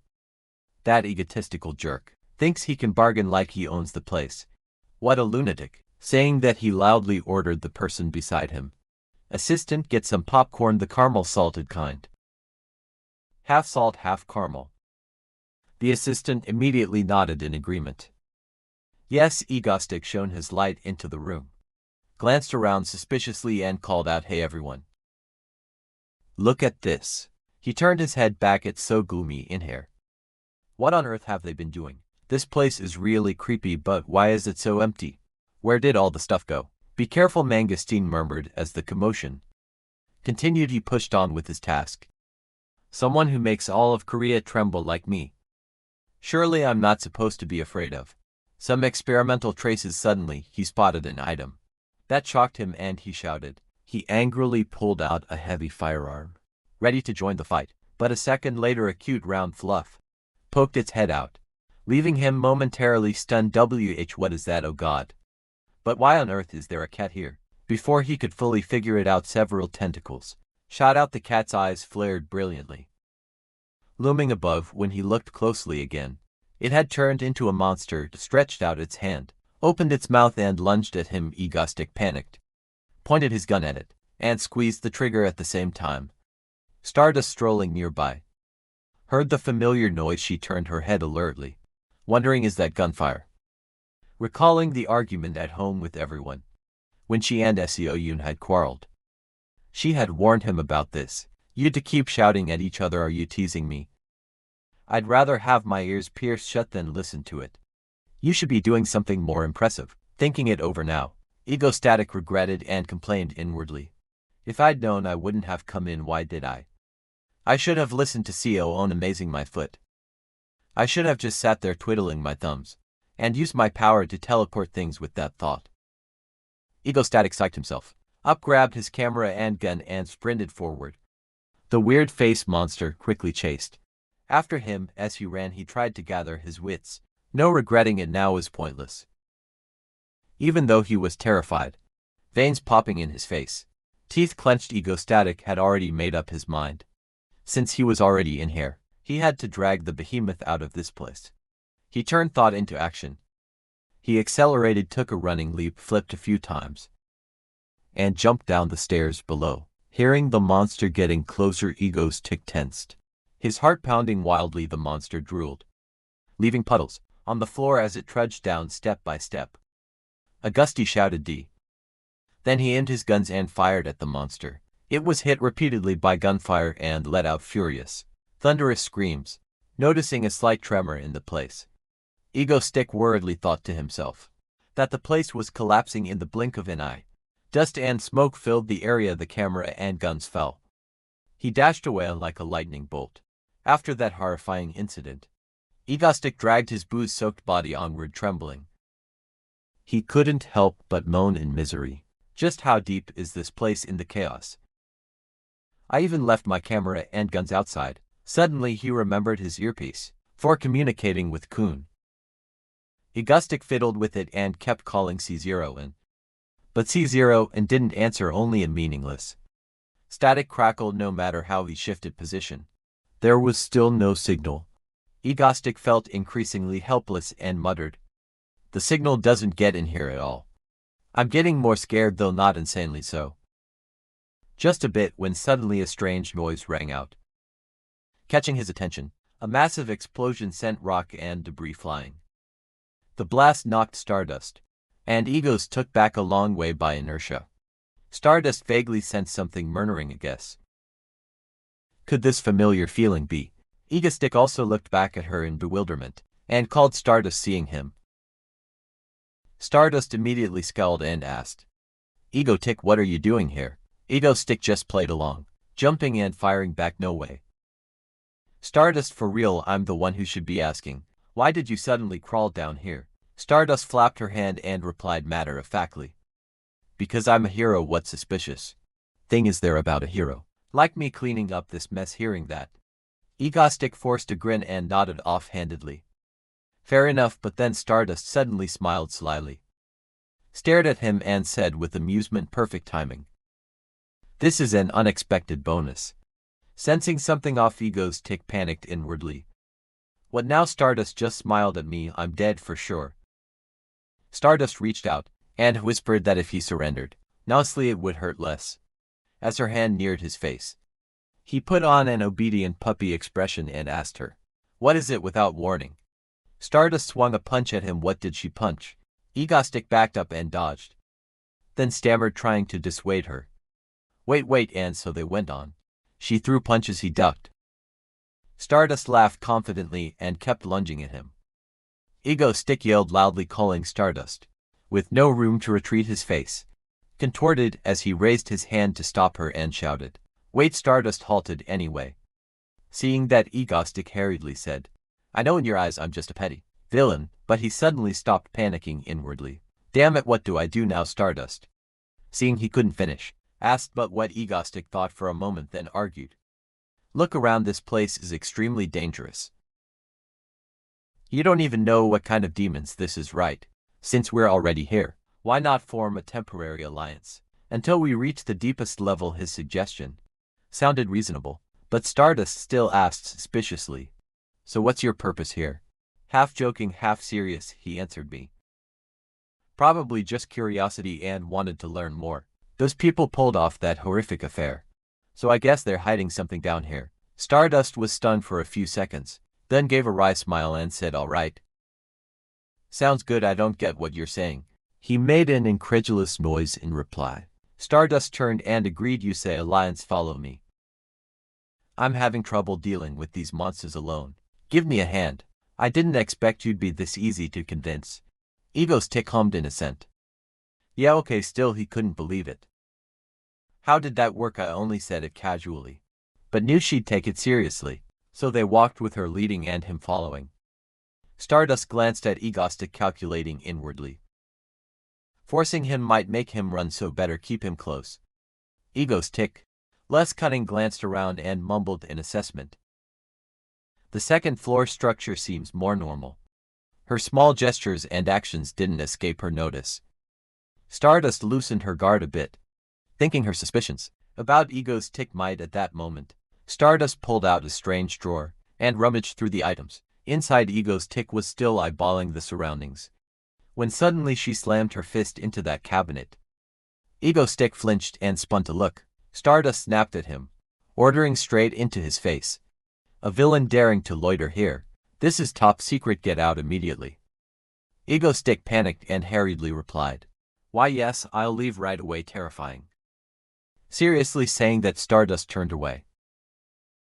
Only then did he study her closely, inwardly thrilled and moved. But being with her like this is actually kind of fun. After a while they continued. Stardust probed ahead, murmuring that it seemed this way. Egostatic followed, constantly praising her in his head. She's really good at finding the way. Has her sensory power developed this much? Soon they discovered a strange room. The superpower containment room. Seeing the room's name, he was astonished. Superpower containment room. Suddenly Stardust turned to him and called Egostick. He nervously asked, what is it? Stardust knocked on the door and casually ordered him, go inside. Hearing that, he jumped and asked her, what me? Stardust raised her fist to threaten him. He quickly blocked her punch, then smiled and pretended to be calm. Of course I'll go in. It makes more sense for me to do it. But inwardly he couldn't help complaining. I'm turning into the guinea pig here. He opened the door and stepped inside. He carefully tossed his hat up to probe, and the hat landed safely in the middle of the room. Egostick closed his eyes in disappointment, thinking he couldn't use his telekinesis, not even teleportation work, even though he tried to concentrate with all his might and failed. Egostick whispered, really can't use anything? Stardust pushed the door and stepped in gloomily, asking, really? Suddenly he heard a strong vibration, and was half doubtful, half amused.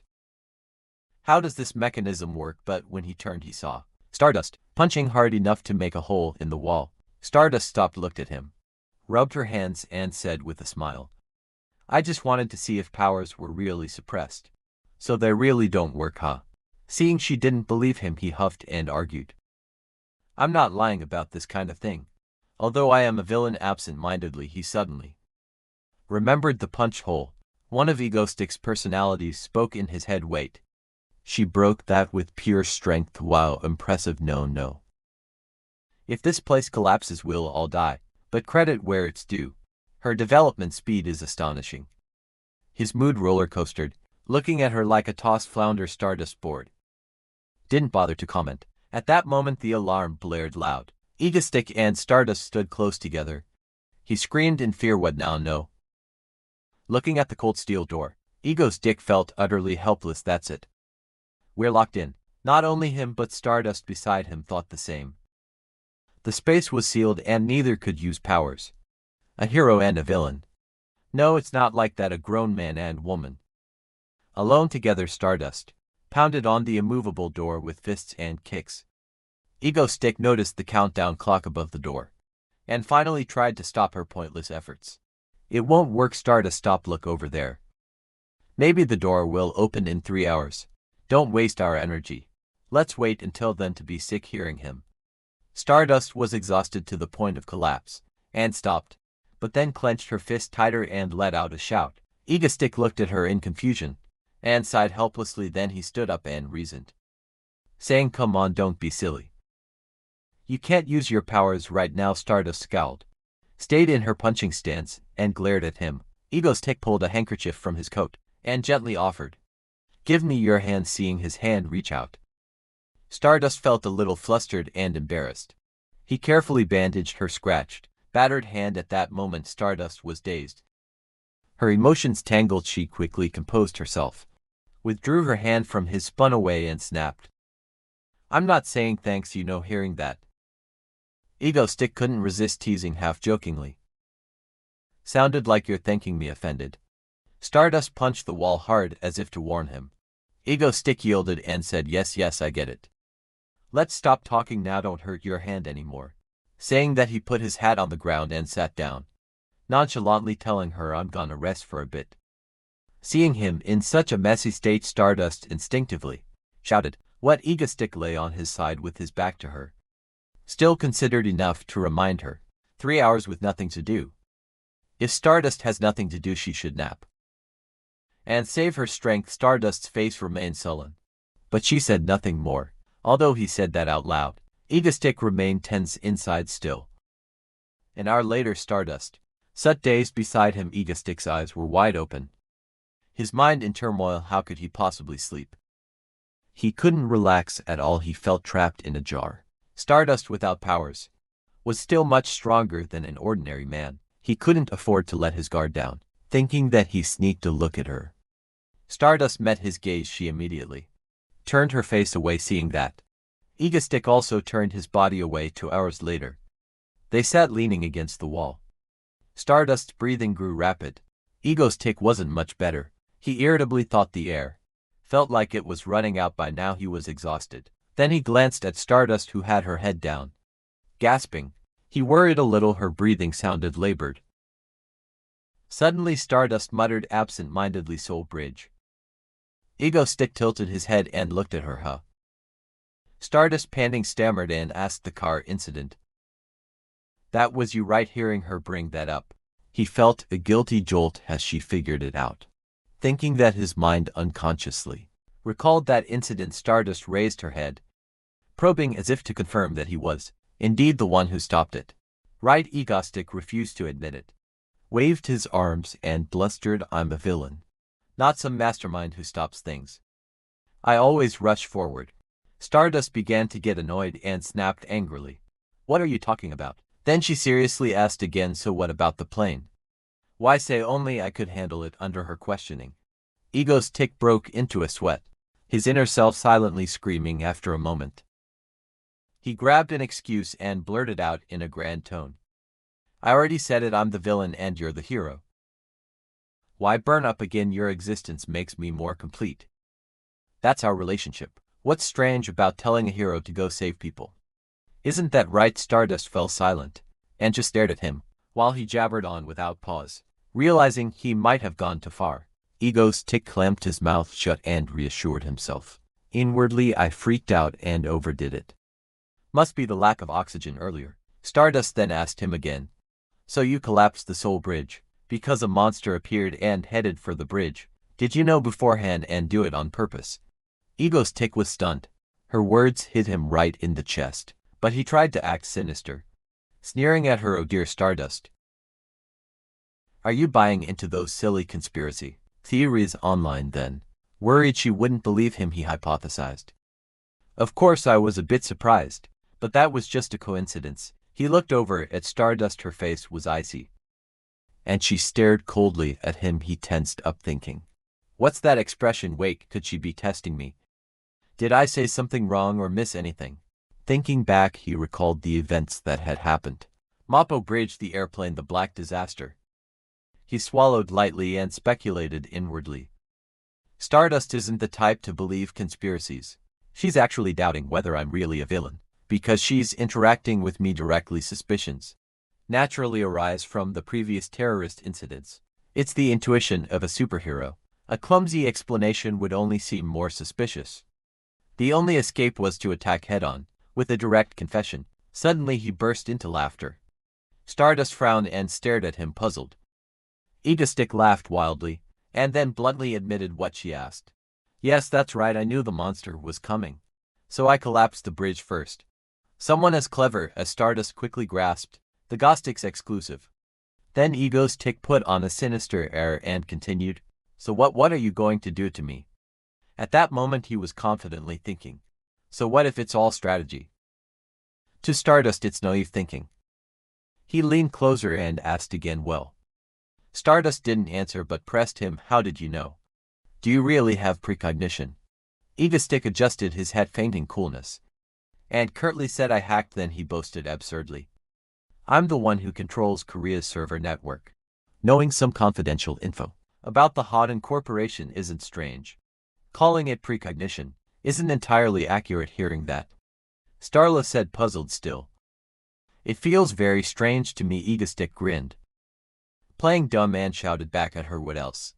What part still seems strange to you? Stardust bluntly called him out.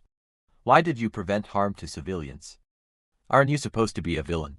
Egostick wouldn't admit it. He babbled irrationally, claiming loudly that he just lost the spotlight. I intervened right when a monster appeared. If too many civilians died, who would pay attention to me? It's all for attention. If it weren't for that, I let civilians die.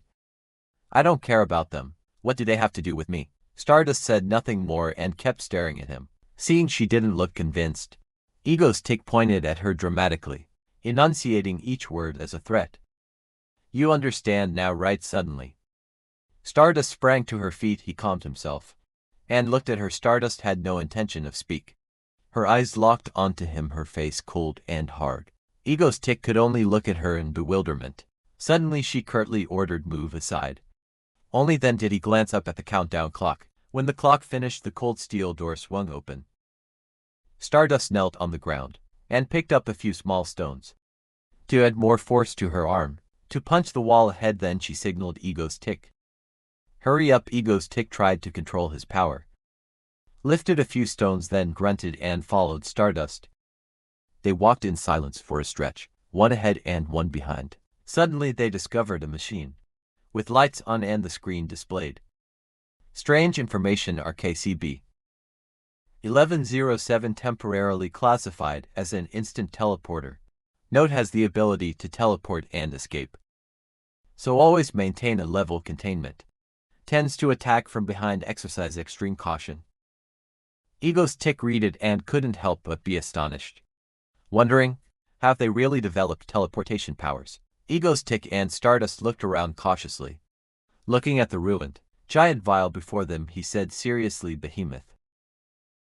That's the vial that held what they call the Calamity. It broke the vial and escaped. Then he turned, smiled dryly and said, well, the adventure in this cursed lab is over, right? There's probably nothing left to see. Blood splattered everywhere and there's nothing usable. At that, Stardust spoke up analytically, wait. If this is only a prototype, that means somewhere there's the real entity. Egostick was planning to leave. Hearing her, he froze. Half a compliment, half a complaint inwardly. She really is sharp, but he just awkwardly scratched his head and suggested, Stardust, so shall we try going over that way? Stardust turned abruptly the other way and told him not to go that direction. Egostick stepped toward the original direction, halted. He couldn't help but mutter how troublesome this was. They quickly reached another intact vial. Stardust whispered hesitantly, we're here, this one is Behemoth. Then she walked up and stood before the machine, displaying this vial's readings, then turned toward the row of machinery beside it. Seeing that, Egostick complained inwardly, where is she going? Oh heavens, Miss Stardust. Really leaving me alone by that Behemoth? Earlier we seemed like an actual alliance, but I'd repeatedly insisted I'm a bona fide villain. How could she be so casual and decisively turn her back like that? This excellent villain's pride is a bit bruised. Noticing Stardust still intently reading the info sheet, a crazy idea suddenly came to him. Oh really? No matter what I say, she won't believe it. so I should just show her directly at that moment. Hearing the sound of glass breaking, Stardust panicked and turned back to look. Ego Stick was using his bare hands to take a sample of the specimen. Stardust snapped angrily, "Hey, what the hell are you doing?" Ego Stick held out his hand, wrapped tightly by the specimen's tendrils, and said nonchalantly, "What else could it be but betrayal, of course." Stardust was too furious to speak and could only scream. "You Ego Stick using his villainous reasoning," recalled Dr. Kim Sean Woo's principle of using Behemoth to fight Stardust. "So that means," at that moment his eyes glowed red and a heavy aura emanated from him. Ego Stick wagged his hand to taunt Stardust. Stardust, full of heroic spirit, without hesitation, rushed at him and shouted a battle cry. "I'll beat you nearly to death." Ego Stick swung his arm back to gain momentum, then thrust it straight at her. His arm enlarged and Stardust recklessly charged at him, his giant arm and her punch collide. Sensing something, she froze briefly. Ego Stick laughed wickedly. Stardust battered and struggled against that arm with all her might. Explosion after explosion followed, a continuous succession of explosions. Stardust tried to hunt Ego Stick down and finish him off. Ego Stick flicked his cloak and half-jokingly, half-seriously said to Stardust as a barrage of energy attacks sped toward him, "Are you trying to blow this place up? If you keep going, this whole place will collapse." Stardust couldn't stand his teasing any longer and snapped back, barking a challenge, "Hey, let's have a proper one-on-one, watch it. I'm about to lose it." But Ego Stick kept up his teasing and shot back at her. "Have you ever seen a villain fight fair? Just betrayed. And you still expect me to play nice?" Stardust swore in anger, "Damn it." Then quickly lunged at him again. Their punches met, neither willing to back down. Ego Stick smiled dangerously and haughtily said, "This is how villains fight, Miss Stardust. Do you understand now? Just slip your guard for a moment." And suddenly lecturing her, he suddenly froze, eyes fixed on a monster appearing behind Stardust. It was charging toward them. Ego Stick inwardly panicked too fast. "I couldn't teleport Stardust with me in time in the middle of their fight." Ego Stick vanished. Stardust, stunned and bewildered, felt a sharp claw jab into her head. Ego Stick cursed silently, too late, but he still appeared to block that stab for Stardust. Feeling his back against hers, Stardust cried out, calling Ego Stick. Ego Stick punched the monster away, then doubled over, clutching his stomach in pain. Stardust turned around and urgently asked, "What are you doing? What just happened?"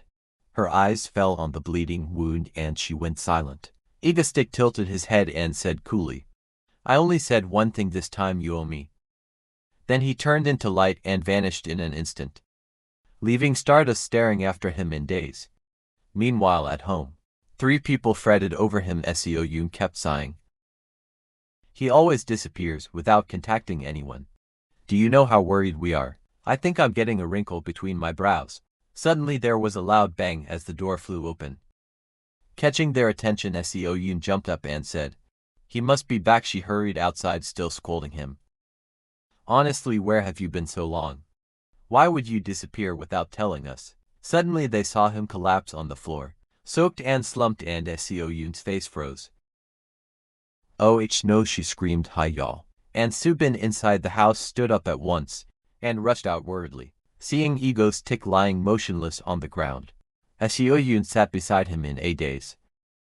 Red blood soaked the floor. Subin trembled awkwardly and muttered, "Call emergency like last time, 119. She hurried to dial after steadying herself. Koyun helped lift Ghost up and shook him, calling, "Hey, wake up." He was dazed, blood pouring out.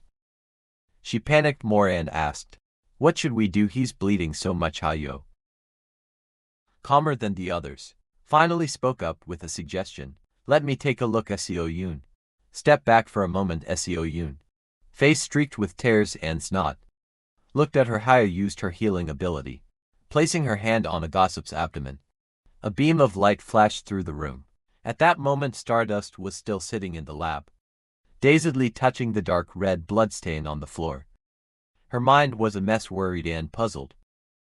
"He seemed to be bleeding a lot. Why would he save me? What on earth is that Ego Stick guy up to?"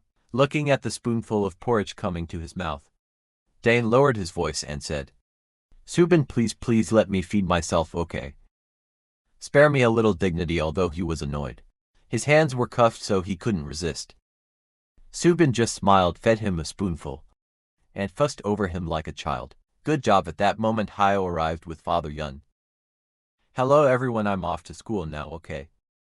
Seeing this, Dane called out Hyo and waved to her. Suddenly Hyo bowed her head, gripped her backpack straps, eyes brimming with tears as she awkwardly said, I'm sorry for only now telling you the truth about my ability. Please still look out for me at school. Dane smiled gently and reassured her. What are you saying? I'm the one who should be grateful. This is your first day of high school. Good luck, Sion. Cheerfully added, be careful, sis. To wave goodbye. Hale returned her radiant smiles and said, I'm off, Subin, and waved, also sending Father Yun off with a cheerful, have a good day at school. Take care, you two. Seo Yun, reminded by Hayeol's apology of the earlier incident, flared up in anger, balling her fist and growling half jokingly, half seriously, if you say you want to go out again, I'll deal with you. I'm not kidding. Then she quickly changed the subject, holding the strange ball of yarn and asking him, by the way, what did you pick up there? That's heavy. Dane laced his fingers together and casually said to Seo Yun, I told you it's for acupressure. Can you give it back to me? Seo Yun inspected the odd thing and asked, perplexed, how do you do acupressure with something so round? Without a word, Dane used his power to draw the object back into his hand, almost making her miss it. He held the behemoth specimen in his hand and muttered, half joking, wake up now, behemoth. Hearing that, both Seo Yun and Subin watched him tensely, worried and scared. There was a sound, and the cuff on Dane's wrist dropped to the floor. Seeing a line of cable there, the two of them instinctively took a step back. Dane toyed with it like a plaything, spinning Seo and Subin around with one hand while spooning porridge in his mouth with the other, then teased, you to learn it your lesson, right? Dare to try that with me again, Kun. Dizzy for being spun, cried out in surrender, we were wrong. He asked again, will you do it again? Kun, barely holding back tears, begged hurriedly, I won't. Please put me down outside. Night fell and the full moon rose high at a house. Haru lay in bed unable to sleep. She dreamed of the scene in the lab. When he blocked a stab for her, the dream ended. Haru screamed, startled awake, and sat bolt upright, moonlight faintly streaming into the room. Haru curled up, her hands clenched tensely on her shirt. As she tried to calm herself in the silent space, she whispered to herself, ghosts. Tick, are you really safe? 1 month later, the sky was clear and the streets peaceful. Haru sat in an empty classroom, propping her chin on her hand and absent-mindedly staring at the sunlight outside the window. Cha Hyan came over and asked with concern, Haru, you've been spacing out lately. Are you worried about something? Haru forced a casual smile and replied, it's nothing really, but Cha Hyan didn't buy it. Slapping her chest excitedly, she demanded to know, what do you mean nothing? Tell me now, come on. Hurry up, Haru finally dared to ask her cautiously and seriously, hey, if a villain save a superhero, what does that mean? Chaehan laughed and asked, puzzled, why are you asking something so random? Haru stubbornly explained, I'm just hypothesizing. What if a villain and some hero at that? She could tell Kim Chai Hyan would actually entertain this absurd idea, so she brushed it off. Never mind. It's probably because I'm too into the novel I'm reading. Chai Hyan sat beside her, riffling through her bag excitedly, and said, oh my. So that's it. Actually, I'm hooked on a really good novel too. Its plot is pretty similar to what you just described. Saying that, she took out her tablet, held it up to Haru, and asked, look. What do you think? Haru saw the cover and title. A star-crossed romance between the villain Ego's Tick and the heroine Stardust. Haru immediately slammed her head down on the desk. Chai Hyan, panicking, blurted, are you okay? Haru lifted her head but didn't answer. Inside she was in turmoil, wondering whether he was really safe. Could he possibly be dead? Ignoring Kim Chai Hyan's frantic concern. Haru, do you have a headache? Haru kept staring toward the window, mind drifting.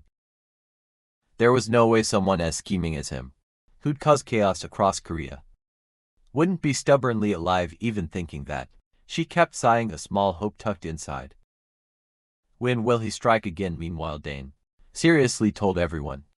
During this period we won't do anything. Hearing him, Subin, who was peeling an apple, froze mid-motion. Seo Yoon, with an apple half in her mouth, also stopped. Both of them turned to look at him. So when suddenly asked, really, Dane? Dane stretched out, sunning himself, and replied nonchalantly, I'll be taking a break for a while. So when getting carried away, jabbed a finger and babbled, What do you mean for a while? Why don't we just quit altogether? Then Dane dropped another announcement. While I'm resting, someone will take over for me. Hearing that, Seo froze and asked what? Someone will replace you. Dane fell silent, a toothpick in his mouth, brooding. I can't be the one showing up forever. Right now I'm still the strongest in the group, and that's the biggest problem. Just watching how easily Stardust held off the behemoth shows I need a partner strong enough for the coming challenge. For Stardust's sake, I've already prepared someone, a new member at a cafe. At that moment, a pretty waitress on shift, smiling on autopilot, said, Welcome customers. Then a young man, face flushed, burst forward holding a large bouquet and eyes squeezed shut, blurted out, I love you. Say he. This pure white bouquet represents my heart. Please accept it. Take it and you accept my feelings. And right then Dane, sitting in the cafe with a drink in hand, got the front row gossip. This scene is even in the original work. Of course the pretty waitress followed the script. Furious, teeth clenched, she snapped at the boy, Please get out. Already annoyed, and now having your sacred workplace mocked. Does he think I'm easy? The young man fled crying, clutching the flowers and lamenting how cruel she was. Dane watched the little drama and smirked. Live entertainment beats. Reading any day. Choice AE23 helplessly slapped her forehead, holding the half-made drink in her other hand. Suddenly her gaze locked with Dane's, who was staring at her and murmuring. Choice A. His cheeks flushed pink. She quickly turned away and murmured, What the heck? Why is he staring at me non-stop? And according to the original script, Choice A. he will later operate under the alias Electra and attire villain. For now she lives quietly like a civilian, but she constantly battles destructive impulses. Working extra shifts is just how she temporarily reins them in. To be blunt, she's basically a ticking time bomb. As night fell and the moon rose, Say he trudged along the familiar route home, grumbling to herself, Damn. How long do I have to live like this? One shift ends and another begins. And then another. Suddenly on a quiet late-night street, Say he glanced around, hands tensely clasped together, half questioning, half asserting there's nobody here. Right then she sat in a dark corner by the road and activated her special ability, watching the brilliant stream of power in her hands. She couldn't help but smile with delight as the power released and rose into the air. Say agape in fascinating delight, then grinned from ear to ear. At that moment a deep voice murmured admiringly, Beautiful. Say he jumped to her feet and looked at the man before her, calling out suspiciously, Egos tick. Egos tick walked slowly up to her and made an enticing offer. I've been looking for someone with your ability for a long time. Choice Say he, with your power, would you be interested in helping me with a few jobs? Say he stopped hiding her power and even used it defensively against him. Then she boldly shouted insults at him. What jobs? Are you crazy? Do you think every hero turns into a villain like you? Ego's take produced the behemoth's form. His eyes glowed red as he stared at Say he in a dangerous, challenging tone. Strike. Let me see how strong you really are. Say he didn't hesitate to show her power. She unleashed a blast of icy electricity toward him. The behemoth's form activated, coiled around Egostick's hand, and unleashed a force that blocked Say he's attack. The two forces collided and lit up the sky. When the dust settled, Egostick laughed aloud, taunting her. Is that all? That's your limit? Being belittled by him sparked a strange emotion in Say he. She laughed, excited inwardly. Yes, this is the feeling, the thrill of release. Then she casually swore. You bastard. Egostick didn't argue, he spoke seriously. My offer stands for 1 week. Take your time to think. Say he. Then he vanished in a blink. Choice Say he panicked and shouted, What? Wait, hold on. But she couldn't stop him.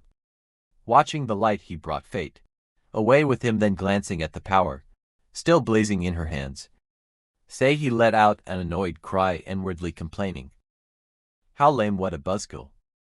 At that moment Dane couldn't believe it. His voice trembled as he asked, "How did this happen, Subin?" Sheepish and hesitant said, "I'm really sorry, but I thought it was over, Dane."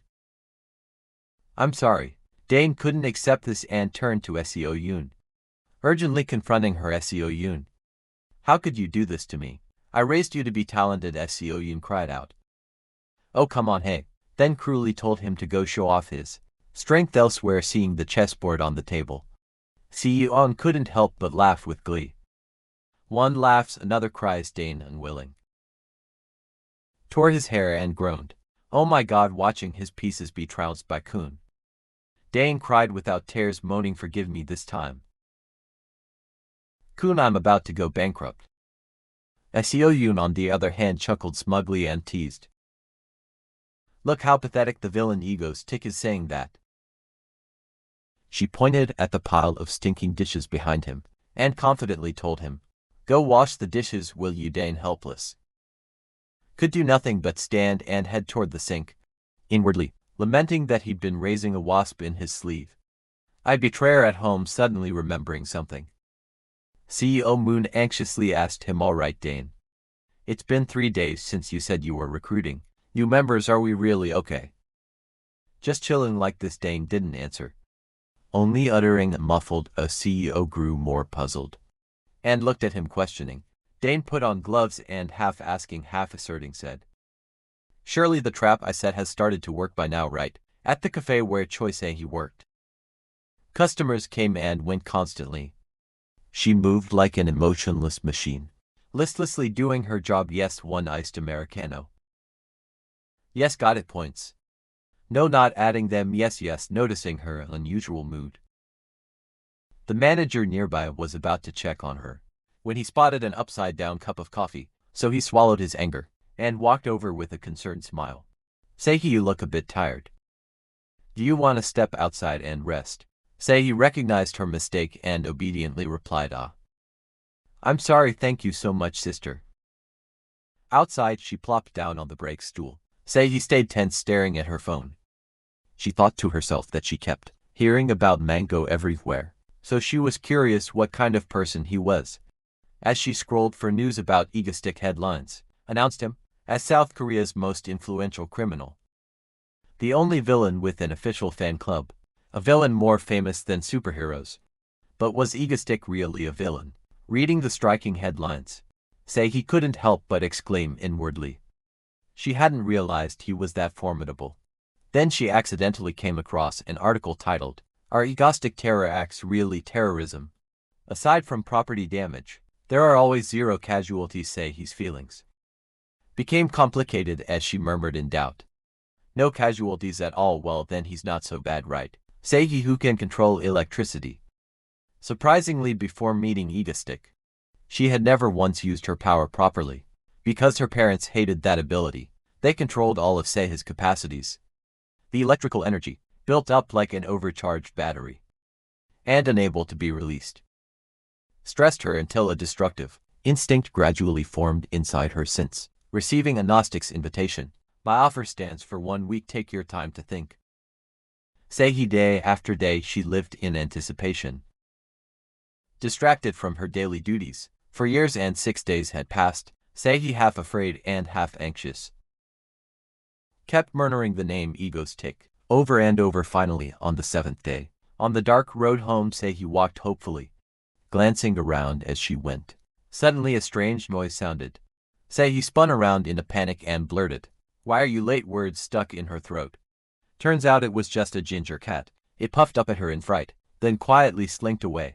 Say his nerves were exaggerated. She stayed tense, fidgeting with her fingers, thinking of Egostick. At that moment the person she'd been waiting for finally appeared. Egostick, who somehow had appeared behind her, spoke solemnly. Say he, "Have you thought carefully about my offer?" Say he exhaled a cold breath and whispered, "I will do it." Egostick, as if not hearing clearly, asked again what. Say he turned, grabbed his hand and loudly repeated, I said I will do it, tell me what to do and I'll do it. Suddenly she dropped to her knees, took his hand and earnestly begged, terrorize or destroy. Anything is fine. Please find me something to smash to pieces. Egoistic, surprised by her reaction, mumbled a perfunctory I know with that said. In the dead of night he pulled her away, and they vanished at the familiar house with lights on. Egoistic signaled to her and the three people sitting on the chairs, come on everyone. Greet each other, then taking the hint, he introduced Seihi first. This is our new member Choi Seihi.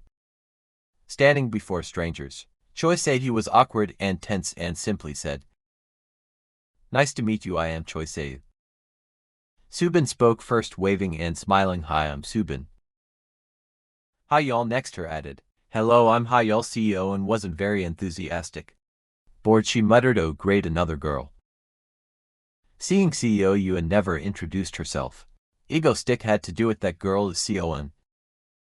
After all the introductions, he suddenly removed his mask, looked straight at Choi Seung-hee, and introduced himself. And me, I'm Kim Dane. Seeing his real face, Seihi gasped in surprise and stammered your. Recollecting the small memory between them at the cafe, she pointed at him and shouted. The handsome guy who came to the cafe last week. Hearing her, Dane was flustered up. He and the three others stared at her, knowing she'd blurted out the secret. Seihi grew embarrassed, her head about to steam.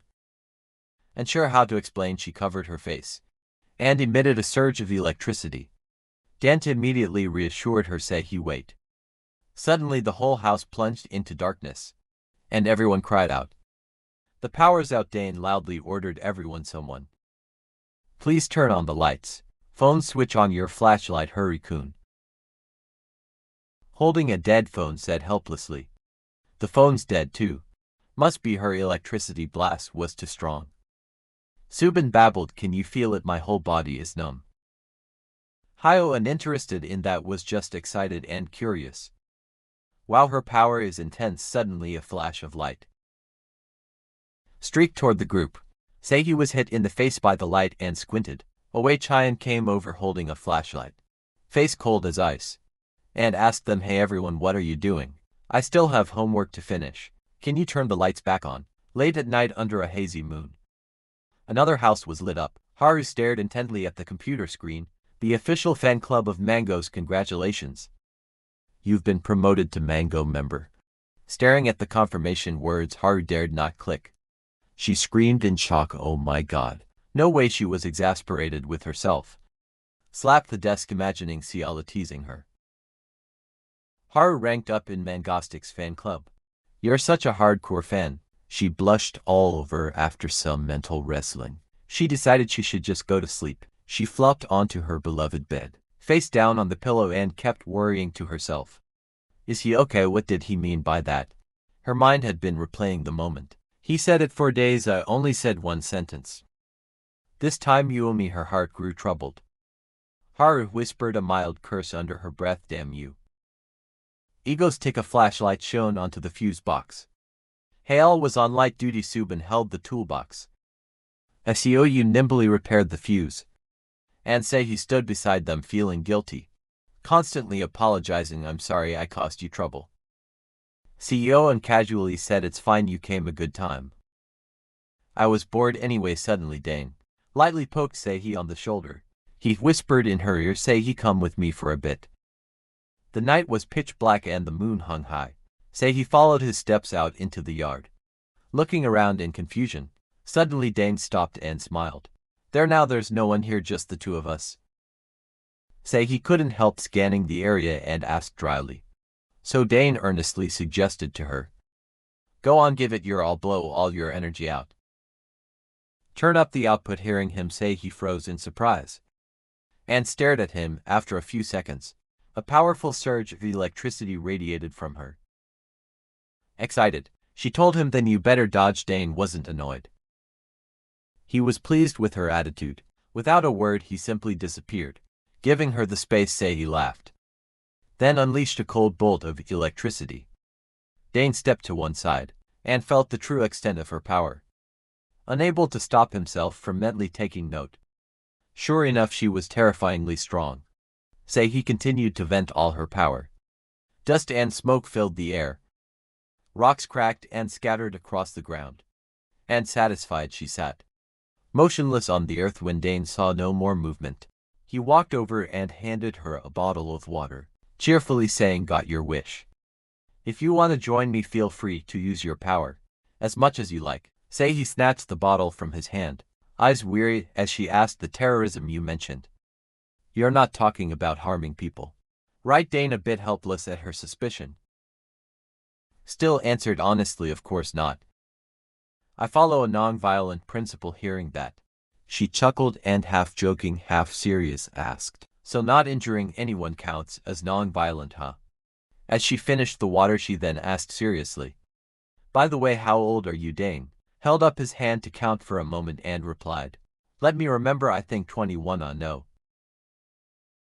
Including this year, it's 22 actually." Say he gulped the drink, smartly realizing something, and asked him, "Oh, so we're the same age. You investigated me before approaching, didn't you? Then why were you using formal speech?" Dane, caught by her, had no answer. Say you didn't hold grudges over small things. She smiled and suggested, "Don't be formal from now on." And when she held out her hand, Dane understood and shook it, briefly and solemnly, saying, "All right, welcome to Ego Squad." The mood turned serious. Until Say he mumbled, "Ego Squad, what a weird name," which left Dane momentarily speechless. The next morning, Say he began training mode. Dane was her direct instructor. "Okay. Imagine wrapping electricity around your body and shooting it straight into the ground." Say he was a quick learner, and before long, she managed to lift herself into the air with her power. Still, there were technical hiccups. After a few seconds of loft, she slammed back to the ground. Say he clutched her back and groaned, "Ouch, that really hurts." Kun, just waking up, shuffled out a bit groggy, yawning and asking them, "It's early. What are you two doing?" Dane said crisply, "I'm giving her special training. Next time the terror hits, Say he will have to fight Stardust." Say slowly got to her feet and complained, "Hey, do we really have to do this nonsense?" Dane mumbled thoughtfully, "How strange." After thinking for a while and analyzing Say his ability, he suddenly exclaimed, "Ah, right, I remember now, that feeling of electricity wrapping around your legs and shooting into the ground, you know what I mean." Say he hesitated and asked again, "Wrapping around my legs? I still don't really get it." Suddenly she remembered something, looked around bewildered, then tried it. Say he gently floated up into the air. Incredulous and doubtful, she asked, "I can do this?" Dane, pleased and happy, said, "Okay, that'll do for today's training." After she landed, Asura came over and handed her a drink. "Sis, have some water," taking the bottle from her. Say he gratefully said thanks under the blazing sun. Dehydrated, Say he gulped it down, seeing Dane staring at her. She turned and snapped irritably, "What the hell are you looking at?" Dane pretended to pinch his nose and teased her, "Go shower already, you smell like sweat." "Hey, you," Say he provoked, ground her teeth, crushed the water bottle in her hand and promptly chucked it dead center at his head. Yelling and scolding, she said, "If training doesn't make you sweat, then what does? Do you think using high-level powers means I don't sweat or something?" Dane, a little displeased, pulled out his behemoth form and tauntingly asked her, "Say he, are you trying to solo me right now?" Say he, ready to accept the challenge, said, all right. If you think you're tough, bring it on." Dane's expression shifted from confidence to pleading. "Wake up, wait, CO, and help me." CO crossed her arms, stepped aside, shook her head in exasperation and sighed, "Oh my. Can you guys please grow up?" A month later, in the dark room, Say he nervously controlled the controller in her hands. CEO beside her kept chattering, "Sis, try turning toward 9 o'clock. Can't you talk to it that way? I'm so curious." Ding couldn't help but grab his head and bark orders. Press A. Press it now, press it right now." But CO Moon objected, saying, "Wait, try talking to it first." Dane disagreed and scolded him. "Say he's gone crazy, huh? What is Say he doing now?" Say he, already tense, with two people giving conflicting directions, snapped in annoyance. What do you want me to do? You two are making it impossible to focus. Dane and Ian kept arguing. Shoot, just shoot it, shoot now. Why are you hesitating to shoot it? Suddenly a noise rang out and the three of them froze and turned to look. Dane urgently whispered to Seihi, put away that game controller now. Seihi, not knowing what was happening, complied. Yoon said, turn on the desk lamp please. When Subin stepped out, the three formed a circle and pretended to have a serious discussion. Dane pointed at a paper on the table and theatrically declared, just follow what I say. Right here, do it like this and that. I think this is a sweet setup. Subin's face didn't change. She dryly remarked, oh my, you all stayed up all night for the raid, huh? Guess you haven't done in a while, so everyone's excited, right? You're so hardworking. Her tone made everyone break out in a cold sweat. The hidden controller and the whirring console had betrayed the three of them. Still, Subin didn't scold. She smiled understandingly and said, come on you guys, stop, get some sleep, so you'll be refreshed. Isn't that better? Her unusually gentle attitude made them even more nervous. He immediately stood up and slipped away first, rubbing her hands and saying with a smile, you're right, I'm going to my room, sleep well. Owen quickly agreed, me too. I'm gonna bed to get ready for tomorrow. Only Dane, left behind, flustered and forcing a smile, said, I'll go prepare to make the raid a success. Though things didn't go as planned, Subin frowned but kept a standard smile as she addressed him. Dane stayed behind. Seihi and Yoon stood hidden in the corner watching Dane get scolded by Subin, unable to stop whispering to each other. Subin, when she's angry, is terrifying, right? I absolutely don't want to be yelled at by her. At that moment, an alarm blared through the headset. Emergency, emergency. A villainous terrorist has been detected in the Seoul area. All civilians within a 350 meters radius have been evacuated. No casualties reported so far. Where's the superhero Stardust? Stardust replied indifferently. I'm en route to the scene now. Heading straight there, she was looking for the name Egoistic when she spotted another familiar face. Seihi, the villain alias Elektra, waved at her and casually said, hello Miss Stardust. Stardust looked at her with an icy expression, but conflicted feelings after a moment. Sticking to her duty, Stardust threatened Seihi, villain, seize this terrorist, act immediately and surrender. If you resist, I will use force to suppress you. Seihi laughed and cockily said, surrender, that's no fun. Then suddenly she unleashed a bolt of electricity towards Stardust. After that she seriously restated, my name is Elektra and I'm here to face you. Stardust. A week before Elektra's terrorist incident, Dane arranged to meet Seihi alone in a secluded corner. He asked, puzzled, what's up? Didn't training in yesterday? Sitting on a tree stump, Dane said seriously that he had forgotten to teach her something, a move called Thunder Fist. Hearing that, Seihi reflexively repeated the name Thunder Fist. Dane, vainly assuming she was praising him, quickly asked, well, this name sounds cool, right? Curious now, aren't you? Immediately, Seihi scowled with contempt and said, what a gross name. Dane grumbled inwardly, well, that's the name. What do you want me to do? But putting that aside, he carefully guided her. Don't think of firing electricity outward. Imagine winding the current into your arm, clenching it into a fist, then release it. Seihi followed his instructions. Seriously, Dane paused, then continued, gradually push your focus to channel electricity to the extreme, concentrate it entirely into the fist. Following that, Seihi reported, I'm doing it like you said. Having said that, she threw test punch. The Thunder Fist punch truly packed formidable power. Earth and rocks within range were sent flying in all directions, creating a quake that shook the heavens and split the earth. When the dust cleared, a long chasm had opened in the ground. Dane walked over to Choi Seihi and asked, see that's Thunder Fist, pretty awesome, right? Seihi, still astonished, exclaimed, that's insane. Dane looked at her and encouraged her, saying, a week before the terrorist incident, just practice this move over and over, so you can land one on Stardust. Keep it up. Seihi smiled and threw a bland insult. You're crazy, why do you keep targeting that girl? That's messed up, Dane Shameless confidently replied. I'm a villain with a tragic backstory, you know. Say he by habit. Shot back, what nonsense are you talking about? You idiot, and now in this very battle. Say he was using it against Stardust. She mocked with a taunting line and a rank hero. And that's all you've got, not willing to lose. Stardust charged and flew toward her through his binoculars. Egostick was watching the fight. Between the two of them he happily sipped his drink, constantly praising this position is absolutely safe, the best spot to watch a free performance. Just for me. Stardust watched the electric currents. Say he emitted and quietly clicked her tongue. She thought to herself that to get close to her, she'd have to withstand that level of electricity and still be ready to dive into Seihi.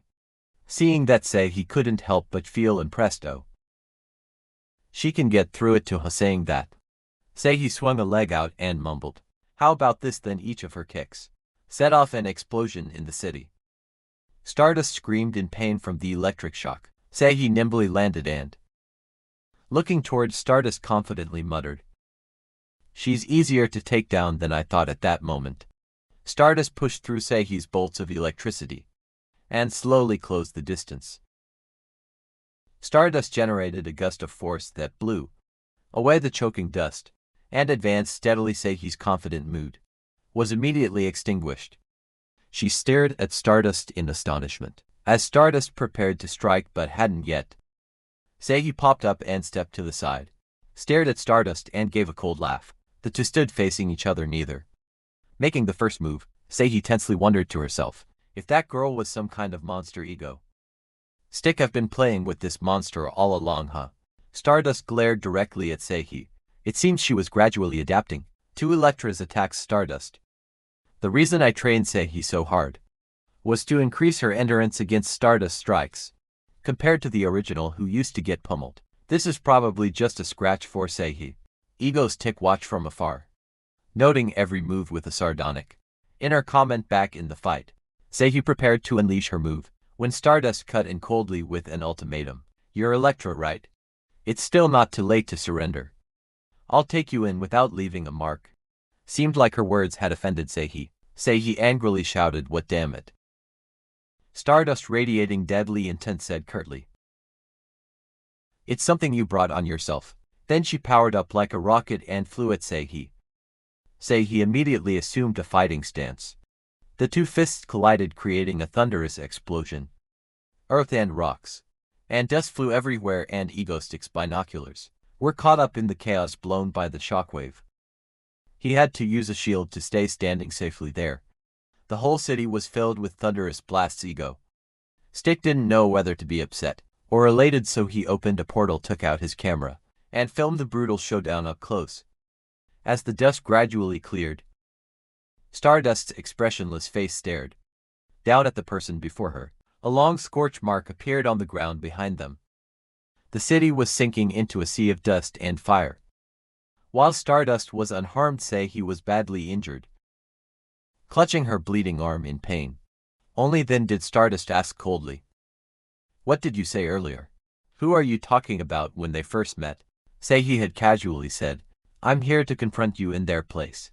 Stardust, very interested in the hint, now asked, "Is there someone behind this?" But despite coughing up blood from internal injuries, Seihi stubbornly challenged, saying, "Get lost." "Do you think I tell you for sure?" Stardust was silent for a few seconds, then said, "Fine. I'll interrogate you slowly." She reached out, preparing to strike. At that moment a hand appeared and grabbed Seihi in the blink of an eye. Egostick made Seihi disappeared, leaving Stardust alone, dazed and bewildered, wondering could it be. A familiar voice spoke up, "Hello, Stardust." Stardust turned toward the voice and called out, "Ego's Tick." Ego's Tick held Seihi suspended in the air. Looking down at her, he greeted casually, "It's me indeed, long time no see." The camera was live. Ego's stream was about to go live. Even in preparation, it already had 14,000 viewers. Netizens flooded the chat with comments, "It's live. They've started streaming, and he's carrying another girl like a Princess Elektra." His taste and mind matched too well. Still shaken, Stardust asked him, You're alive, Ego Stick thought to himself. What a strange question. Still he answered with a classic villain grin. Yeah, of course, too bad this isn't good news for you, but as soon as he finished, Starla sighed with relief. You're alive. Thank goodness, which made him tease. Oh, just now you sounded relieved. Well, who knew Stardust would worrying about me? Stardust couldn't argue, his words hit a nerve, and her face flushed bright. Ego Stick continued. Next time let me announce my return first. Say he couldn't hold back and scolded him. Hey man, why are you late? Ego Stick shrugged and joked, sorry. The show was just too captivating. Seeing the intimate images of the two of them, Stardust slightly frowned, sensing something off. Ego Stick turned to look at her. Say he also noticed Stardust's darkening expression. A murderous gaze fixed on the two of them. She huffed imperiously.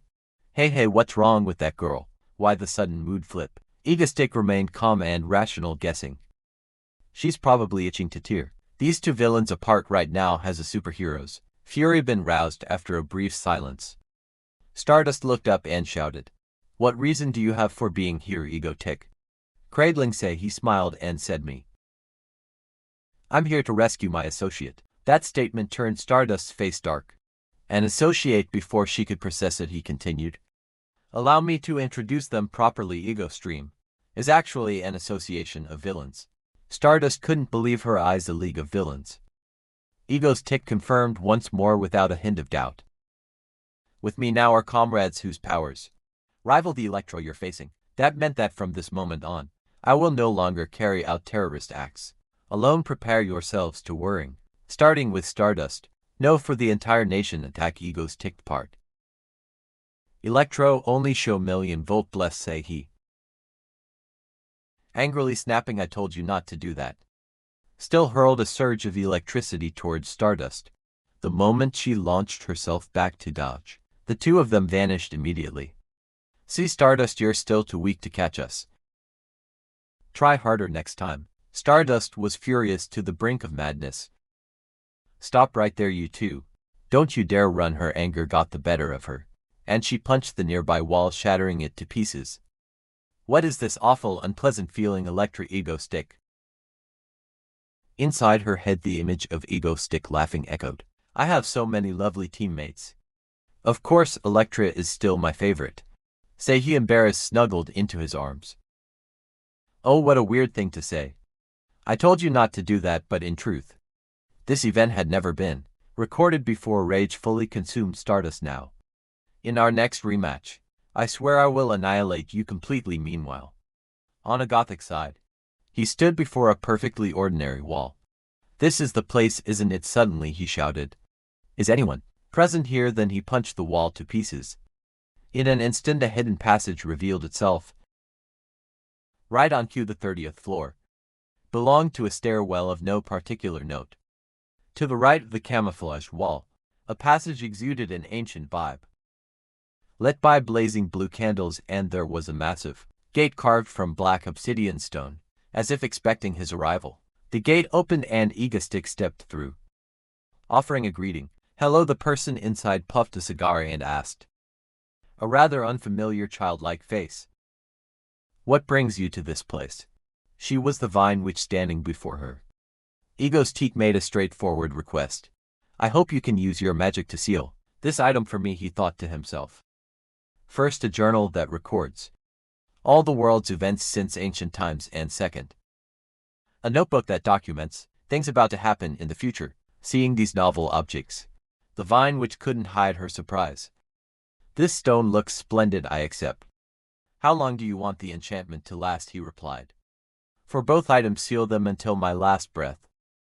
The vine witch asked no further questions, and she immediately cast a binding spell on them. After a round of mumbo-jumbo and incantations, she returned the items to him, all done.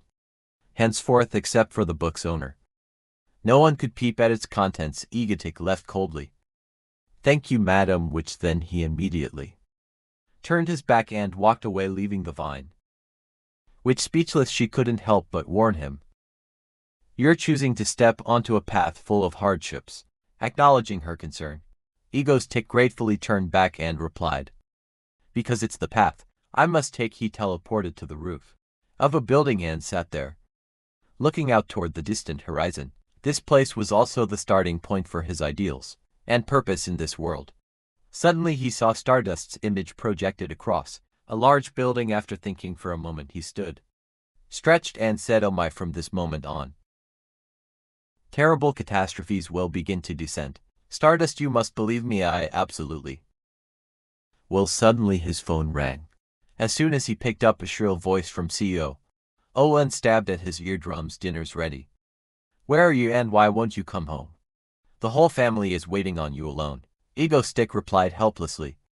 "Okay, I'm coming home now," CEO Owen barked. "You must be there within 3 seconds."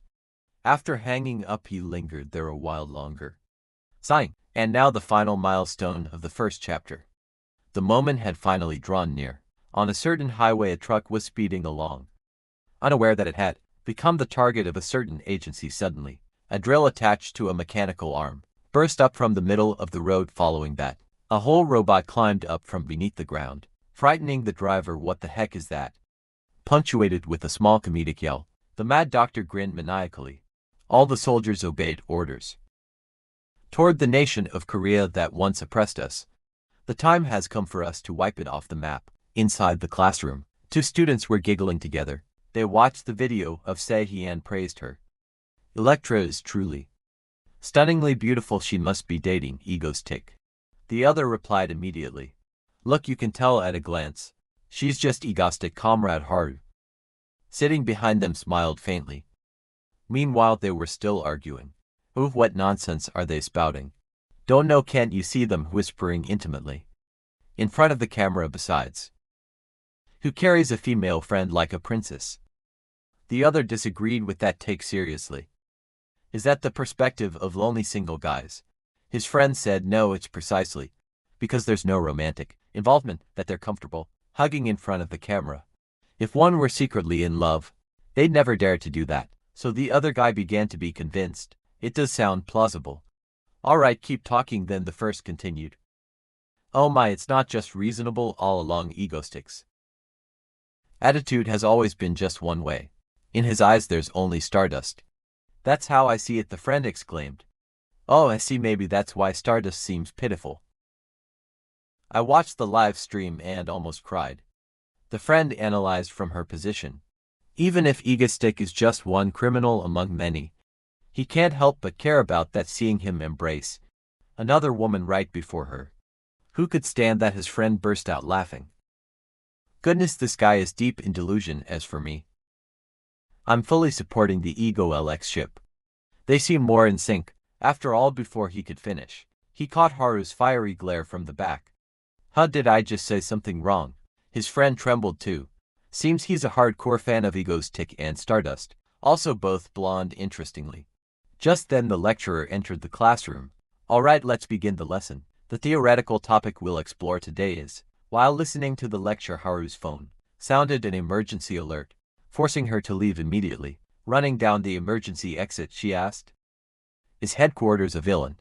They've reported an unidentified massive weapon heading north from the southeastern outskirts of Seoul, ordering the whole team to prepare to deploy to the scene at once." When they arrived, Stardust froze at the sight of. "What kind of monstrous thing is this?" The robot kept striding along the highway and attacked passersby while wrecking the surrounding property. In its sights was a car carrying 3 people inside. Fortunately, Stardust rushed in time, grabbed the vehicle, and moved it elsewhere. She set it down in a safe spot, then shouted to the driver, "Can you still drive? If so, get as far away from here as you can." They immediately complied. "Thank you so much, Stardust, keep it up." With that done, she immediately dashed to the other side. From inside the robot, a voice boomed. "Pawns of the government and the Stardust Association, do you have the strength to extinguish the last remnants of the Han Corporation?" She lunged forward and threw a punch at the robot, but was immediately knocked backwards. After sparring for a while, Stardust couldn't take it any longer. Where on earth is this terrifying pressure coming from? No sooner had the thought crossed her mind than her body struck a nearby mountain like a cannonball. But when she turned back, she heard strange noises coming from inside that robot. "Over there, Dr. Tien. Is that you? What could you be, Electra?" Come on, speak up. A bolt of electricity then shot out, shorting the robot, and causing it to collapse immediate. The voice from inside the robot grew clearer. Now move aside a bit, step back and listen. Can you hear me clearly? You Stardust. Stardust of course recognized him.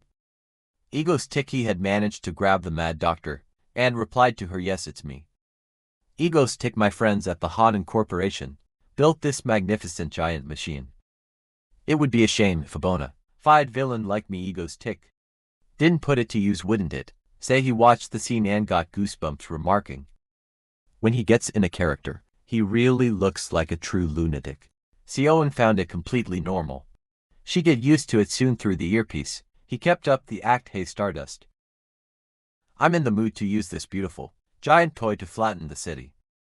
Do you think you can stop me? Hearing his voice, Stardust burst out laugh. I will definitely stop your acts of destruction. Ego's tick, you're going to pay with that. She hurled herself straight at the robot. After refurbishing the robot, CEO Moon turned to report machine power adjustment complete. Egotic grabbed the lever and whispered to Haru, today, try unleashing your power properly for once. He shouted excitedly, come on, give it your best shot. Immediately the robot rose to its feet and swung its arm, striking directly toward where Stardust was rushing. The robot's arm was so solid that even though Stardust braced herself, she still cried out in pain. Seeing that, Ego's tick burst into laughter. Stardust, you really think you can stop the giant octopus weapon with that little strength? Dream on, COON.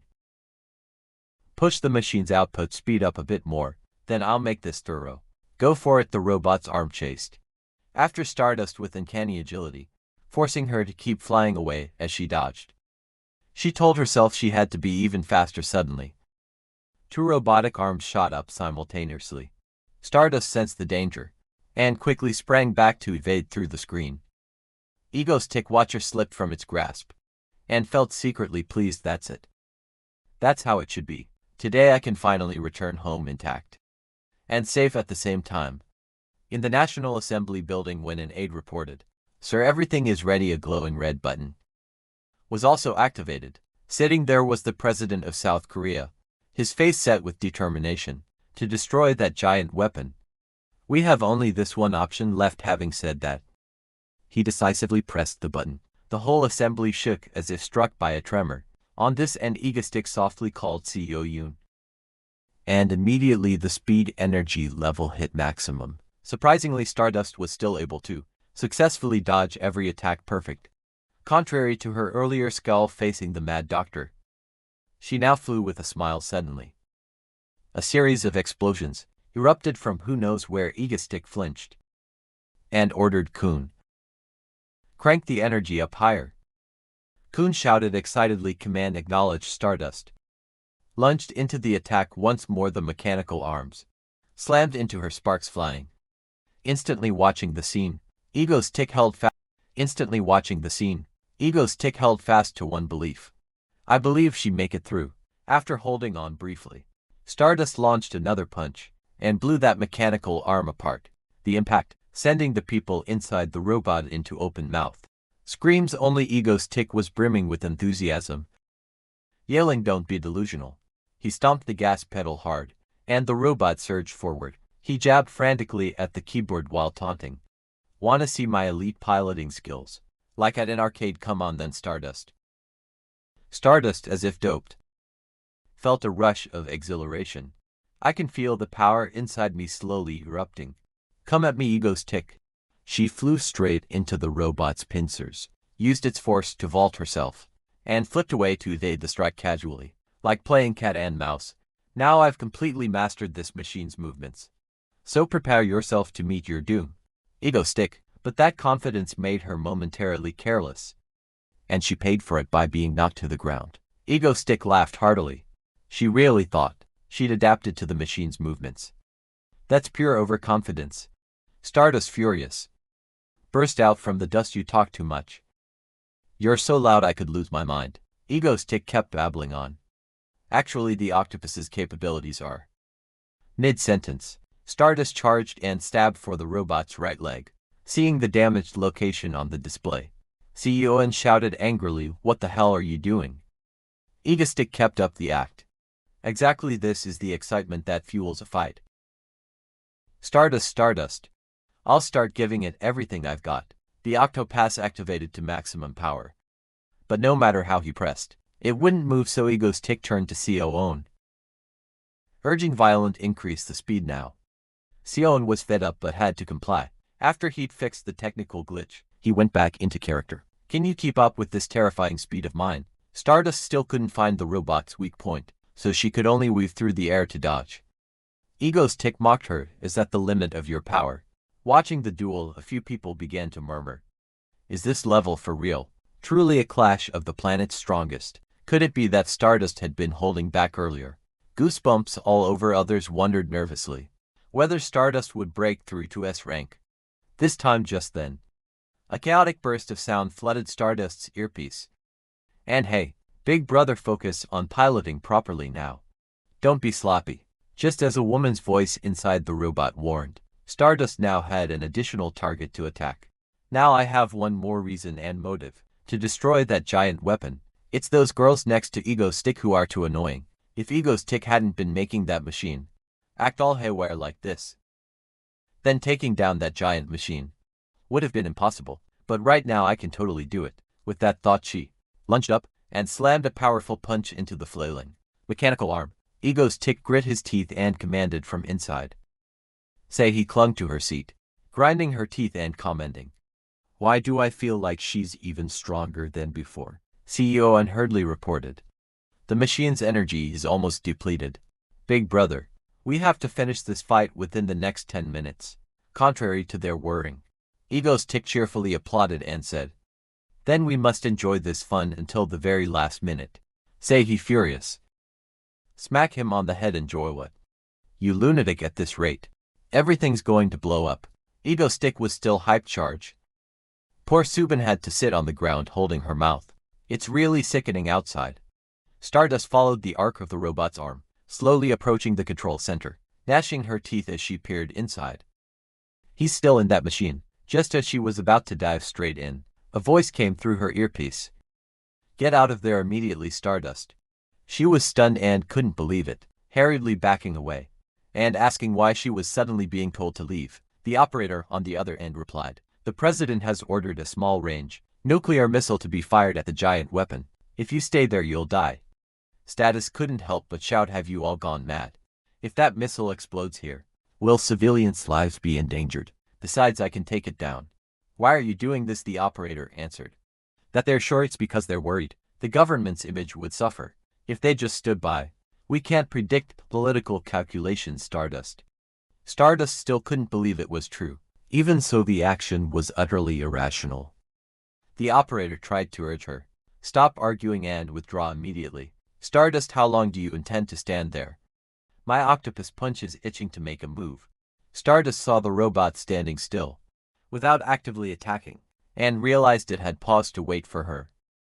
An enemy who actually cares about their opponent. It seemed utterly unaware of the incoming missile. If that's the case, she said, one final sincere apology.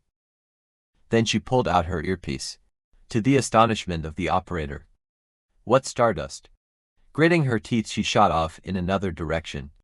Headquarters went into an uproar at the sight. She threw away the radio. What do we do now? Part June home much popcorn, and reassured everyone it would be fine. In any situation, we'll find a way to resolve it. So be patient and watch inside the robot. Egostick was equally stunned. Hey, Stardust, where are you going? Are you planning to run away now? But Stardust had found her own purpose, and streaked through the sky. Egostick, there are countless reasons this country wants him. Eliminate a top-tier criminal, responsible for terror attacks, and hijacking broadcast signals.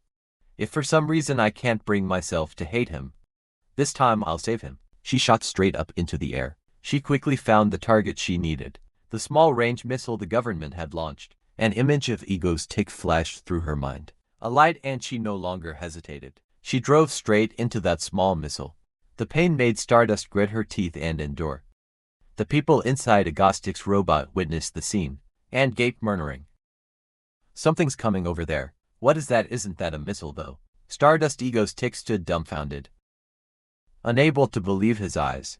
Stardust, why? Up in the sky, the battle seemed to be reaching its climax. Stardust shouted for support. Just as the missile's tail energy weakened, she quickly grabbed the missile's nose and changed its direction, then pulled it and flew it elsewhere. Inside the robot, Ego's-Teak frantically shouted, "Kun, have you traced what that is yet?" Kun, sweating, yelled back, "I'm looking. Stop rushing me." A moment later, the screen switched to footage of the National Assembly. She reported back, "Found it. It was launched from the presidential office. The disarm code is out of time. 10 seconds until detonation." Ego's-Teak gaped to the news. "What? 9 seconds left." The old president smiled cheerfully. 8 seconds, 7 seconds. Stardust had already carried the missile to another place. 654.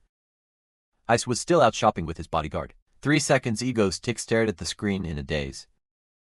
2 seconds. Stardust had successfully redirected the missile upward. 1 second. She summoned all her strength and hurled it straight into the sky.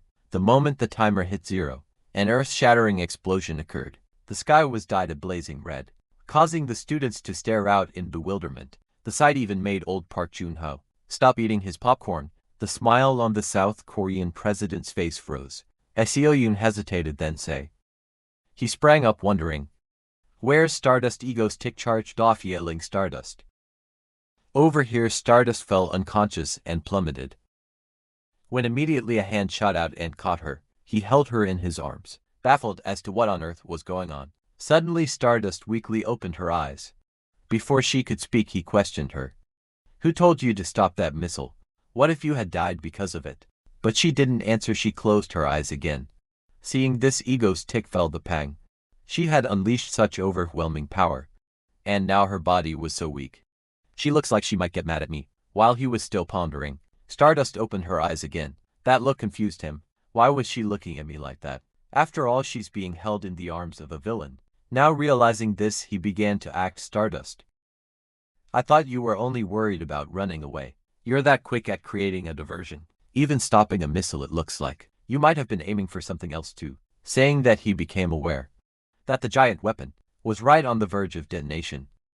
If the missile fell on it, there would be no saving it. If she hadn't noticed in time and rushed to block that missile at the last minute, both he and she would have been wiped out together.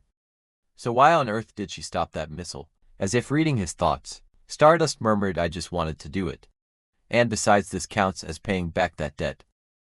Saying that, she forced a smile once more and fainted in his arms. Ego's-Teak stared at her in daze, puzzled. What does that smile mean? Could it be that she finally realized, "Stardust, that I am not the villain"? He gently laid her down and checked her over, feeling relieved only after a full once over.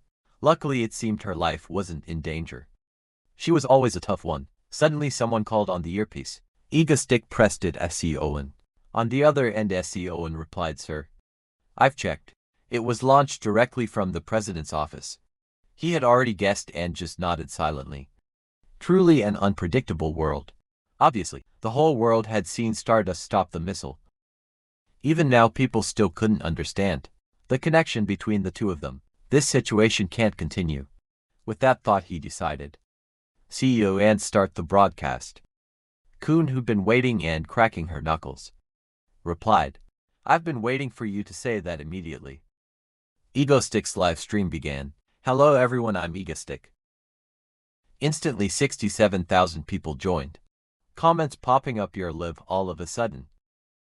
"Why start streaming now? I was getting pumped watching the battle. And you cut the feed, where'd it go?" When Stardust flew up, he casually addressed the camera. "Stardust, where did she go? You're all curious, right?" The feed immediately showed Stardust lying unconscious.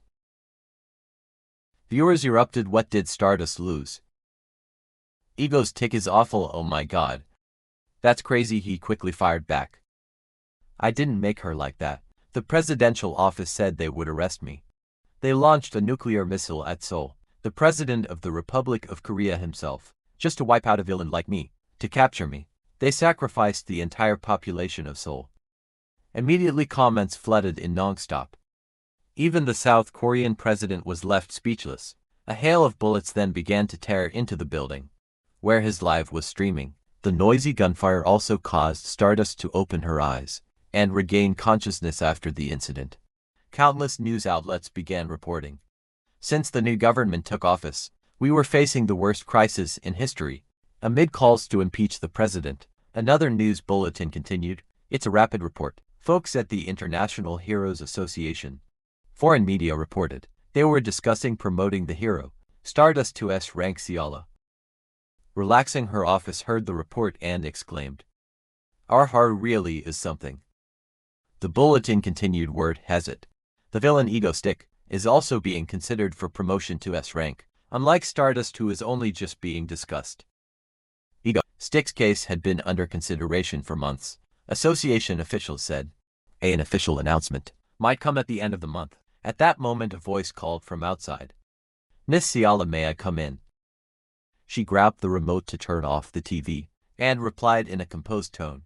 She calmly and gently stroked her pet. She is the heir to the rank ice hero conglomerate. Shooting Star Corporation. The secretary stepped in to report. I've bribed the presidential candidates. For the next term they've pledged to follow Shooting Star Corporation's orders. She nodded with satisfaction. Good. What about the other matters? The secretary replied. The chairman has announced he will delegate everything to Miss Ciala. Ciala spread a calculating smile finally. Then she returned to her normal composure. Now she could go out. The secretary bowed and turned to leave. The room suddenly fell into an odd, eerie silence. Then Ciala gave a delighted smile. Thanks, Ego Stick, for giving me the chance to swallow a Korea. I'll make good use of it. Cut to Dane's mansion. He burst in flustered guise. Something big happened. His words grabbed everyone's attention. He continued in a worried tone. It seems Stardust is starting to suspect you. Seoyun asked. Suspect what? He answered. She thinks you're not actually a villain. Say he flashed a skeptical look, and blurted, "Are you stupid?" Seoyun continued. No way, right? You still think you look like a villain. Say, he muttered while eating. What a nutcase, bombarded by the girl's attacks. He exclaimed, startled. What, me?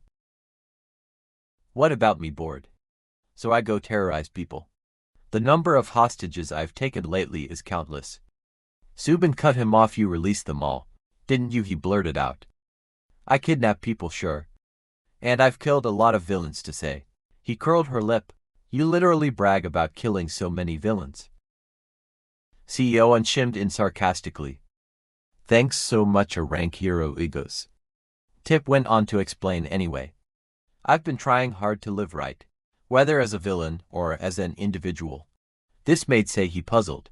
If you're living hard, what's it got to do with anything? You really are messed up. So all this time, you've been trying to look like a villain, he shouted. Of course. Hearing that only stirred Say. His temper. She snapped.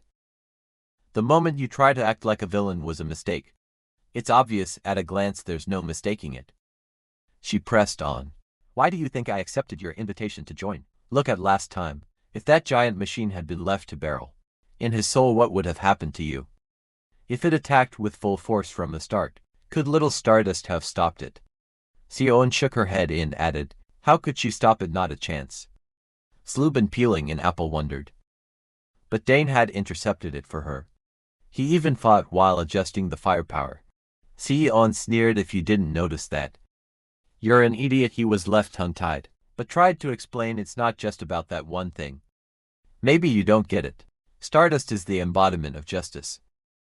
To suspect a brutal, inhumane, S-rank terrorist like me from that single incident is impossible. Say. He narrowed her eyes. So what?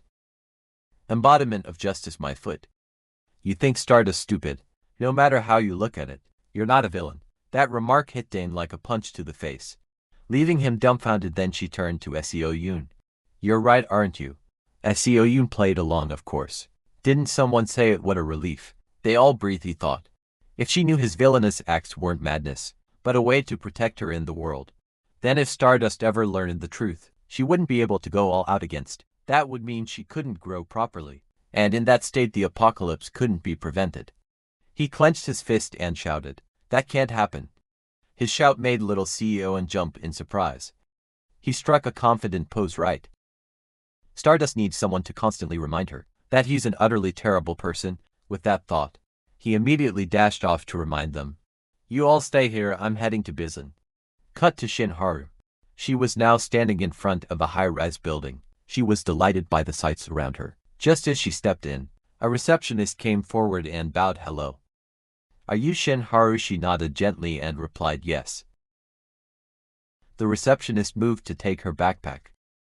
"I'll bring your luggage up to your room." She cheerfully answered thank you. She felt a flutter of nervous excitement and thought, maybe this would be even better. A soft voice whispered in her ear, calling her name Haru. Recognizing the familiar voice, she turned around happily and exclaimed Ciala. The two of them stepped forward and embraced warmly. Ciala teased, Look. You're even prettier now, huh?" She blushed and replied, "You too, really." Ciala suggested, "Today we have to have a really fun time." She took Shin Haru's hand and raised it in a toast. "Congratulations on the birth of Korea's first S-rank heroine." Then the two moved to Ciala's villa. Looking out from the balcony, Haru gave a small, excited squeal. The view before her was breathtaking. Ciala came up behind her and smiled. "Isn't it amazing?" Haru nodded in agreement.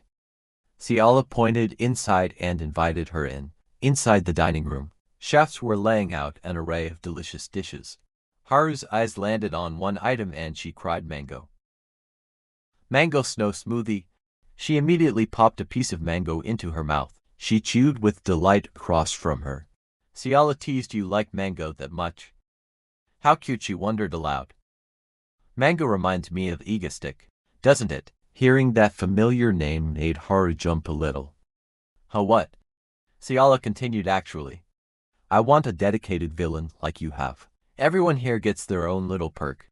How will you reach S rank that way? So maybe I should move to Seoul for this occasion. I also want to try facing Ego Stick once, just to see." She immediately protested. "No way," she hurriedly explained. "You know he's obsessed with me. If he calls me out, and suddenly someone else shows up to fight him, who knows what impulsive move he'll make. Remember the Seoul Bridge terror incident? He sometimes causes uncontrollable chaos." Ciala thought for a moment. True. He wouldn't have any reason to call me out otherwise. Haru added, "Another good point. And more importantly, if you go, we will protect Biz." And suddenly, Ciala's watch vibrated with a red alert. Startled, she thought, "Someone touched my desk in the office." She stood up and turned to leave Haru. "I have an urgent call. I need to stop by the company. You go ahead and have fun." Haru replied, "Okay. Go ahead." Ciala was now worried. What was happening? She was immediately at the company, inspecting the situation and puzzled. Is it just a system glitch? Then her little cat mewed softly. Startling her, a familiar voice cut in. It's not a glitch, seeing who had appeared before her. Ciala gasped, "Who are you?" The other person continued, "I activated the security program. It's to meet you. Hello, Miss Ciala." "I'm Ego." Ciala stared hard at the uninvited guest. She asked coldly, "What did you come here to do? To turn yourself in and become a hero or something?" In response to her serious tone, came a derisive burst of laughter. Ego Stick couldn't help laughing at the idea. He laughed, as if he'd just heard the world's funniest joke. "Turn myself in, huh? Haha, that will never happen." Ego Stick's gaze suddenly shifted, becoming deep and calculating. He stepped closer, each word aimed to pierce the other's facade. He revealed that he was here because he cared about the real Ciala, who held power behind the UZ Corporation, the one posing as a hero, while secretly nursing ambitions to swallow the whole country exposed. Ciala showed no embarrassment. Instead, she smiled provocatively. She sneered that she had thought the dear egotic, busy protecting Korea from the shadows and taking care of the Stardust Girl, had grown tired of playing the villain, and now wanted to sit in jail and relax. Laughter still echoed through the large room. In this luxurious yet tense space, two genius minds played a game of wits, where every word was a decisive move, while the atmosphere between the two leaders was stretched like a violin string. The white cat acted utterly nonchalant. It let out a long yawn. Ego's teeth quietly sized up Ciala. She truly was the brain behind the original scheme, a rival not to be underestimated. Still, in his eyes, she was for now just a promising rookie with a hint of menace, and maybe a questionable sense of fashion. Meanwhile, Ciala couldn't stop wondering about this mysterious person. What on earth was Ego Stick plotting? World domination, a complicated spreadsheet. or simply bad cough, not making her wait long. Ego Stick got straight to the point. He leaned forward, his voice low but authoritative. Ciala, I'm here to make you an offer. Ciala paused, narrowing her eyes in suspicion. An offer? Ego Stick sat cross-legged with confidence, his hand extended as if inviting an unspoken agreement. He spoke succinctly but earth-shatteringly. Join my side, a direct invitation to cooperate. From the most wanted villain to a celebrated heroine, he emphasized that this would be a fair partnership. He didn't ask her to chase final bosses or perform mundane heroic acts. Instead, he proposed a shortcut to absolute power. Meanwhile, elsewhere, Haru was still enjoying her meal. Suddenly, a flicker of electricity passed through her, making her sense that something was wrong. She froze, her deep blue eyes filled with bewilderment. Haru stared at the spoon in her hand. A hero's intuition told her a major event was about to change the current situation. What was that feeling just now? She wondered as a bad premonition rose within her. Back in the office, silence settled between Ciala and Egotic. They looked each other dead in the eye. A merciless stare down. Ciala began to feel pressure from the others. Overbearing confidence, an uneasy premonition closed in on her. On the large billboard outside the building, an image of Ciala, smiling beside the people of Bizan, appeared like mockery, a righteous hero. That question rang in her mind, starkly opposed to the dark reality in this room. Ciala crossed her arms, regaining her usual composure. She listened in silence, wanted to see what other crazy things this villain might say. In the bright sunlight streaming through the window, her face remained cold as ice. Ego's Tick curled a smile, his eyes seeming to perceive every secret. I know it's all just a mask, he continued. Your true goal is to take over the entire country, isn't it? The direct accusation made the air feel frozen. Rather than deny it, Ciala gave a meaningful smile after hearing. I'll help you make that happen. A pact between devil and ambition began to form. In that silent moment, however, Ciala was not easily subdued. She slammed her hand on the table, sprang to her feet and shouted, "What a bunch of baseless trash!" She tried to regain the initiative. Against Ego Stick's relentless psychological attack, energy began to radiate from Ciala's body, a cold mist enveloping her as she threatened. I can't find a single reason not to punish you. Right now tension peaked. A battle could erupt at any moment.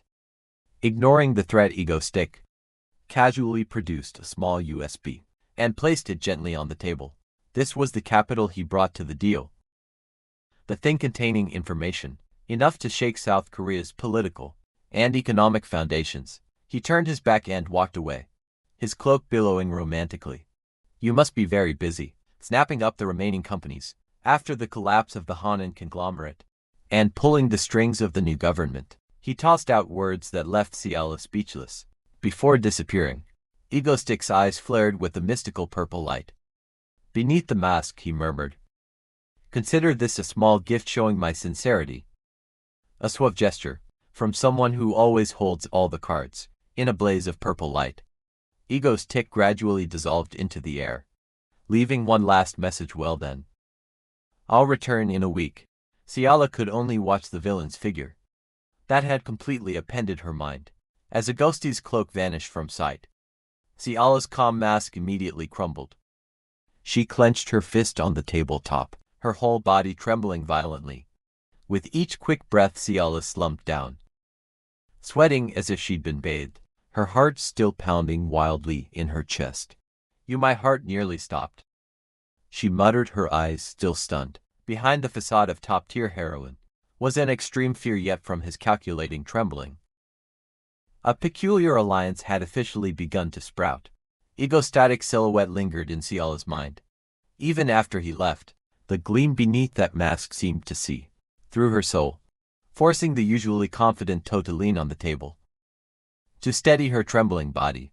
An invisible pressure from this mysterious villain still hung over the room. Jolali's gaze fixed on the small object lying alone on the luxurious wooden table.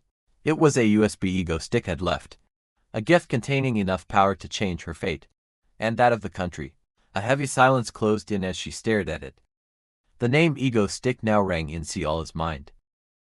Like an enchanting and dangerous melody, she began to realize she was not facing an ordinary criminal, but a powerful entity far beyond what she'd imagined. Curiosity mixed with fear began to take root. Ego Stick didn't just possess massive information and capital, he also wielded a frightening soft power. The loyal and numerous Mango Dan fan community. On social media, images of fans dressed as him, eating mango ice cream together, showed the wide cultural influence of this national villain. He was a villain with terrifying influence over both politics and culture. In Korea, images of Ego Stick as a dark king, manipulating skyscrapers and floating financial figures, reflected the nature of a world-class manipulator, someone even the government fear. Ciala privately admitted no. In reality, he's more of an anti-hero than a villain. She gave a bitter smile as she realized she was being spun like a top in a Gnostic's palm. A man who could see her ambitions and offer cooperation. Wasn't that what she'd always wanted? Looking at the USB one last time, Ciala wondered if she had the courage to refuse such a crazily tempting offer. But deep down she knew the answer had long been decided. An opportunity to realize her long-held ambition lay right before her, and she wouldn't let it slip away. A dry click rang out as the USB was inserted into the computer. It was the start of a major turning point, an action that would trigger a chain of events to rock all of Korea in the near future. Ciala's finger trembled slightly. With extreme excitement, a folder appeared on the screen with a shocking title. Information necessary for Ciala to take over Korea. Ciala froze, her heart hammering as she saw what unfolded before her. What the hell is in here, she whispered to herself, her amber eyes widened in astonishment. As she scrolled through the classified data, line after line, file after file appeared like a map, leading straight to the crown of power she had long desired. Initial shock gradually gave way to intense longing. A series of files opened, containing the darkest secrets of rivals, legal loopholes, and the vast financial resources from the collapse of the Hanan Group. Ego's ticket prepared everything for her. A banquet of power she could enjoy with a single nod. An ambitious smile lit Ciala's face. With this in just a year. No, before this year ends. She laughed aloud. A laugh of someone who had just seized destiny. In her hands, the pride of a queen began to rise fiercely. Ciala straightened a halo of power surrounding her. I could put all of Korea beneath my feet. The thought made her giddy with delight. Ego Stick's offer was not just cooperation. It was the perfect springboard to the ultimate summit. A week later, at the bustling business station, under the blazing sun, a young man with glossy black hair appeared. It was Dane, sighing in annoyance at having to come back.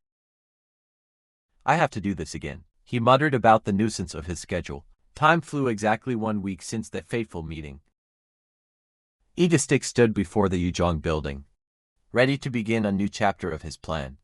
Though he complained it was bothersome, his eyes betrayed a clear enjoyment of what was about to unfold. In the familiar office, Ego Stick returned in his signature villain attire, lounging on the sofa and stroking the fluffy white cat. Are you pleased with my gift? He asked confidently, as if he already knew the answer. Ciala smiled suggestively in reply. Well, I won't ask where you got them. The shift in her demeanor showed she'd fully accepted the game. A collaboration based on mutual benefit had been established. Ego Stick narrowed his eyes and went straight to the key point. And what about my offer? He awaited an official answer. A confirmation of the alliance between the two leaders of Korea's opposite poles. Ciala did not hesitate. Her gaze flamed with newfound conviction. I see no reason why we shouldn't work together.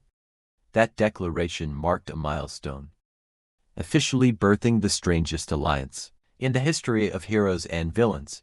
Good, Ego Stick replied tersely. Ciala gave him a sharp look, noting he'd skipped all customary formalities. Skipping the formalities already? She asked, amused by her new partner's direct, efficient style. Now they sat facing each other like true allies. Ego Stick shrugged nonchalantly. We're allies now, you should act like it too. A more open atmosphere filled the office. Though mutual weariness still lingered, Ciala produced the prep contract. Ego's take flipped through the pages, mumbling about the usual clauses alright, like let's work well together, and so on. He paid little attention to the flowery wording, but then a line leapt out and stunned Ego thick. Must meet at least once a week. He couldn't believe his eyes. What? Once a week? You wanna see me every week? Surprise showed on the usually composed villain's face. Ciala looked at him matter-of-factly, asserting that allies must meet regularly to coordinate. It seemed that, after tasting Ego Stick's gift of information, she was slipping deeper, and wanted more of his powerful guidance. Ego Stick grimaced at the prospect of weekly travel, and sarcastically asked if she had nothing better to do, to demand so many meetings. Ciala wouldn't budge, and even offered to travel to Seoul, if he disliked the distance. Thus began a comical bargaining over meeting frequency. Between the two bosses, the haggling over meeting frequency turned hilarious. Ego Stick wanted once a month for peace of mind, while Ciala insisted on every 10 days. After rounds of 20 days then 10 days, they finally settled on a midpoint. Then let's set it for every 2 weeks, Ciala said, smiling contentedly at this small victory. Ego Stick could only sigh in exasperation.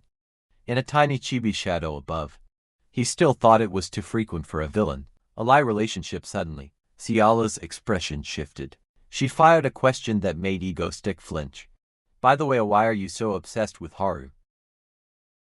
The direct question left the cat stroking, villain stammering, and me. She continued to expose the truth, with an unmistakably real gaze. She realized Ego Stick was deliberately helping Shin Haru grow, like leveling up a character in a game. All his villainous actions seemed like excuses to make Haru stronger. Ego Stick thought to himself that this girl really was quick as lightning. Nothing could be hidden. Then Ciala dropped a blunt line that silenced him. To be honest, I'm very jealous. An unexpected confession from a famed heroine. She stepped closer, leaned in toward Ego Stick, and explained that every time he caused a stir, Shin Haru's fame shot up for that reason. Ciala wanted to ask him a favor, a request Ego Stick would never have expected, even in his dreams, with cheeks slightly flushed and a pleading look in her eyes. Ciala blurted out the shocking request. Could you terrorize me instead? A heroine begging a villain to terrorize her. What on earth was happening? Ego Stick froze for a few seconds, his eyes widening as he couldn't believe his ears. What?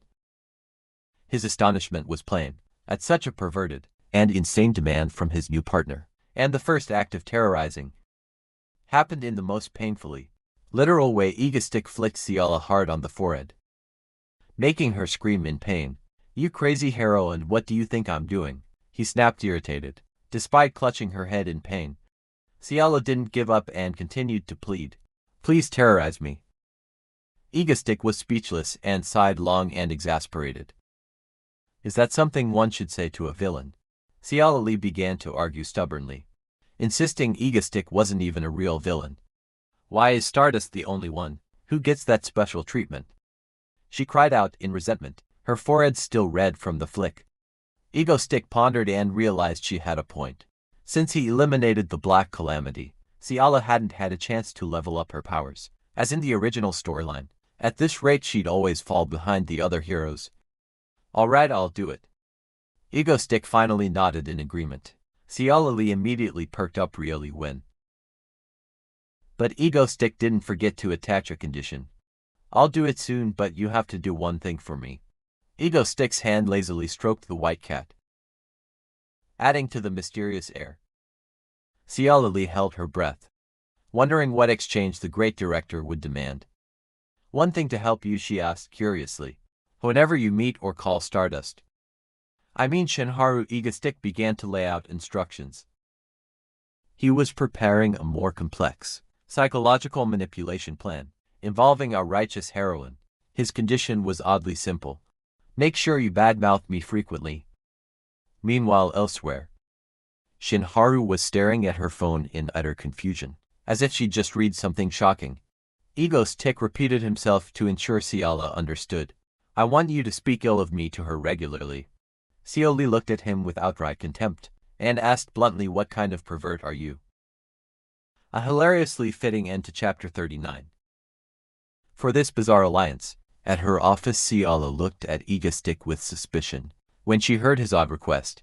"So you want me to smear you first?" She couldn't fathom what this man was scheming. Egostick casually stroked the white cat in his arms, and nodded nonchalantly. He wanted her to make him appear as a narcissist, a lunatic, or basically a real piece of trash in the heroine's eyes. Seoli wasn't sure this tactic would work, but Egostick only gave a slight smile. "Trust me, it'll be fine," he said confidently, as if everything was already in his palm. He claimed he understood Shinhiro better than anyone. Understood the righteous ideal she pursued, a pure villain, was what she needed to shine even brighter. Seeing his determination, Seoli sighed and agreed. For the sake of this risky partnership, she decided to give it a try. "Perfect!" Egostick exclaimed with excitement. The white cat promptly jumped off his lap. Seoli froze for a moment when she saw his hand suddenly reach out in front of her. He slightly adjusted his luxurious tuxedo hat, a smile hidden behind the mysterious, alluring white mask. "I'm counting on you." Although still somewhat unsettled and doubtful inside, Seoli reached out to shake the hand of this national villain. A strange connection began to bud between two people, full of ambition and calculation. Soon after, Egostick vanished as quickly as he had appeared, leaving Seoli standing dazed. With the warmth of his hand still lingering, she suddenly raked her hair in frustration. Perhaps even Seoli couldn't understand why she was so easily persuaded by that madman. So annoying, but then a knowing, dangerous smile appeared on her lips. Egostick was indeed a fish hard to catch, and that only excited her more. "I think I like him already." Seoli's eyes flared with crazed possessiveness. She vowed to make this villain hers at all costs, not letting anyone touch him. Cut to that evening at Shinharu's apartment. The doorbell rang repeatedly, shattering the night's silence. Shinharu startled and opened the door, her face showing obvious confusion at an uninvited guest arriving at this hour. It turned out to be Seoli. She appeared radiant and energetic, calling Haru's name warmly, as if the secret meeting with the villain that morning had never happened without waiting for an invitation. Seoli marched in, with her entourage and a pile of bulky luggage. Was she planning to move in for good? Removing her shoes, Seoli casually announced she missed her friend so much she decided to crash for a while. Shinharu could only stand, dumbfounded at this casual boldness. Haru asked about the business job, but Seoli waved it off, saying to let her subordinates handle those slippery fish, for her being next to her best friend right now was what mattered most. After the bodyguard told Haru to take good care of the young lady, and left, Seoli sighed in relief. As if a burden had been lifted, she began to reveal her true nature immediately. Seoli leapt onto Shinharu's bed with excitement. Ignoring the owner's astonishment, she even buried her face in the blanket, inhaling Haru's scent in a strange way. This pervy act genuinely drove Haru toward madness. Seoli sprang up like lightning, grinning broadly and coaxing. "Shall we have a few drinks? I brought good stuff." It seemed her plan to discredit Egostick would begin right at this drinking table. Shinharu could only stand, frozen at her friend's over-enthusiasm. The embarrassment from the earlier sniffing lingered, making her vaguely realize a long night of trouble awaited. Shinharu sniffed her pillows with a bewildered look. She wondered, do I smell weird or something, that Seoli keeps sniffing like that? Meanwhile, Seoli excitedly carried into bottles of wine from home, beaming Haru, "Hurry up. Let's drink together." Seeing her friend's excessive enthusiasm, Shinharu reluctantly nodded in agreement. Though she still felt a bit hesitant, cans and bottles started to be opened on the table, signaling the official start of a cozy drinking session. Between the two girls, Seoli cleared her throat to take on the task Egostick had asked of her that morning. She was surely about to launch into her smear speech.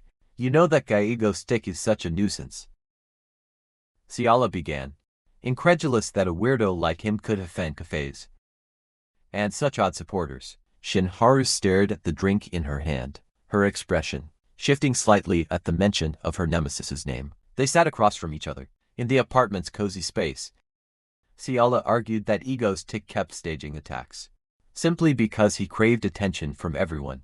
A barrage of harsh labels: narcissistic terrorist, trash criminal poured from Ciala, aimed straight at Haru and leaving her reeling. Ciala slammed her head on the table, grinding her teeth in anger. A scumbag like that should be torn to 100 pieces. Haru broke out in a cold sweat at her friend's sudden ferocity. She thought to herself, oh my. Aren't those words a bit over the top? Ciala insisted. Egoistic was just someone with an oversized ego, who only cared about himself. But Haru protested, no. That's not right. Egoistic once risked his life to save me. Ciala added that Egoistic's obsession with Haru was truly disgusting. Haru looked down at her drink, embarrassed to admit she'd never considered it in such a negative light, although already drunk and starting to slur. Ciala still tried to remind her friend anyway. He's a very, very bad guy. Got that at Hero. After saying that, Ciala collapsed onto the table and fell fast asleep from the alcohol, ending her earnest attempt at smearing. With no other choice, Haru lifted her friend in a princess carry to take her to bed, the strength of a superhero indeed. After placing Ciala on the bed, Haru stood quietly wondering why her friend had suddenly spoken so viciously about Egoistic today. As she tucked her in, Shinhara clearly felt that Ciala's earlier words had been insincere, as if she were acting out a role. Once Ciala was settled, Haru quietly took out her phone. The screen displayed Egoistic's official fan cafe, with the amusing name Mango Squad. Staring at the site, Haru pondered when this villain's next attack might come. It seemed she was beginning to be obsessed in return. The next morning, bright sunlight bathed the modern, luxurious villa, the peaceful home of Dayan and his sisters. Inside, Dayan was happily enjoying her morning glass of milk. To fuel the day ahead, the breakfast atmosphere was very cozy. Hayo and the younger brother quickly stood up to say goodbye and get to school on time. Dayan smiled warmly as he saw Hayo off to school. He treasured these peaceful family moments before embarking on his next grand terror plans. Across from him, his little sister Seo Yoon. Her purple hair messy was still sunk in deep drowsiness. Dayan watched CEO and yawn repeatedly at the table, and teased that her jaw might fall off from yawning so much. You wonder what she'd been up to last night, to be this sleepy. Seo Yoon, chewing her food, mischievously replied with a mysterious smile, no. That's a secret. Dayan could only look at his -1 sister at her stubborn, adorable behavior. Once everyone was settled, Dayan asked them to gather for an important announcement. He even kindly told Seo to keep eating while he spoke. The next attack will take place next week in Bizon. A short statement, but enough to turn the peaceful breakfast atmosphere suddenly serious. He was stunned at the mention of Bizon. She worried, wondering if that meant the hero and Haru would also be on the scene to stop them. CEO Yoon was no less curious. He wondered what could possibly draw the head of Stardust fan club all the way to Bizon. The real reason behind was that they had a new partner in Bizon, and this person had requested a staged terrorist attack. A calculated move by Daisei. He couldn't help shuddering at this crazy outsourcing, even the terrorism cooperation. Meanwhile, Ciala was still fast asleep, probably dreaming of a future with Egoistic. A week passed quickly on Bizon's beautiful beach. The sky suddenly darkened, signaling a shocking event about to unfold. Beachgoers began to feel uneasy. They looked up to see a huge, dark shape slowly appearing through the misty clouds. A gigantic pirate airship, with a skull and crossbones emblem, loomed over the city, sending the crowd into a terrified, chaotic stampede. Egoistic reappeared in the most spectacular fashion.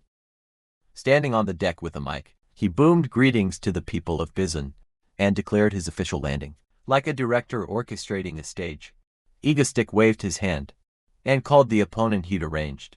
Now then, a pure bicycle. Immediately a loud explosion rocked the ship's side, smoke and flames billowing high.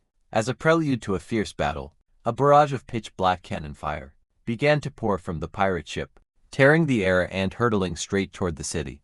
Below, the dark cannon storm fell at breakneck speed, creating terrifying pressure gusts that threatened to destroy everything in their path. At the 11th hour, A gigantic column of ice shot up from the ground, solid as a fortress blocking a Gothic's entire assault.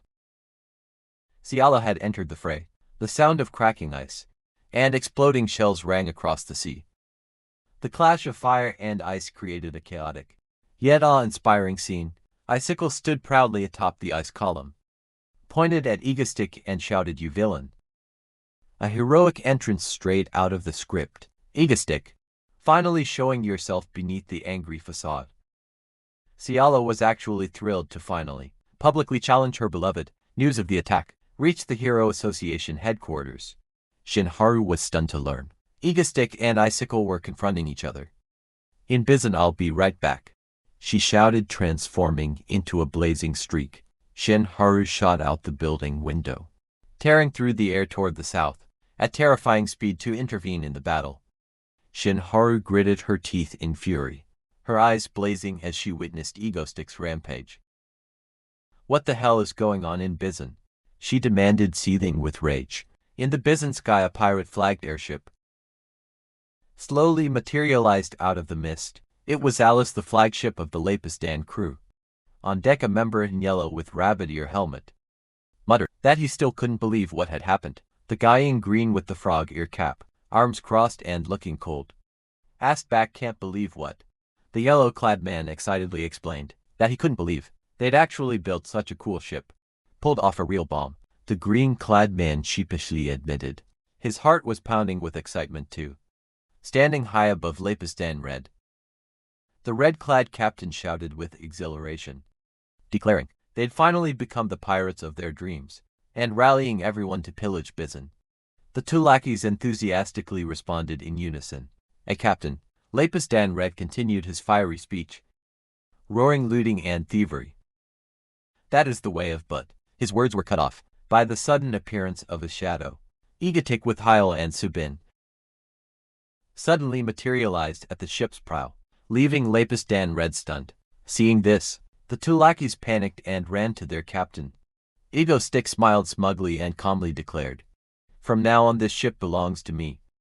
Lapistan Red growled in fury, asking who Egostick thought he was to be so brazen. The three pointed their guns at him. In an instant, all three Lapistan members were knocked out, slumped to the deck smoking and completely silent. Egostick and his two companions walked past nonchalantly and urged them to stay calm.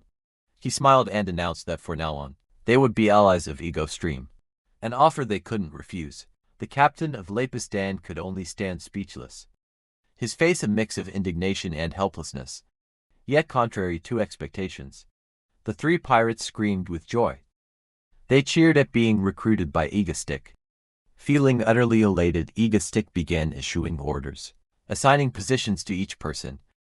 The attack was about to begin. The three Lapistan members ran off to receive their missions, while crying about being treated so harshly. Egotick turned and handed the piloting duty to Subin. Heel stood beside them, stunned, unable to believe Subin could fly an airship. Yahello nervously asked what she should do, but Egostick coldly told her to go to the cabin to rest, and just observe, then picked up his phone. He spoke on the phone confirming everything was ready, and that they'd head to Houndy Beach by airship. Yahello grew even more alarmed. She grabbed his shoulder and yelled, asking who had actually ordered them to do this. Suddenly from below, a woman's voice called him a criminal. A giant pillar of ice shot up from the sea, signaling a new player had entered the scene. It was Yahello and a rank hero nicknamed Icicle. She pointed at Egostick with a defiant smile. The whole world seemed to be watching the impending showdown. Egostick started a live broadcast, announcing his presence in Bizon. The chat exploded instantly. He introduced his new criminal allies of Ego Stream. They were Lapistan. Egostick introduced each member red, yellow and blue, but instead of looking cool, all three appeared dazed and exhausted, prompting viewers to laugh and compare them to the Power Rangers. After a rough beating before battle, in response to Icicle's challenge, Egostick grabbed the mic and flashed a cocky smile. Yahello coldly asked if he considered himself Bizon's pride. She was ready to fight. Egostick challenged her to stop him, then fired spheres of energy down toward the city. Yahello quickly conjured a massive wall of ice to stop The energy spheres struck the ice wall and dissolved into the cold mist. Her power left the audience in awe. On the ground below, the frozen spheres rained down. Viewers in the chat went wild over ICE's display. Ice continued to channel her power, preparing for a counter-strike. She formed huge ice slabs that hovered in the air, aiming straight for Ego's teak ship. Using the slabs as steps, I shot up into the sky, shouting that she wouldn't let Ego's teak escape. Watching that, Ego's teak quietly thought to himself that Ciala's acting was excellent. Everything was going according to his plan. Meanwhile, elsewhere, the heroine Stardust en route received news of the attack. Command ordered her to return, because Ice was already handling it. A man in the control room also flinched in shock at the situation. But Stardust, true to her heroic nature, ignored the orders. She gritted her teeth and declared, "I'm going," without hesitation. She changed course and sped straight toward Bizon at terrifying velocity. Back at the battle, Lapiston's yellow member frantically opened fire at Isaac, but Isaac effortlessly formed an ice shield that stopped the entire barrage. She only needed a flicker hand. A jet of ice shot out, freezing Yellow and his gun solid. The audience gasped again. Standing on the ship observing, Egotic nodded in approval. He hadn't expected her to wield her power so skillfully. Icicle continued to close in on the ship, smoothly dodging the attacks from the remaining two members. Both Lapis Den members panicked and shouted for her to stay away, but it was already too late. Suddenly, energy spheres from the ship rained down, surrounding Ice. At that moment, Egostick flew out loudly, declaring he wouldn't let her touch his subordinates. Easily beginning the main act, I spun and unleashed an intense blast of cold air to nullify Egostick's attack. She caught one of his energy spheres in the palm of her hand, then with a squeeze, she extinguished it with ease. Immediately after, she hurled an enormous ice orb toward the ship. The ice orb struck the ship's stern, unleashing a blast of frost that spread everywhere. Egostick looked surprised by this bold strike. Ice merely curled her lip into a confident smile. The entire rear section of the ship was completely frozen over. A thick layer of ice clung to the vessel, making it seem as if it might sink. Egostick laughed loudly, praising Ice for striking the flagship. Directly, he admitted he had been caught off guard. Ice smugly asked what he planned to do now that the ship was about to sink. Egostick only threw a cryptic question back at her. Then he declared grandly, "We're going to retreat." The ship began to shake. Icicle looked angry, but it was all just for show. Egostick stepped back while taunting her, saying that terrorizing Buxton wasn't so easy.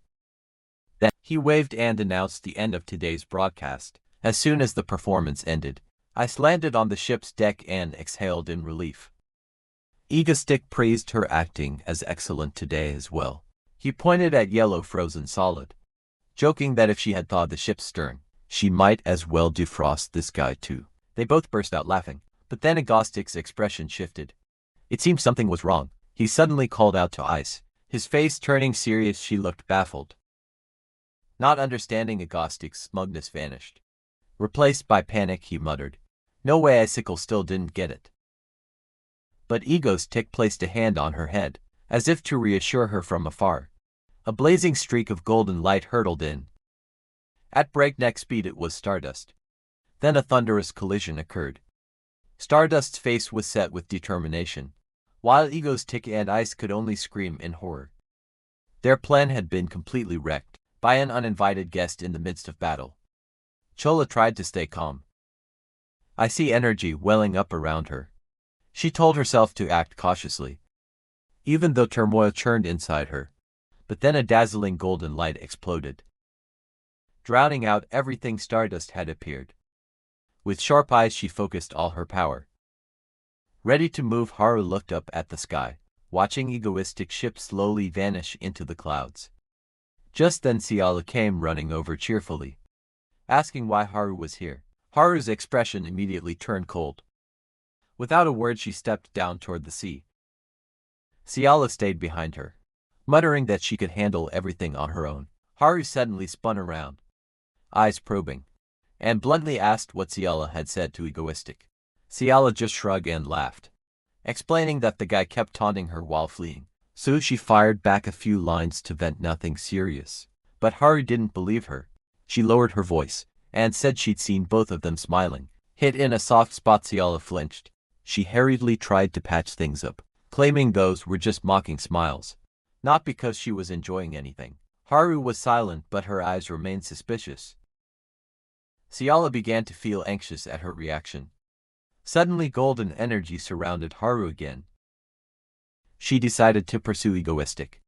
Seeing this, Ciala panicked and hastily grabbed Haru's hand to stop her. She forced a smile and asked if Haru really intended to chase him. Haru glared and ordered Ciala to let go of her hand. Ciala's smile faded into a cold expression. She warned that if Haru didn't stop, something very bad would happen. Ciala lied brazenly, inventing that egoistic had threatened to bomb all of Bizen if anyone chased him. Insisting Haru couldn't go, she played the hero card, reminding Haru to think of the civilians. At those words, Haru bowed her head and fell silent.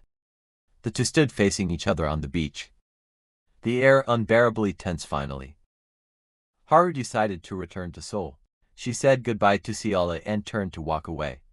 Ciala immediately flipped back to her sunny face, waved and reminded her friend to call when she got home. Once Haru was out of sight, Ciala breathed a sigh of relief.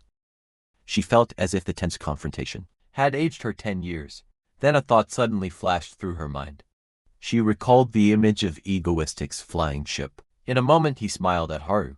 Could it be a mocking smile appeared on Ciala's lips? She decided Haru was just trying to act cute. Meanwhile, Haru was flying away at breakneck speed, leaving Buxton behind for Ciala. The sight of Egoistic standing beside her was what should happen. Her gaze turned icy and she clenched her fists. She possessively declared, "Egoistic is my villain." Little did she know that at that very moment, the currents of the world had begun to shift. At the same time at the base, Egoistic in civilian clothes was flustered while CEO and nonchalantly ate ice cream. The group was watching a news broadcast. The media were buzzing that Egoistic, switching his target from Stardust to Ice, was a sign he changed his mind. Or at least changed his playlist. A TV expert even suggested this might be the criminal's new romantic phase, since he targeted the heroine Icicle instead of an ally like Elektra. Hearing that, Seihi, a member of the group, flew into a rage she couldn't believe. The news would make such ridiculous claims. She fumed that it's because of people like that they get misunderstood as COON. Beside her nodded in agreement. The girl suddenly stood up, invited Seihi to get frozen mango, and the two left, leaving the bewildered guy behind. Suddenly a piece of mango was placed in front of him. It was Subin. She smiled and offered him a serving of FRO. ZNMANGO with an air of mysterious charm. The guy obediently ate the mango, confused and not understanding what was going on. After the odd mango moment, he suddenly told Subin to come with him to a place. She startled and stammered, asking where the scene shifted to a luxurious, crowded venue. He explained it was the X-School auction house, a gathering spot for the super rich from around the world, and appeared there. He added that it was also a tragic place, where a villain could be born. Hearing this, Subin panicked and asked today. He just smiled confidently and confirmed it. His gaze turned to the auction floor, where the next item was about to be brought out. It was the ring of the late Barang hero Sauter, found in his final moments, with a starting bid of $10,000. He knew well that the latent power within this ring could give rise to an S-rank villain, and he wondered what he should do in the situation. An elderly man raised paddle no. 60 and bid $25,000. The auctioneer began the countdown immediately, and raised paddle no. 52 and shouted 100,000. Everyone in the hall, including Subin and the man who'd bid, turned to him in astonishment. Fallon silently mocked the elderly man, who trembled with anger at being usurped, and might have become an S-rank villain himself. Despite his fury, the man still tried to raise his bid to 105,000, but then immediately outbid him with 150,000. The man was stunned and couldn't keep up. The auction ended. Victory went to down. He pushed up his glasses, smugly declared the ring his, and left the fuming man behind. Soon after they returned home. CEO and shouted loudly, demanding to know what he and Subin had done to have 200 million won withdrawn from the account. Say he and CEO Moon were furious. That in nonchalantly asked, "Wanna see?" Then Don excitedly held up the ring he just bought. In front of everyone, Say he was speechless. She couldn't believe he'd spent 200 million on something that looked like an ugly, old woman's wedding ring. But he insisted the ring was far from ordinary. And then channeled power into the ring. The gem began to glow a brilliant pink. A spooky purple energy streamed from the ring. Enveloping his hand, the purple aura spread, leaving Seihi and Seon utterly astonished. Dark energy gathered in the living room, swirling violently in a vortex. From the vortex, a massive silhouette gradually took shape. Wearing armor and with eyes glowing threateningly, a giant armored creature appeared, its body shrouded in purple mist. It spoke, "Who awakened me? Who are you?" The three girls were left speechless at the sight. They could only gape, unable to find words. In the presence of the strange being, he ignored the question and called it Dis Night. Leaving the creature bewildered, it tried to introduce itself. "My name is Saint," but Dun cut it off bluntly, declaring that from today on, it would be called Death Knight. With a mischievous grin, Dun into simply explained that the name sounded cooler. Then he sealed it with, "From today on, you are D6 Darwin's new weapon." The ring housing the powerful spirit began to glow from the ring. A massive shadowy entity emerged, freed. It stretched to enjoy the air and sunlight, while Dun sat back nonchalantly relaxing. Seeing it still dazed, Dun snapped it back, reminding it they had work to do. He named it D6. D6 looked displeased. It raised a finger, about to introduce itself as a saint. But Dun gave it no chance. He touched the ring, sending a jolt of purple energy into D6 that made it scream in pain. Seihi stood on the balcony bewildered at the scene, then just smirked and thirstily said he was taming it.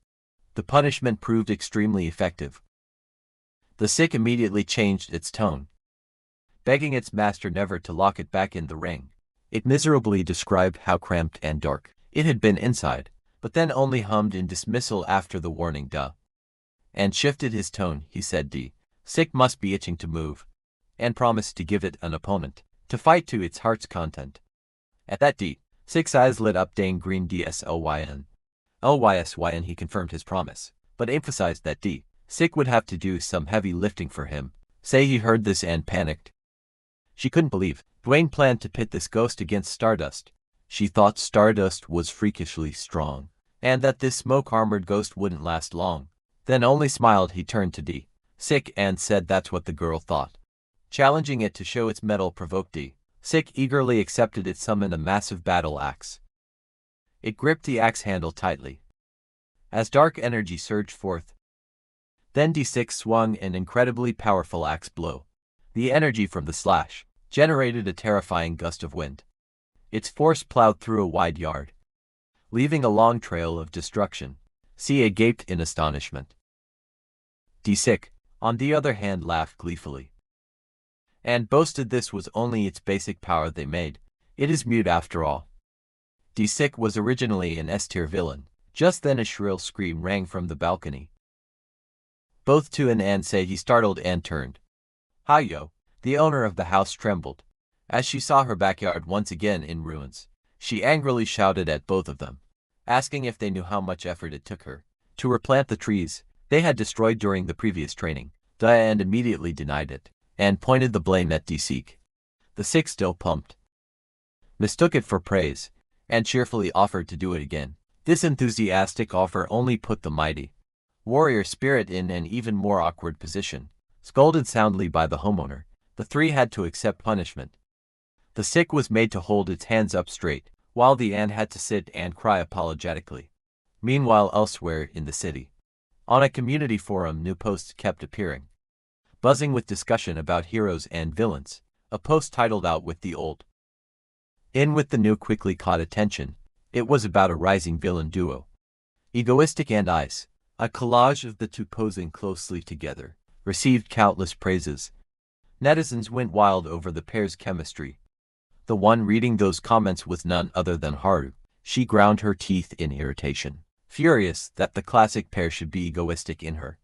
Below, Another comment bluntly mocked her as a Stardust fan, leaving Haru quietly boiling with rage. Meanwhile, at the Hero Association headquarters, Stardust in her hero uniform was walking down the corridor. A staff member cheerfully greeted her. She explained that she was on standby, ready to deploy at any moment. The woman wished her luck, but Stardust was lost in negative thoughts. She worried that if Egoistic decided from now on to carry out terror attacks only in Bizon, then she'd never get a chance to face him. The fear of being abandoned showed on her face. At that moment, the alarm bells blared down the hallway. A terrorist attack had just been reported in downtown Seoul. Hearing that, Stardust's mood shifted instantly. A smug smile crossed her lips. Opportunity had arrived without hesitation. Stardust shot off golden energy enveloping her body. She flew at terrifying speed, heading straight for an apartment complex about to be demolished. Stardust landed amid the devastation, smoke and flames thick in the air. She sensed a familiar dark energy. It had to be him. But the figure before her wasn't Egoistic. It was Death Knight. He introduced himself as Ego Stream's Dark Knight and challenged anyone who dared face him. Down below, a TV viewer recognized Stardust, but wondered whom she was looking for. Meanwhile, Dane sat cross-legged on the sofa, happily eating popcorn. Like he was watching a good movie, he excitedly announced, "She's here." Back on the battlefield, Death Knight realized Stardust was the heroine his master had mentioned. He confidently declared he'd be her opponent, nearly revealing his true identity as a saint. Stardust narrowed her eyes. She didn't care who this guy was. Where's Egoistic? The two hovered in midair, facing each other above the city's wreckage, preparing for the inevitable showdown. Without another word, Death Knight swung his axe and charged. The battle officially began. Stardust growled, eyes sharp. She had only one question. Where's Egoistic? The two energies, one gold, one purple, collided violently, producing a tremendous explosion. Nearby buildings trembled. The ground split open. The battle between the two powerhouses devastated everything in its path. Death Knight laughed loudly, clearly enjoying himself. He hadn't expected Stardust to hold out so well. Below, netizens were buzzing, amazed someone dared face Stardust one-on-one. But no matter how dramatic the fight, people felt something was missing. They all had the same question. Where's Egoistic? Why isn't he live streaming like usual? That question was also gnawing at Stardust. The vague fear she'd felt before rose again. Could he really be operating only in Bizon now? Shaking off the stray thoughts, Stardust focused on the fight. She unleashed a powerful attack. Death Knight wasn't holding back either. He roared with delight and lunged to counter. After a stretch of combat, he conceded Egoistic was right. You're very strong. Hearing his name, Stardust barked in anger, shouting why he was alone here, while Death Knight boasted he'd had no opponent like this for centuries. She couldn't accept that truth. She screamed, asking where Egoistic was. Was he hiding nearby watching? Death Knight laughed. He replied casually, "He's not coming," Master said. "I'm more than enough to handle you." Stardust froze. Those words felt like a knife to her pride. "He's not coming," she muttered, clenching her fist tighter. While Stardust was still in shock, Death Knight began to gather energy for his next attack. He intended to finish the fight, but a voice somewhere in Stardust's head revealed an even harsher truth. He personally brought a warship to Bizon, and he only sent a lucky to deal with me. The brutal truth struck Stardust like a sucker punch. The energy around her began to fluctuate violently. Death Knight startled and asked if she had heard him, but Stardust spat through gritted teeth. "You mean to tell me I'm not even worth his trouble?" And watching the battle on screen, jumped so hard his popcorn fell out of his mouth. He stammered, an awakening effect so sudden here of all places. Anger and humiliation triggered a hidden power within Stardust. Her eyes went milky white and energy exploded wildly. She growled, "Fine. Then I'll show you how far. You still have to go back a bit in time." Dane sat cross-legged on the grass, casually explaining the plan to his new subordinate. Opposite him, D6 listened very politely. He raised a finger emphasizing the core requirement. The plan was to hold back power, prolong the fight, then fake a loss and disappear. It sounded simple, but this performance required finesse. Hearing the request, D6 looked deeply offended. He, a noble knight, was supposed to pretend to lose to a mere human. That was an insult. Seeing D6's attitude, Dane said little and quietly raised his phone. Understanding the implied threat, the Death Knight immediately changed tone and hurriedly agreed that it was hardly a difficult task. The scene returned. The Death Knight stood tall amid the ruins, facing Stardust, who hovered in the air ready for battle. The Death Knight began his act. He spoke in a challenging tone, saying that if she intended to use all her strength, he would hold nothing back either. He braced himself, declaring the real fight was just beginning, and shouted, daring Stardust to charge. A villain performance, perfect, down to every detail. Meanwhile, elsewhere, Dane watched the match on a screen, and suddenly held his breath in astonishment. It seemed things were not going entirely according to script. Reflected in the Death Knight's mask was the image of Stardust, unleashing her full power. A blazing golden energy erupting. Stardust released a gigantic surge of energy. The Death Knight only realized he had let his guard down. Moments before the attack submerged him, a colossal pillar of light struck down, creating a horrifying explosion. Stardust's power had far exceeded expectations. After the smoke cleared, Stardust hovered in the air, looking down at the Death Knight's disintegrating body with a triumphant expression. Though his body was crumbling, the Death Knight still managed to deliver his final, scripted line, insisting this wasn't the end because he was immortal. Before vanishing completely, he left a threatening message, promising he wouldn't be careless next time, and telling her to be ready. Stardust watched the purple smoke dissipate. Muttering to herself, she seemed to have heard something. A whisper about a master and a plan to fake a loss. The battle ended, but Shinharu's face grew stern. Her eyes flashed with suspicion, showing she had noticed something off about the fight. That evening at a modern mansion, Dane returned home after a hard day of work. He immediately went to Stardust official fan club forum and posted the highlight video of the recent fight. The diligent moderator turned out to be none other than her greatest nemesis. Dane leaned back in his chair, savoring the satisfaction of things going his way. He decided to scroll through the fans' comments, but as he read the comments, he paused. Something was wrong. One trolling comment claimed the real reason Stardust awakened wasn't a strong enemy, but because Egostick didn't show up today. Another account even impersonated Stardust. To confirm it immediately, moderator Dane sprang into action. He typed with a furious look, warning those two accounts to stop spouting nonsense, or face permanent bans after venting. He sat and thought, but seriously, why had she suddenly awakened so powerfully? Dane frowned, pondering. He had explicitly told D6 to hold back. Clearly things had gone off the original plan. While he was confused, his phone rang. On the other end, a familiar voice called out his villain name. Oh my lord, Egostick. The caller was Ciala. She sounded pouty, questioning why he sent someone else instead of showing up himself. Dane, on the other end, could only be dumbfounded. The reason was that online fans had started gossiping that Egostick had shifted his focus to Icicle, causing her stock to soar. Dane quietly read it and thought to himself, whatever. Before he could react, Ciala lightly reminded him of their appointment the next day. With that, Dane abruptly hung up, not giving her a chance to say another word. Despite being cut off harshly, Ciala smiled enigmatically. It seemed his reaction amused her. Not bad. That night, the wind sighed outside the window. In the dark room, Haru tossed and turned. Unable to sleep, she clutched her pillow tightly, one name echoing in her mind: Egostick. The next day, at Uzian Corporation's headquarters in Seoul, Egostick was present. He lounged on the sofa in Ciala's office, facing her across the wide desk. Without warning, Egostick tossed a small object towards Ciala. Ciala reacted lightning fast, snatching the USB with ease. Egostick announced it was the final file. His mission ended here, he declared, the rest up to her to handle.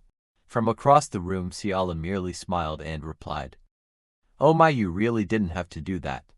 With a confident smile, Ciala answered. Of course. She stood, walked toward him and asked how he had obtained such classified information. Stuff even a top corporation like Yujong couldn't find.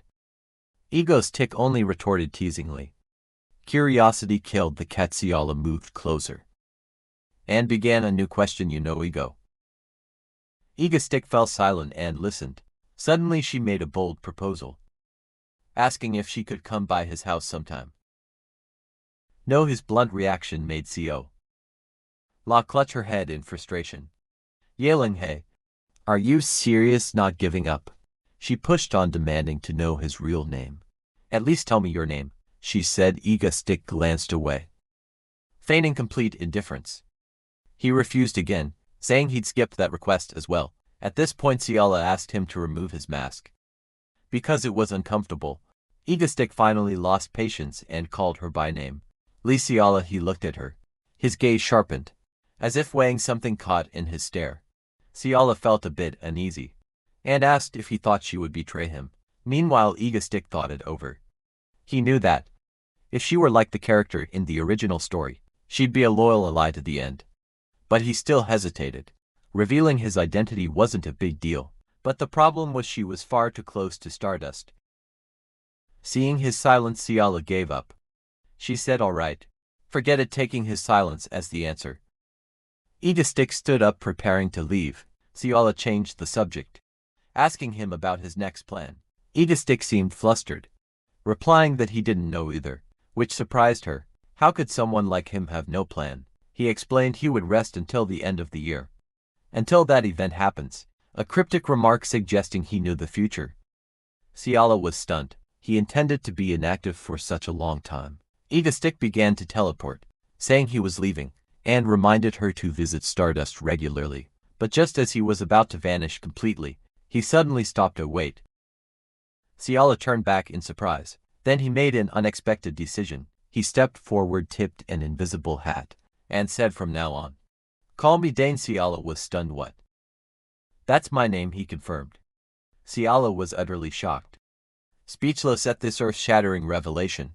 Having said that, Iga Stick actually teleported away, leaving Ciala alone in the office, still processing the information she just received. She stood there for a long moment, then began to walk slowly. Her footsteps echoed through the office. As she returned to her desk, her head spinning, then a sly smile spread across Ciala's face. She had something no one else did. Without hesitation, she picked up her phone. Her fingers swiped quickly across the screen, searching for a familiar number. She was about to make an important move. Meanwhile, elsewhere, Shinharu sat exhausted at her computer. When her phone rang, she answered. On the other end was Ciala's excited voice, inviting her to meet up. "Oh, Haru. Let's meet," Haru asked in surprise where Ciala was. With the giddy tone of someone who'd found treasure, Ciala replied, "I'm in Seoul." Haru was silent, but her expression grew serious. She had a very bad feeling about this. Ciala beamed, and stretched out her arms to welcome Haru home. The two sisters embraced warmly.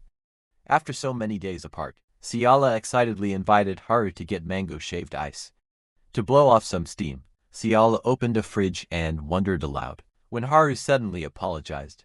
She lowered her head, full of regret over her behavior in Bizen. Haru recalled how cold she had been toward her close sister, back then. Seeing her sister uneasy, Ciala gently took her hand to comfort her. She smiled and said that anyone would have acted the same in that situation. Haru looked up, as if she still hadn't completely shrugged off the weight on her heart. Late at night, Ciala sat quietly by the window, sipping red wine and watching the city. She glanced at Haru, who was sleeping soundly, yet her mind remained troubled. Ciala couldn't forget the strange look on Iga Stick's face that day. She thought quietly that perhaps that villain would lie low for the rest of the year, but her instincts told her Iga Stick was plotting something big for next year. At the same time, in a gloomy cathedral, the moonlight cult was secretly gathering. The grotesque reliefs on the walls testified to a dark faith. The robed congregation knelt low. At the foot of the altar, a footstep rang out, shattering the solemn atmosphere of the ceremony. The aged cult leader declared loudly that this world needed purify. He raised his staff, emitting a mysterious purple glow, calling on the power of the moon. The room surged with the congregation's chants about the world's end. Suddenly, the leader signaled silence, preparing to welcome an important figure. Amid the lines of prostrate followers, a young woman slowly stepped forward. Her appearance made the surrounding devotees tremble with fear. Her long black hair swept by, carrying an invisible heavy pressure.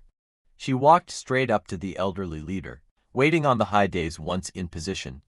She turned to the crowd with hollow eyes. The leader smiled meaningfully, as if his plan was completely ready. He spoke of the day when negative energy would engulf and devour all of humanity.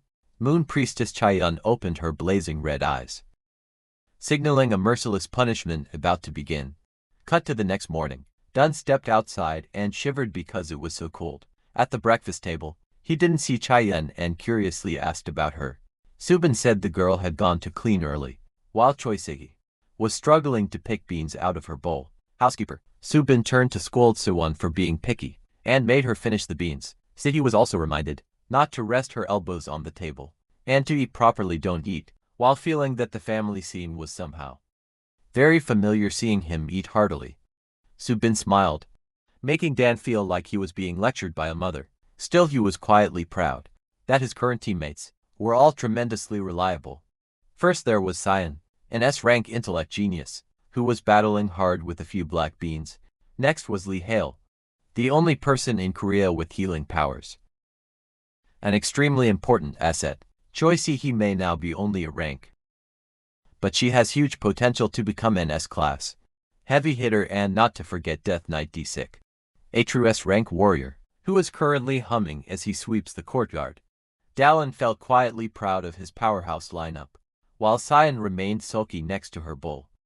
Because of the pile of beans, Hale finished eating, and immediately asked to leave for school, surprising him with her speech. Seeing Hale looking exhausted, Si-hee didn't forget to shout an encouragement before leaving. Si-heon was equally enthusiastic, raising her hand to cheer on their friendly Hale. Si-hee and Si-heon tittied up together, starting a new workday full of energy. Housekeeper Subin stood watching from a distance, quietly wondering what the two kids had been so busy with lately. Seeing the two girls constantly running up and down to the basement, Subin muttered that they should occasionally come up to soak in some sun to stay healthy. Dean gazed thoughtfully out the window, predicting that the first snow would fall just as the Moonlight Group launched their attack. Hearing Dean call her name, Subin turned back with a slightly puzzled look. He smiled mysteriously, promising to give them a moonlit reward in the most spectacular way. Subin looked at Dawn, a big question mark forming in her mind. At his cryptic remark, suddenly, a terrifying scream tore through the quiet night. All three were hovering in the air. Sion shivered violently from the bone-chilling cold, despite Dawn having told her to dress warmly.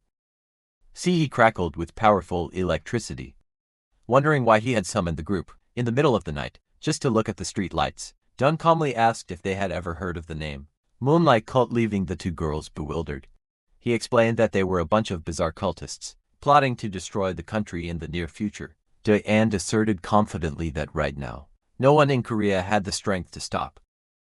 Sean's and C's expressions instantly grew serious as they grasped the severity of the problem, but then he broke into a confident smile, insisting that aside from him, no one could do the job. Dawn asked Cyan to take out the protective goggles. She quickly rummaged through her backpack. The special goggles, designed specifically for this mission, were ready to use. He told everyone to put the goggles on, so they could spot the magic circles the cultist had secretly scattered everywhere. Dwayne put on the goggles, and full of anticipation, as whether the two girls could see the cultist's masterpiece yet. The moment they donned the goggles, both Shiwon and Zif froze speechless at the sight before them. Through the protective lenses, the entire city glowed gorgeously yet ominously, littered with countless gigantic magic circles, covering every nook and cranny. Se-hee stood in the cold night, her whole body trembling, as the temperature dropped to near freezing. Seoyun urged her to broaden her view, so she struggled forward in the darkness to look for something. Suddenly, a blinding blue light appeared, forcing him to adjust his goggles, because it was far larger than expected. Sion squinted through the special device, trying to focus and locate the target in the dark. A targeting reticle popped up, locking onto a faint point of light on the edge of sprawling Seoul. Sion cheered when she found the target, out on the city's outskirts, and Dane, standing beside her, quickly looked in the direction she pointed. Overjoyed, Dane hoisted Sion up and laughed. praising her for a job well done. Caught off guard, Sion gaped and yelled in embarrassment. Her face flushing like a tomato, she squirmed violently, demanding he put her down immediately, while they both hung suspended in midair. Seeing the scene, Seihi standing beside them just sighed, and called him an idiot for the over-the-top move. Sion pouted, turning away to hide her embarrassment. Seihi suddenly froze when she saw bizarre characters glowing brilliantly on the brick wall. It was a gigantic magic circle that the Moonlight Cult had been secretly preparing for months to surround all of Seoul. Dane explained solemnly that touching it would cause memory loss or power weakening, noting that it was the very thing that destroyed Seoul. In the story, he recalled the image of the heroine, Stardust, utterly helpless and desperate before that catastrophe, a plot point readers had mercilessly criticized. Choni asked what he planned to do with the glyphs, and he replied curtly that they had to be erased. Suddenly a burst of blue light flared, and Sion looked around in bewilderment, because Seihi was nowhere to be seen. Seihi and Sion screamed in surprise when a strange woman abruptly appeared. Right behind them, the newcomer was the Ivy Witch. With a bewitching look, she declared she would tweak the magic circle to serve his interests. The witch smiled enigmatically through a curl of smoke, introducing herself gently, yet with unmistakable authority. The two girls stared at the newcomer, sensing a strange pull from the witch. They had never met before. The Ivy Witch casually raised her hand and began to interfere with the magical structure on the wall. As soon as she placed her hand down, the lines of script glowed blue and swirled around her hand. Like an energy storm, a powerful light burst forth, enveloping the witch and the matrix-covered wall. Through the hazy green smoke, the witch looked the young man straight in the eyes. With a mysterious expression, she suddenly touched his chest lightly with a finger, leaving Seihi behind them, open-mouthed in astonishment. A deep blue energy slowly seeped into Dane's body, in time with the witch's touch. As the lights softened, Dane asked if it was finished, while eyeing the still glowing magic circle. The Ivy Witch confirmed that he would now be free to operate within the circle's bounds, without suffering adverse effects. Dane smiled smugly, knowing the benefit gained was more than mere freedom. The witch regarded him with knowing eyes, as if she already understood every scheme in his head. She glanced at Sion and Seihi frozen beside him, asking if they were his teammates. Dane clapped his hands excitedly, declared the mission accomplished, and urged the group to go home, to wash up and get some sleep. To recover, the two girls complained about him overworking them until they were filthy. Then, together demanded to go eat something really delicious. The witch just quietly watched the lively domestic scene. Suddenly, she leaned in and gave Dane a light kiss on the ear, whispering that he should feel free to think about what he wanted to eat tomorrow. Dane was completely stunned, clutching the ear that had been kissed, his mind in turmoil over the witch's bold action. The Ivy Witch smiled brightly, telling him she would always support him, before disappearing far below in the moonlight. The two friends, astonished, screams echoed down the street. They couldn't believe what they just witnessed. At home, the image showed a burly man grinding his teeth as he crushed a boulder in his palm. He flexed, rippling muscles over a body scarred with wounds, proving a terrifying physical strength.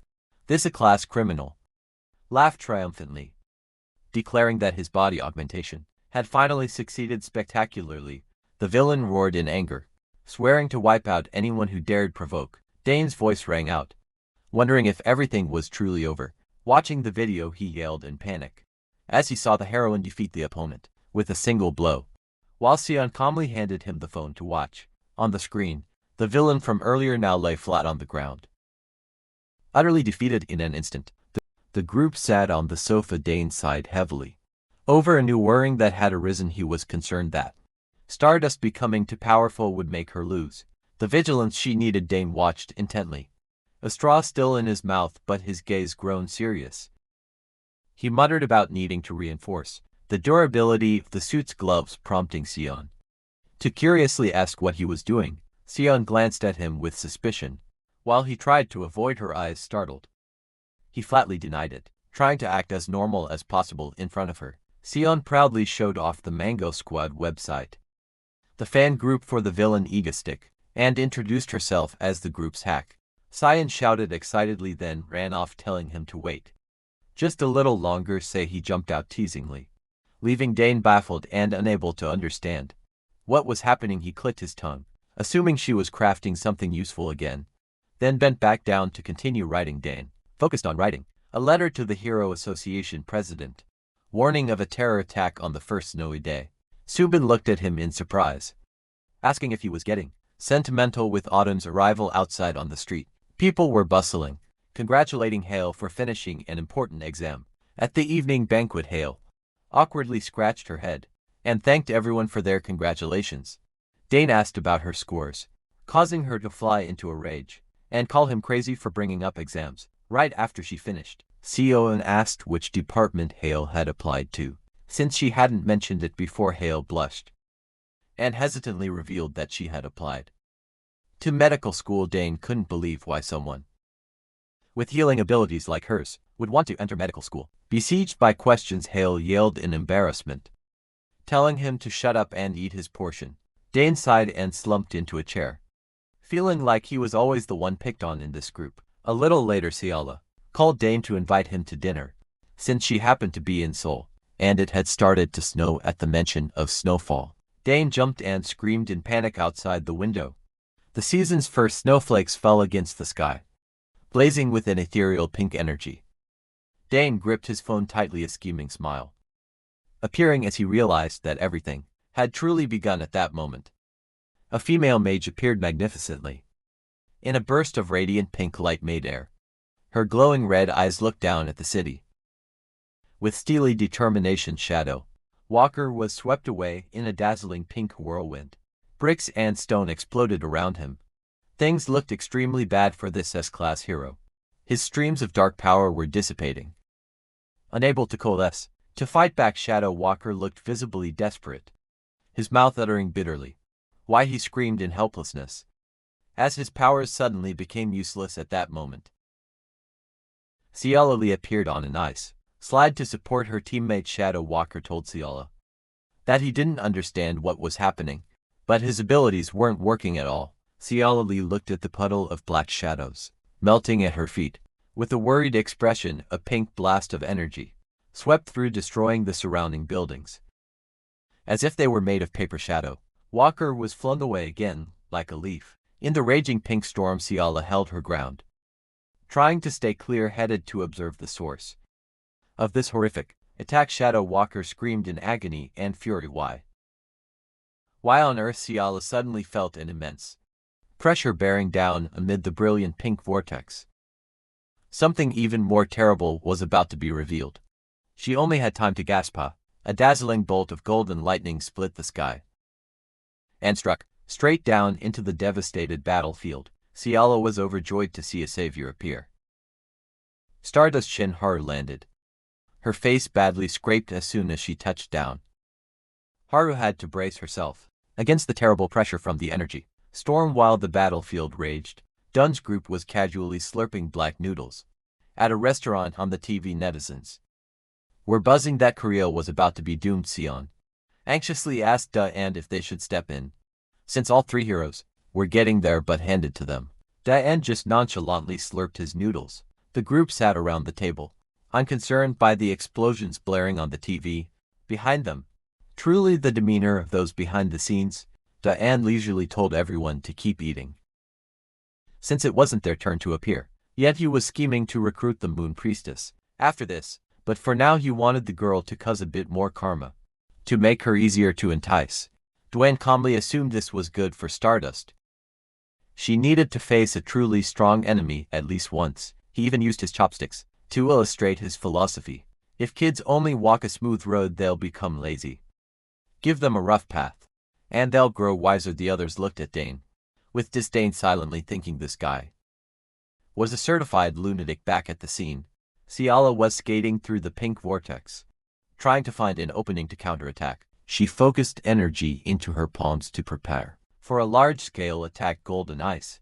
Massive blocks of ice rose up but were immediately shattered by the pink energy. Ciala was sent flying backward after her attack completely failed. The pink vortex grew ever more powerful, enveloping the heroes entire field of vision through the pale pink haze. Ciala suddenly froze. There's someone over there. She lunged through the crumbling shards of ice to approach the mysterious enemy, but immediately afterwards Yahello was thrown back by that power. She kicked off a large piece of ice to gain momentum. Eyes fixed on the center of the explosion, Ciala watched from afar with worrying. She knew that if things continued like this, it would get very bad. Suddenly a streak of light flashed past her into the heart of the storm. Stardust charged in without a shred of fear. Stardust peered through the thick pink smoke, tried to find a way through the new wave of attacks. She braced herself for a powerful punch to smash whatever stood in front of her. However, a loud explosion detonated right before her, forcing her to stop abruptly. Stardust began to feel unsettled, wondering what those strange objects floating about actually were. No sooner had she thought that than a barrage of pink stones hurtled in at breakneck speed, colliding nonstop and creating earth-shattering blasts. They're like heat-seeking missiles. Stardust frowned, realizing the danger had far exceeded anything she'd imagined. Stardust grasped the harsh truth. Those pink crystals had leveled the surrounding buildings into flat ground. She strained against the pressure, her blonde hair whipped by the dense pink energy. It felt as if her power was being drained away, far away. At the storm's center, the silhouette of a child appeared, stunning Stardust. A child, her eyes locked resolutely onto that mysterious well of power. Stardust slipped on the rubble-strewn ground and groaned out as her wounds began to ache. Barely on her feet, another wave of energy slammed in, engulfing the area. Stardust's eyes widened in horror as she realized her power was utterly insufficient to handle this. She was blasted high into the air by another explosion. Screaming in unbearable pain, a ground-shattering blast sent smoke and dust billowing up, obscuring the gray sky. Shadow Walker and Ciala had already been knocked out. Stardust, exhausted, slumped to the ground, utterly worn out. Stardust, "Are you okay?" Ciala asked anxiously when she saw their strongest teammate in such a sorry state. Stardust stood motionless, staring at the pink storm ravaging everything. With a hollow look, a thought flashed through her mind. So Egostick has been going easy on me all this time, watching the debris fly everywhere. She bitterly realized she'd been participating in a safe little play. All along, innocent civilians ran in panic, terrified amid the real calamity unfolding before their eyes. Stardust dropped her knees, eyes empty. This was a real terrorist attack she couldn't stop. Cars were swept up like trash by an overwhelming force, just like a natural disaster. Maybe I was too complacent. It's as if I've just been playing terrorist role play with Ego's tick, she said with a trace of rueful humor. Ciala anxiously scanned the area, wondering how they could stop this disaster. When everyone was exhausted, she froze as she saw tears begin to stream down Haru's cheeks. A complete emotional breakdown. "You're crying, how do?" Ciala asked. Haru stubbornly denied it, even though her face was soaked with tears. At home, Dane saw the scene on TV and screamed madly. Argh, he went berserk, ready to rush out to save them. Haru, "Wait for me, I'm coming." Sion and Hayo had to use all their strength to hold them back. "Let me go." "Why are you crying? If anyone should be crying, it should be me," Dane wailed pitifully, making Sun blush bright red, wishing she could disappear into the floor, seeing things getting out of hand. So he stepped forward and told the kids to step aside so she could handle it. Dane kept struggling. "I'm free." A powerful bolt of electricity shot out, revealing Dane's ribs. He only managed a single. A spectacular face smack moment. The group hurriedly dragged Dane's smoking body away, not forgetting to bow and apologize to the bystanders for this bizarre incident. Dane lay unconscious as he was pulled along the road, his lips still murmuring Haru in his sleep. Meanwhile, on the shattered battlefield, Haru quietly wept, her heart utterly broken by the brutal truth. Scenes of Seoul and ruins were broadcast on the news. Smoke and flames rose everywhere. Everything had completely collapsed. After the attack, 11111111 1111111111 on the screen. Haru was sobbing uncontrollably.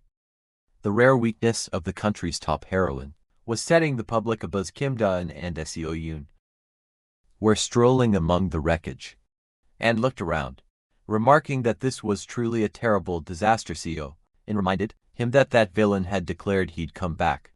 Dun just nodded silently, in agreement, seeing her boss on the verge of tears. C0 and anxiously asked, "Aren't you going to do something? At this rate Haru will get beaten again." CEO and muttered in annoyance. But Dun firmly asserted that she would never fall. He broke into a proud smile and let out a self-satisfied comment. "After all, she is my hero." CEO in war. A helpless expression at this hero worshipper's display of affection. Dawn casually wondered what Haru was doing at that moment, while Seo Yoon could only snort. Seo Yoon imagined the heroine sitting and crying in some corner. Daewon heard this and couldn't help but worrying, but in reality Haru was training like mad. She was straining to lift weights heavier than 12 tons in the gym at that moment. A giant pink tornado appeared in the Seoul sky. This was already the third terrorist attack. Behind it stood a mysterious cult, calling themselves Moonlight Cult. Hooded figures in black were conducting bizarre rituals. Ciala tried to stop the tornado, but was blown away by the energy pressure.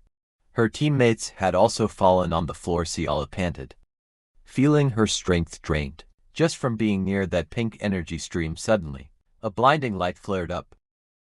Right in the center of the tornado, Ciala shouted Stardust's name as she saw the familiar figure rush in, despite still having injuries.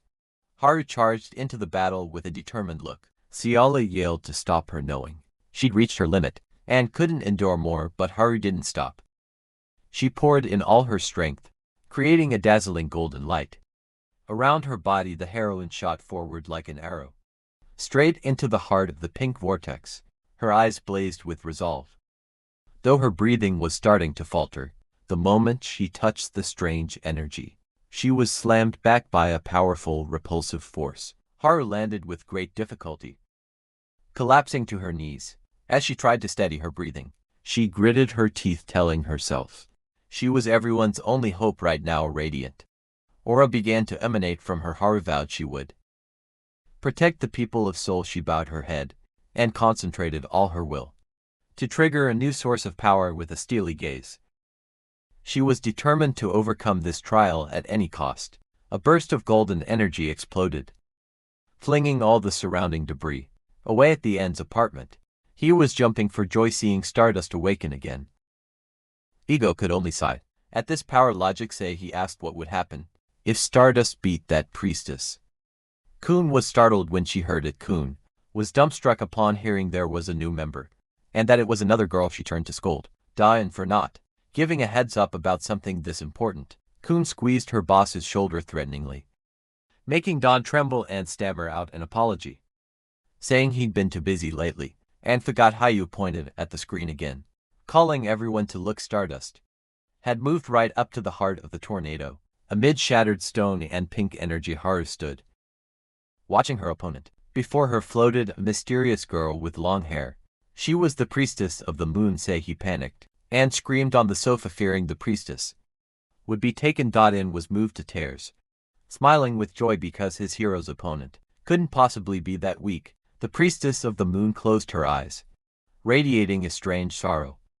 A giant magic circle appeared beneath them both. Haru realized the pressure from that girl was terrifyingly immense. The heroine broke into a sweat. She froze as she recognized the vast gap in power. The priestess of the moon quietly apologized, her tone tinged with odd melancholy. Haru was still stunned. She panted under the overwhelming pressure of her opponent. The priestess repeated her apology, blaming herself for the terrible events unfold. The mysterious girl reached out. Pink energy rays began to converge with full power. Sphere of light formed around the priestess of the moon, preparing a decisive attack. Haru's eyes widened in shock. She sensed a dreadful threat closing in right before her. A brilliant pink beam shot from the priestess's palm. At incredible speed, a massive column of energy descended straight from the magic circle in the sky, aimed directly at the heroine. Haru was utterly helpless. Her body was completely swallowed by the blinding pink light. The force of the blow made the surrounding space tremble, flinging away every obstacle. The heroine was sent into free fall. Piercing through the dense layers of the tornado's energy, Haru plummeted to the ground, creating a massive explosion with choking dust and debris everywhere. Ciala hurriedly used bandage magic to slide to the motionless teammate amid the wreckage. Ciala's eyes showed extreme worrying when she saw Stardust's dire condition. She quickly supported Haru's limp body. The heroine had completely lost consciousness. The priestess of the moon hovered in midair, gradually dissolving into the night.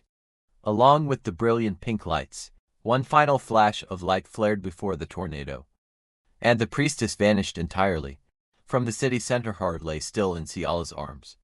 Her breathing was extremely weak after the heavy defeat at Seihi's apartment. She stared at the TV with a face full of exasperation. At the battle's outcome, the group had gathered in the living room. The atmosphere grew extremely tense, and silence. Suddenly Dwayne sprang to his feet decisively. His clenched hands showed a resolve. Unlike his usual self, he announced plainly that the moment had come, then began calling the group's names. With a very serious look, and mustered all his strength, and shouted the rallying cry, "Assemble!" To the extreme embarrassment of the other members, Haru strode down the hero headquarters corridor. Ignoring the greetings around her, her face clearly showed fatigue after the endless battles.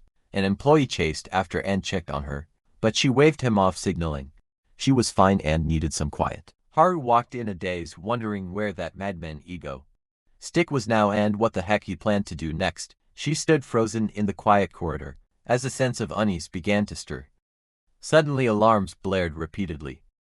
Announcements of a terrorist attack flooded everywhere. Haru gritted her teeth when she heard a pink tornado had just appeared, devastating Yunnan district without hesitation. She activated her energy and shot off like a streak of light, tearing across the sky. The scene at the site was horrifying. The whole neighborhood had been swept away by the strange pink storm. Haru knew that guy wouldn't come to save her. She had to end this herself at all costs. In the eye of the storm, a massive pirate ship suddenly appeared, looming and blocking a swath of sky. In wearing his Ega-stick outfit, stood at the bow while his crew, donning rabbit masks, saluted the captain in unison. He turned to ask Seo Yoon and little Hayo about their readiness. A shy figure stepped out from behind the hatch, looking quite embarrassed. It was Hayo. The girl wore a pure white dress, but her face clearly showed tension. Down lightly curled his lips in a satisfied smile. At the impressive debut of the new teammate, the ship officially changed course and thundered straight into the heart of the pink tornado. Seo unpuckered her lips and muttered. She couldn't believe even gentle Hayo had to play the villain. The girl promptly got her cheek pinched by Subin for speaking out of turn, and reassured Hayo to rest. Leave the cleanup of this mess to him. Hayo gripped the hem of her dress, afraid she'd be forced into doing something bad, even though she didn't want to. Darren's sharp gaze scanned the battle situation through his familiar mask below. Vehicles were being tossed into the air. The power of the pink tornado was slowly tearing everything apart. He placed a hand on Hayo's head, saying the whole group would help her. The person struggling down there, Hayo blushed, her heart pounding at the in his unexpected show of concern. On the screen they saw Stardust being ruthlessly knocked down by the storm. Dane squinted. He realized the situation was worse than he'd anticipated. Stardust was surrounded by pink energy streams and being attacked repeatedly. Dunn loudly ordered the ship to close in on the tornado as much as possible. Despite the danger, the pirate ship roared, ripping through the pink barrier to head straight into the center of the disaster. The wind was so strong that even Dan had to hold tight to the railing to avoid being blown away. He told himself to push a little harder. His target was right ahead. Haru was enveloped in a golden light. Her body was fading as she was completely exhausted. From above he saw the girl he cared about lying motionless on the ground. His face grew stern, his eyes flashing with steely determination to rescue her no matter what. A horrific explosion occurred. A choking dust cloud obscured the entire battlefield. Haru knelt on the ground, coughing violently to expel the dust from her lungs. Her legs trembled. She had no strength left to stand and defend. Any longer sweat and blood soaked her face. She could only gasp in utter despair on the ship. Seoyun and the others anxiously watched the magic circle. Glowing unusually bright, Hyo panicked and looked around the ship, realizing In had disappeared without her noticing on the ground. Haru was stunned to see a figure approaching her. Through the choking dust, Haru collapsed onto the ground, her breath broken in despair. She bitterly realized she couldn't stop this enemy, and maybe all of Seoul would fall. Waves of pink energy swept through, tossing her like a ragged cloth doll. Just as her will was about to fade, a hand suddenly reached out through the haze. Haru rasped in pain, wondering if everything would end so tragically. A shadow enveloped her, carrying a feeling both familiar and threat. It was Egostick. He stood there looking at her with cold yet respectful eyes, softly saying she had suffered enough. Haru looked up, her tired eyes full of astonishment. As she saw her fated enemy, he curled his lip in a haughty smile, saying that when his hero was in danger, an opponent like him couldn't possibly be absent. She let out a bitter, soft laugh, feeling the irony but also a strange relief. From this villain, Egostick looked at her for a moment, then remarked that if she still had the strength to smile, that was a good sign. He gently touched her head, an almost unbelievable tenderness amid the ruined battlefield. He assured her she had done her duty well so far, and that she should leave what comes next to him with absolute confidence. Egostick declared that from this moment the battlefield would be under his control. He turned his back and walked away, his tall silhouette heading into the roaring heart of the pink storm. Watching that back, Haru suddenly felt her chest pound, a strange sensation she'd never felt before. She clutched her chest in shock, her face flushing. She couldn't tell if from exhaustion or from being stirred. News of Egostick's appearance exploded across the media. The whole world watched his every step. Field reporters screamed in amazement as the notorious villain faced the deadly tornado alone. High-ranking officials broke into a cold sweat. They didn't know whether this madman's arrival was salvation or a new disaster amid the rubble and flying debris. Egostick walked calmly, as if the storm were merely a breeze. His eyes behind a mask grew sharp, holding an overwhelming power poised to erupt. A flashback came, a secret meeting between In and the witch when a magic circle had just been completed. The witch explained that once this circle activated, he would have absolute freedom. Inside, Dawn listened with a serious expression.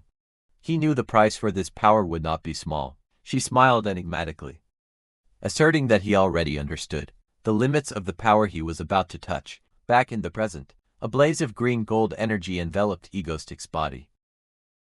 Radiating terrifying pressure, he spread his arms to embrace the power, and the entire surrounding space began to shake violently with a casual snap of his fingers. Egostick made the waves of pink energy dissolve. Instantly, the witch's words echoed in his mind. Inside that circle, you are a god. Egostick's eyes flared a deadly red.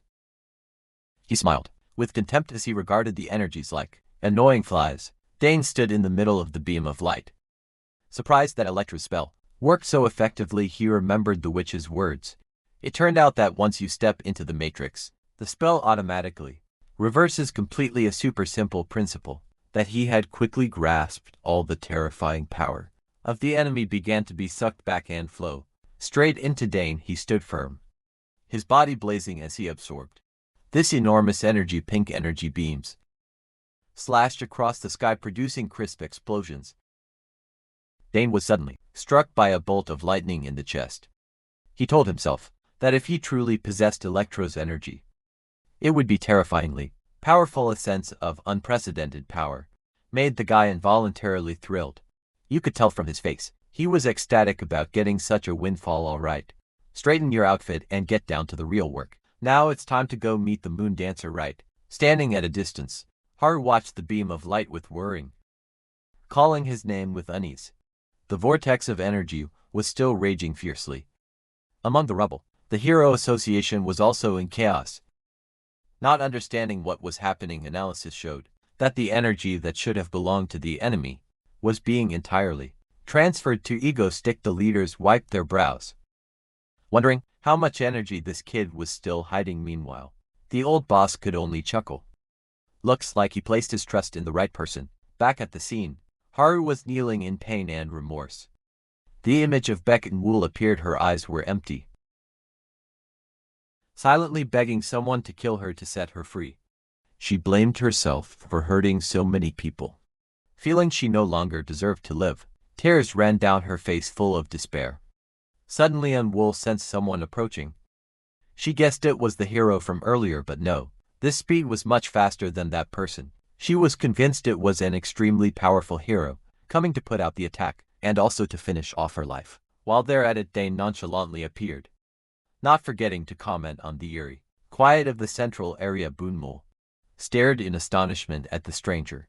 Calmly approaching the guy, casually greeted her, as if he were strolling through a park. Dane bowed politely, introducing himself as Egostick, and saying he was here to stop her. And Wool immediately took a defensive stance, ready for a life or death battle. She muttered apologies as magic began to erupt around her, but Dane only needed to raise one hand to completely extinguish that stream of energy. He stood tall amid the brilliant pink lightning, unfazed by any attack. Wool was stunned, unable to believe the opponent possessed such overwhelming power.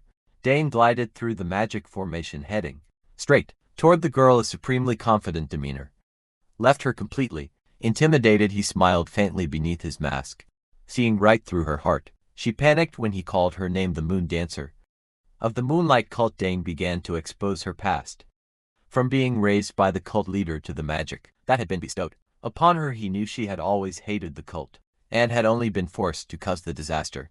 Beck on Wool was stunned, tears welling at the unbelievable offer from the villain. Standing before her, Dane smiled confidently, urging her to abandon what she didn't want to do, and come with him. Abandon the Moonlight Cult, he said. His words are clean-cut, severing the long-held bonds. He even promised to personally defeat the cult leader and return her complete freedom. Wool's eyes widened, tears beginning to fall from emotion and relief. She sank to her knees, sobbing as she asked why he would choose to help a monster like her. Dane gently stroked her head, insisting that someone who had resisted control, as she had, could not be a monster. He told her not to cry, his gaze full of compassion that made her heart melt. Moonwall choked out the question again. She had never dared to believe she truly had the right to continue living. Sensing the moment was getting a bit sappy, Dane grinned brightly and asked permission to take her out for a change of scenery. A magic circle flared beneath their feet, startling UNMO to the extreme. In the blink of an eye, she found herself bewildered in a completely unfamiliar place. Unmo looked around the room, not yet composed enough to tell where she'd land. She clenched her hands tightly, emotions still wildly stirred after the recent events. Suddenly sensing another presence, she jumped in surprise. Dane appeared with Sihi, both sighing in relief at having successfully teleported back to base. He introduced to Sehi that this was Beck and Wool, the group's new friend. Sehi, just finishing up, froze and stared at the new member in bewilderment. Before anyone could say hello, Wool leapt forward and hugged Dane, leaving him stunned for a few seconds. The poor girl burst into sobs like a child, pouring out the feeling she had kept bottled up for so long. Seeing this, I see he immediately grew jealous, grilling him sharply about what he'd done to make the girl cry so pitifully. Yoonwoo kept burying her face in Dane's chest and crying, ignoring the surrounding commotion. As the tumultuous day came to an end, the scene in Seoul right now is utter chaos. Reporters screaming amid the pink tornado tearing through the city. Amid the rubble, Shin Haru lay unconscious and was being carried away on a stretcher by rescue teams. In the sky, Egostick's airship hovered, isolated from the tornado below. A reporter anxiously announced that Egostick still hadn't shown himself. Even his usual livestream channel was offline. Everyone wondered where that dramatic villain had gone off to. At that moment, a hand reached out and held Egostick. He gently called Beck and Wool's name to reassure her. Wool trembled, tears streaming down her face. Dane firmly declared that he wouldn't go anywhere, so she could relax. The girl looked up at him, her eyes reddened and full of fear. Dane introduced Heil, the person who would help Wool break the Moonlight Cult's curse. Heil waved awkwardly in a pristine white dress, but UNMO suddenly froze, As she felt something amiss in her heart, the image of the old moonlight cult leader appeared in her mind with a grotesque smile, daring her to run. UNMO clutched her head in pain, as the curse's blue energy began to erupt, causing Yahello to panic. The old man continued to interrogate her relentlessly, forcing her to answer. Dane shouted for Yahello to start treatment immediately. Seadam scrambled to obey, and Wool screamed in agony as a purify light enveloped her. Yahello poured all her power into it, a brilliant green light spreading throughout the ship. Wool blinked in bewilderment as the evil voice in her head vanished completely. Dane asked anxiously, and Yahello breathed a sigh of relief, confirming success. Overwhelmed with joy, little Unwa sobbed as she thanked her benefactors. Seeing things settled, Dane immediately switched to full performance mode and began the ego stream broadcast down on the ground. Shinharu still had her eyes tightly shut. Then she slowly opened her eyes and looked toward the light above. Medical staff prevented Haru from moving because her injuries hadn't healed, but her mind was filled only with images of Ego's tip. The rescue team looked up at the sky, where the tornado was gradually dissipated. Haru smiled faintly upon hearing the rescuers shout that the storm had stopped. She knew full well that the man had stepped in to handle everything.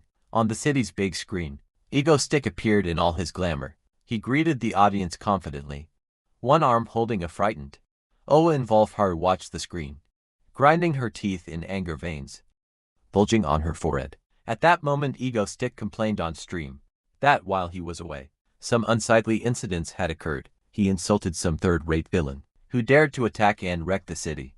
Then he introduced Unwool as the Moon Priestess, the one who had created that pink tornado. Dane exposed that the girl had been psychologically manipulated by the old cult leader.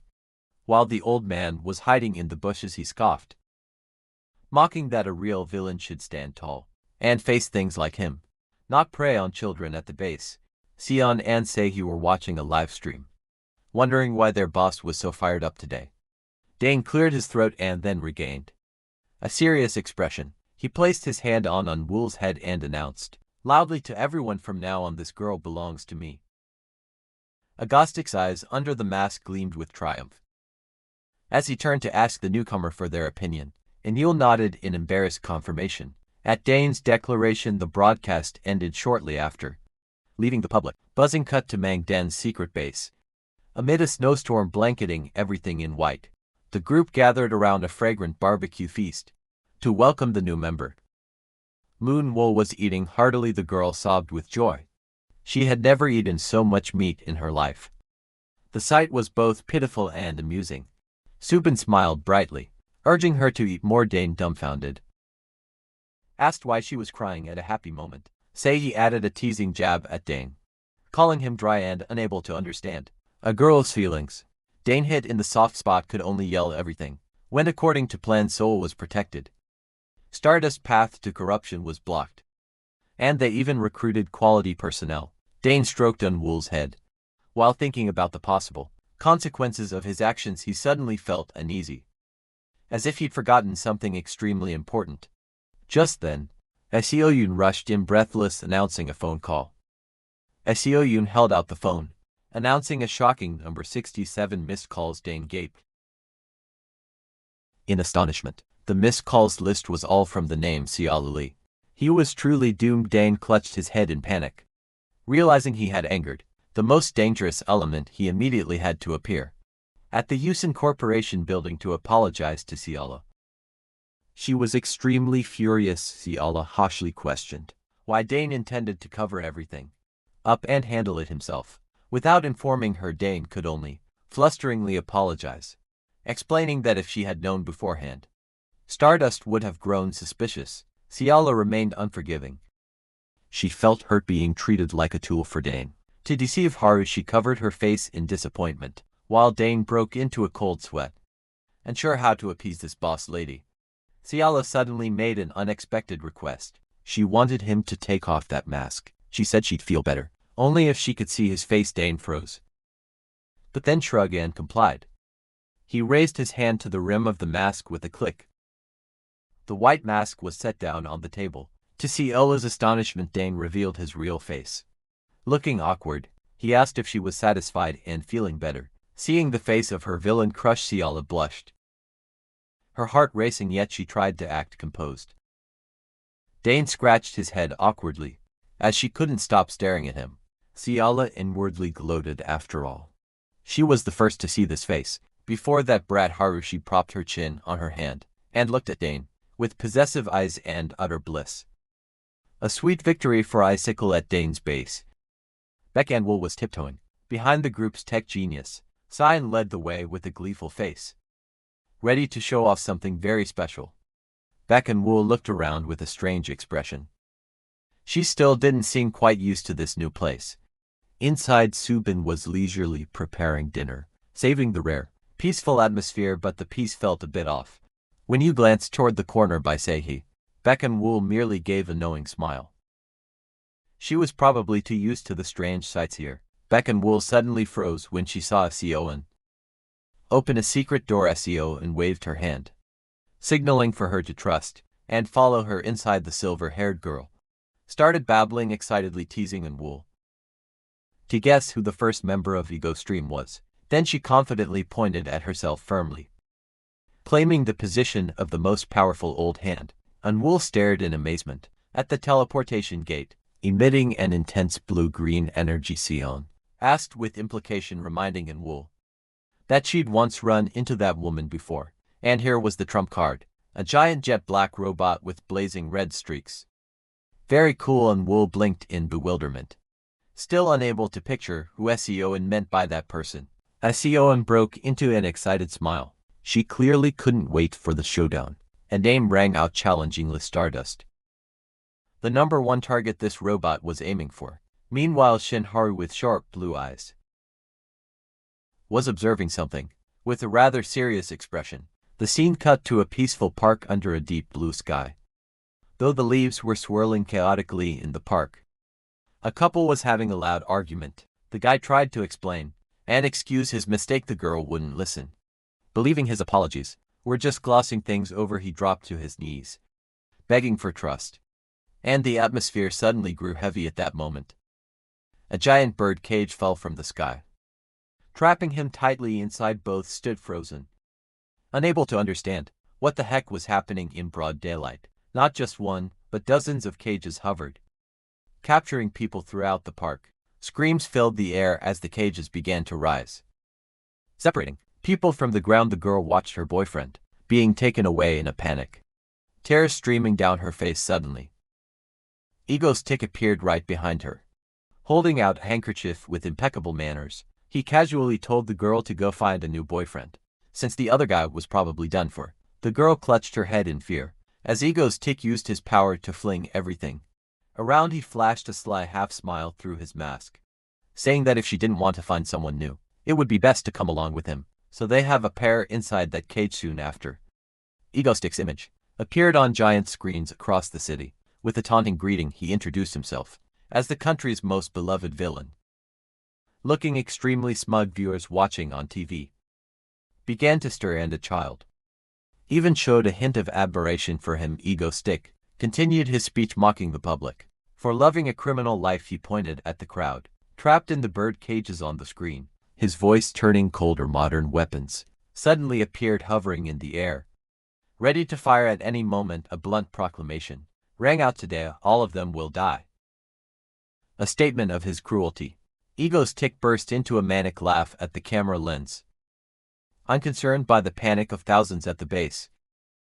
Choicy, he worriedly noticed Ego's Tick was using too much power and might be in danger, but see, he suddenly looked up. She felt a massive surge of power barreling toward them. A brilliant golden light tore the sky and dove straight toward Ego's Tick's location. The hero had arrived. Boom. Shinharu landed in the park with an outrageously dramatic hero landing, sending dirt and rocks flying. Watching the cinematic spectacle, young Ego's Tick was so thrilled his face flushed and his eyes watered with emotion. Haru shouted, ordering Ego's Tick not to cross the line any further, but Ego's Tick just sneered.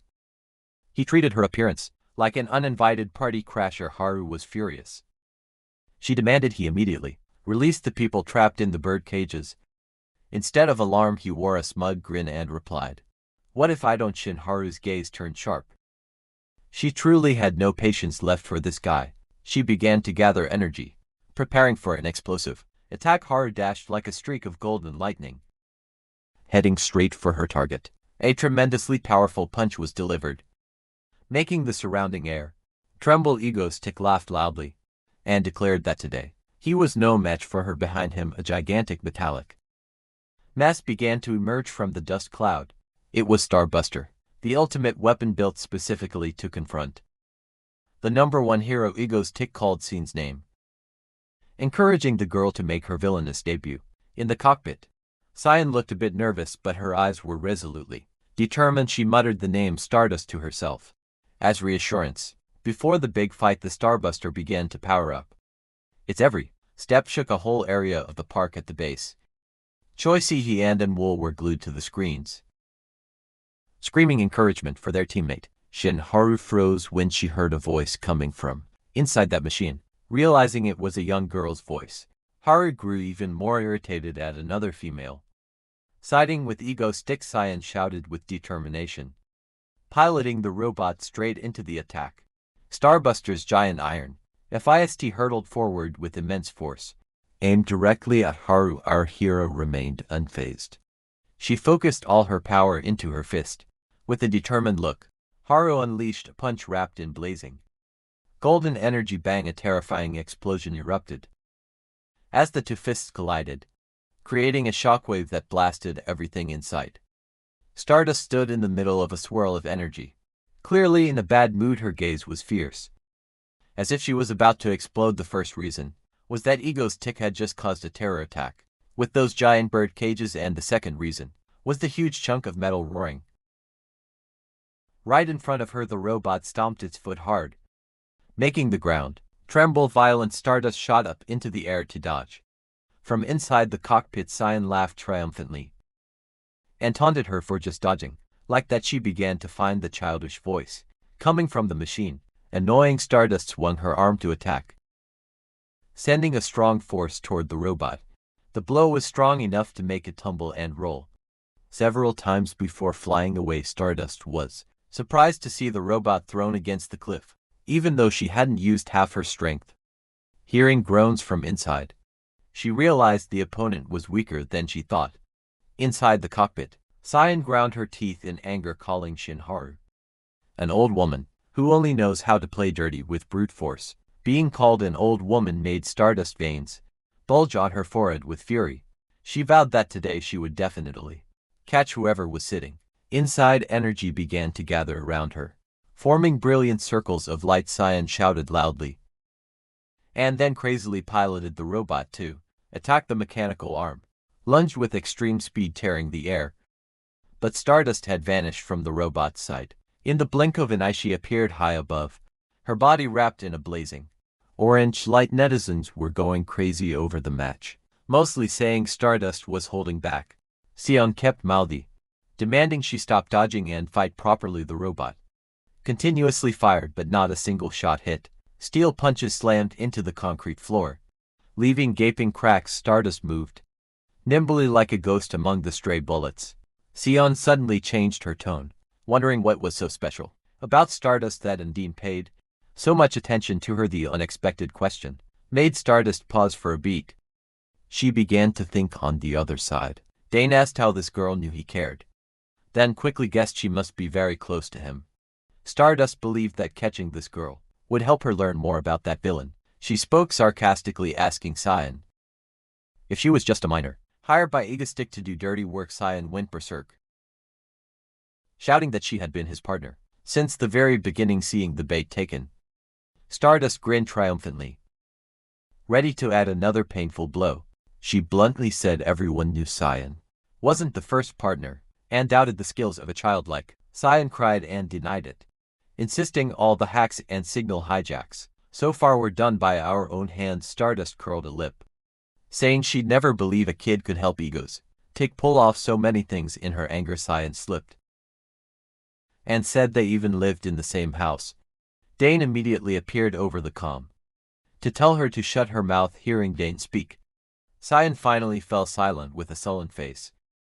Stardust had already gathered the information she needed. Cyan drove the giant robotic arm forward, demanding the opponent stop probing and fight seriously. Stardust glared coldly at her opponent, no longer caring about those meaningless taunts.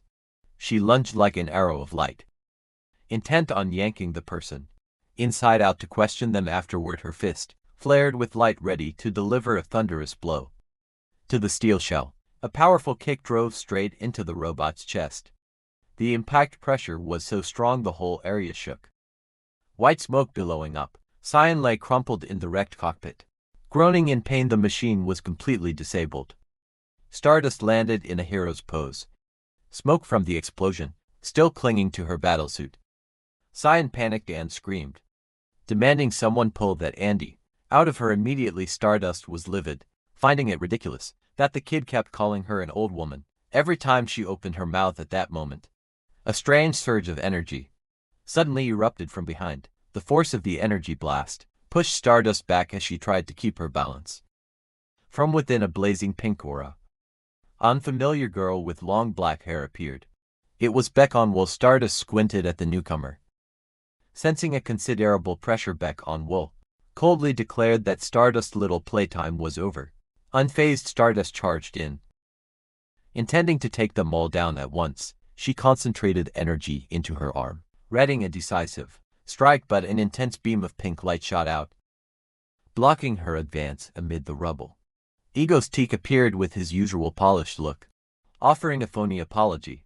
He said protecting his associates was only natural. Dane casually sat on a robot carcass, asking Cyan if she was okay. Cyan, crying,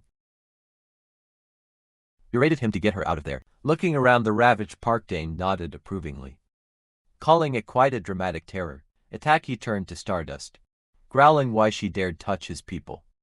Stardust was stunned by that choice of words. Egoistic insisted they were family, and he couldn't stand by while the member most closely tied to him was taken down. Stardust froze. The word family, he had just said, repeating in her head. The feeling was uncomfortable. He smiled a farewell and declared today's attack over. Stardust shouted for them to stop, but a teleportation energy field enveloped Egoistic's group, making them vanish before her eyes. Stardust gritted her teeth in fury as the prey slipped away at the last second. She clenched her fist until it trembled high above. The birdcages full of citizens still floated, creating a chaotic scene. Stardust touched down on the ground, her eyes still blazing with anger. But she knew there were more important tasks to do. She reached out and began using her power to rescue those trapped in the wreckage. The crowd around started to stir. A schoolgirl clasped her hands in admiration as she watched the heroines retreating back. Whispers rose everywhere. People were thrilled to witness Stardust fighting up close like this. Despite the fury boiling inside, Stardust kept a professional demeanor for the cameras and fans. She listened to the praise. With a bitter heart, she gave a radiant smile. The picture-perfect national hero, even though inside she felt like exploding over Egoistic's escape. Meanwhile, at the secret base, Sean's screams echoed throughout the house. The girl shouted that she was extremely furious. Sion cried and flailed, swearing she'd kill Stardust for daring to insult her. As a useless child, Dane could only stand by and soothe his little sister's raging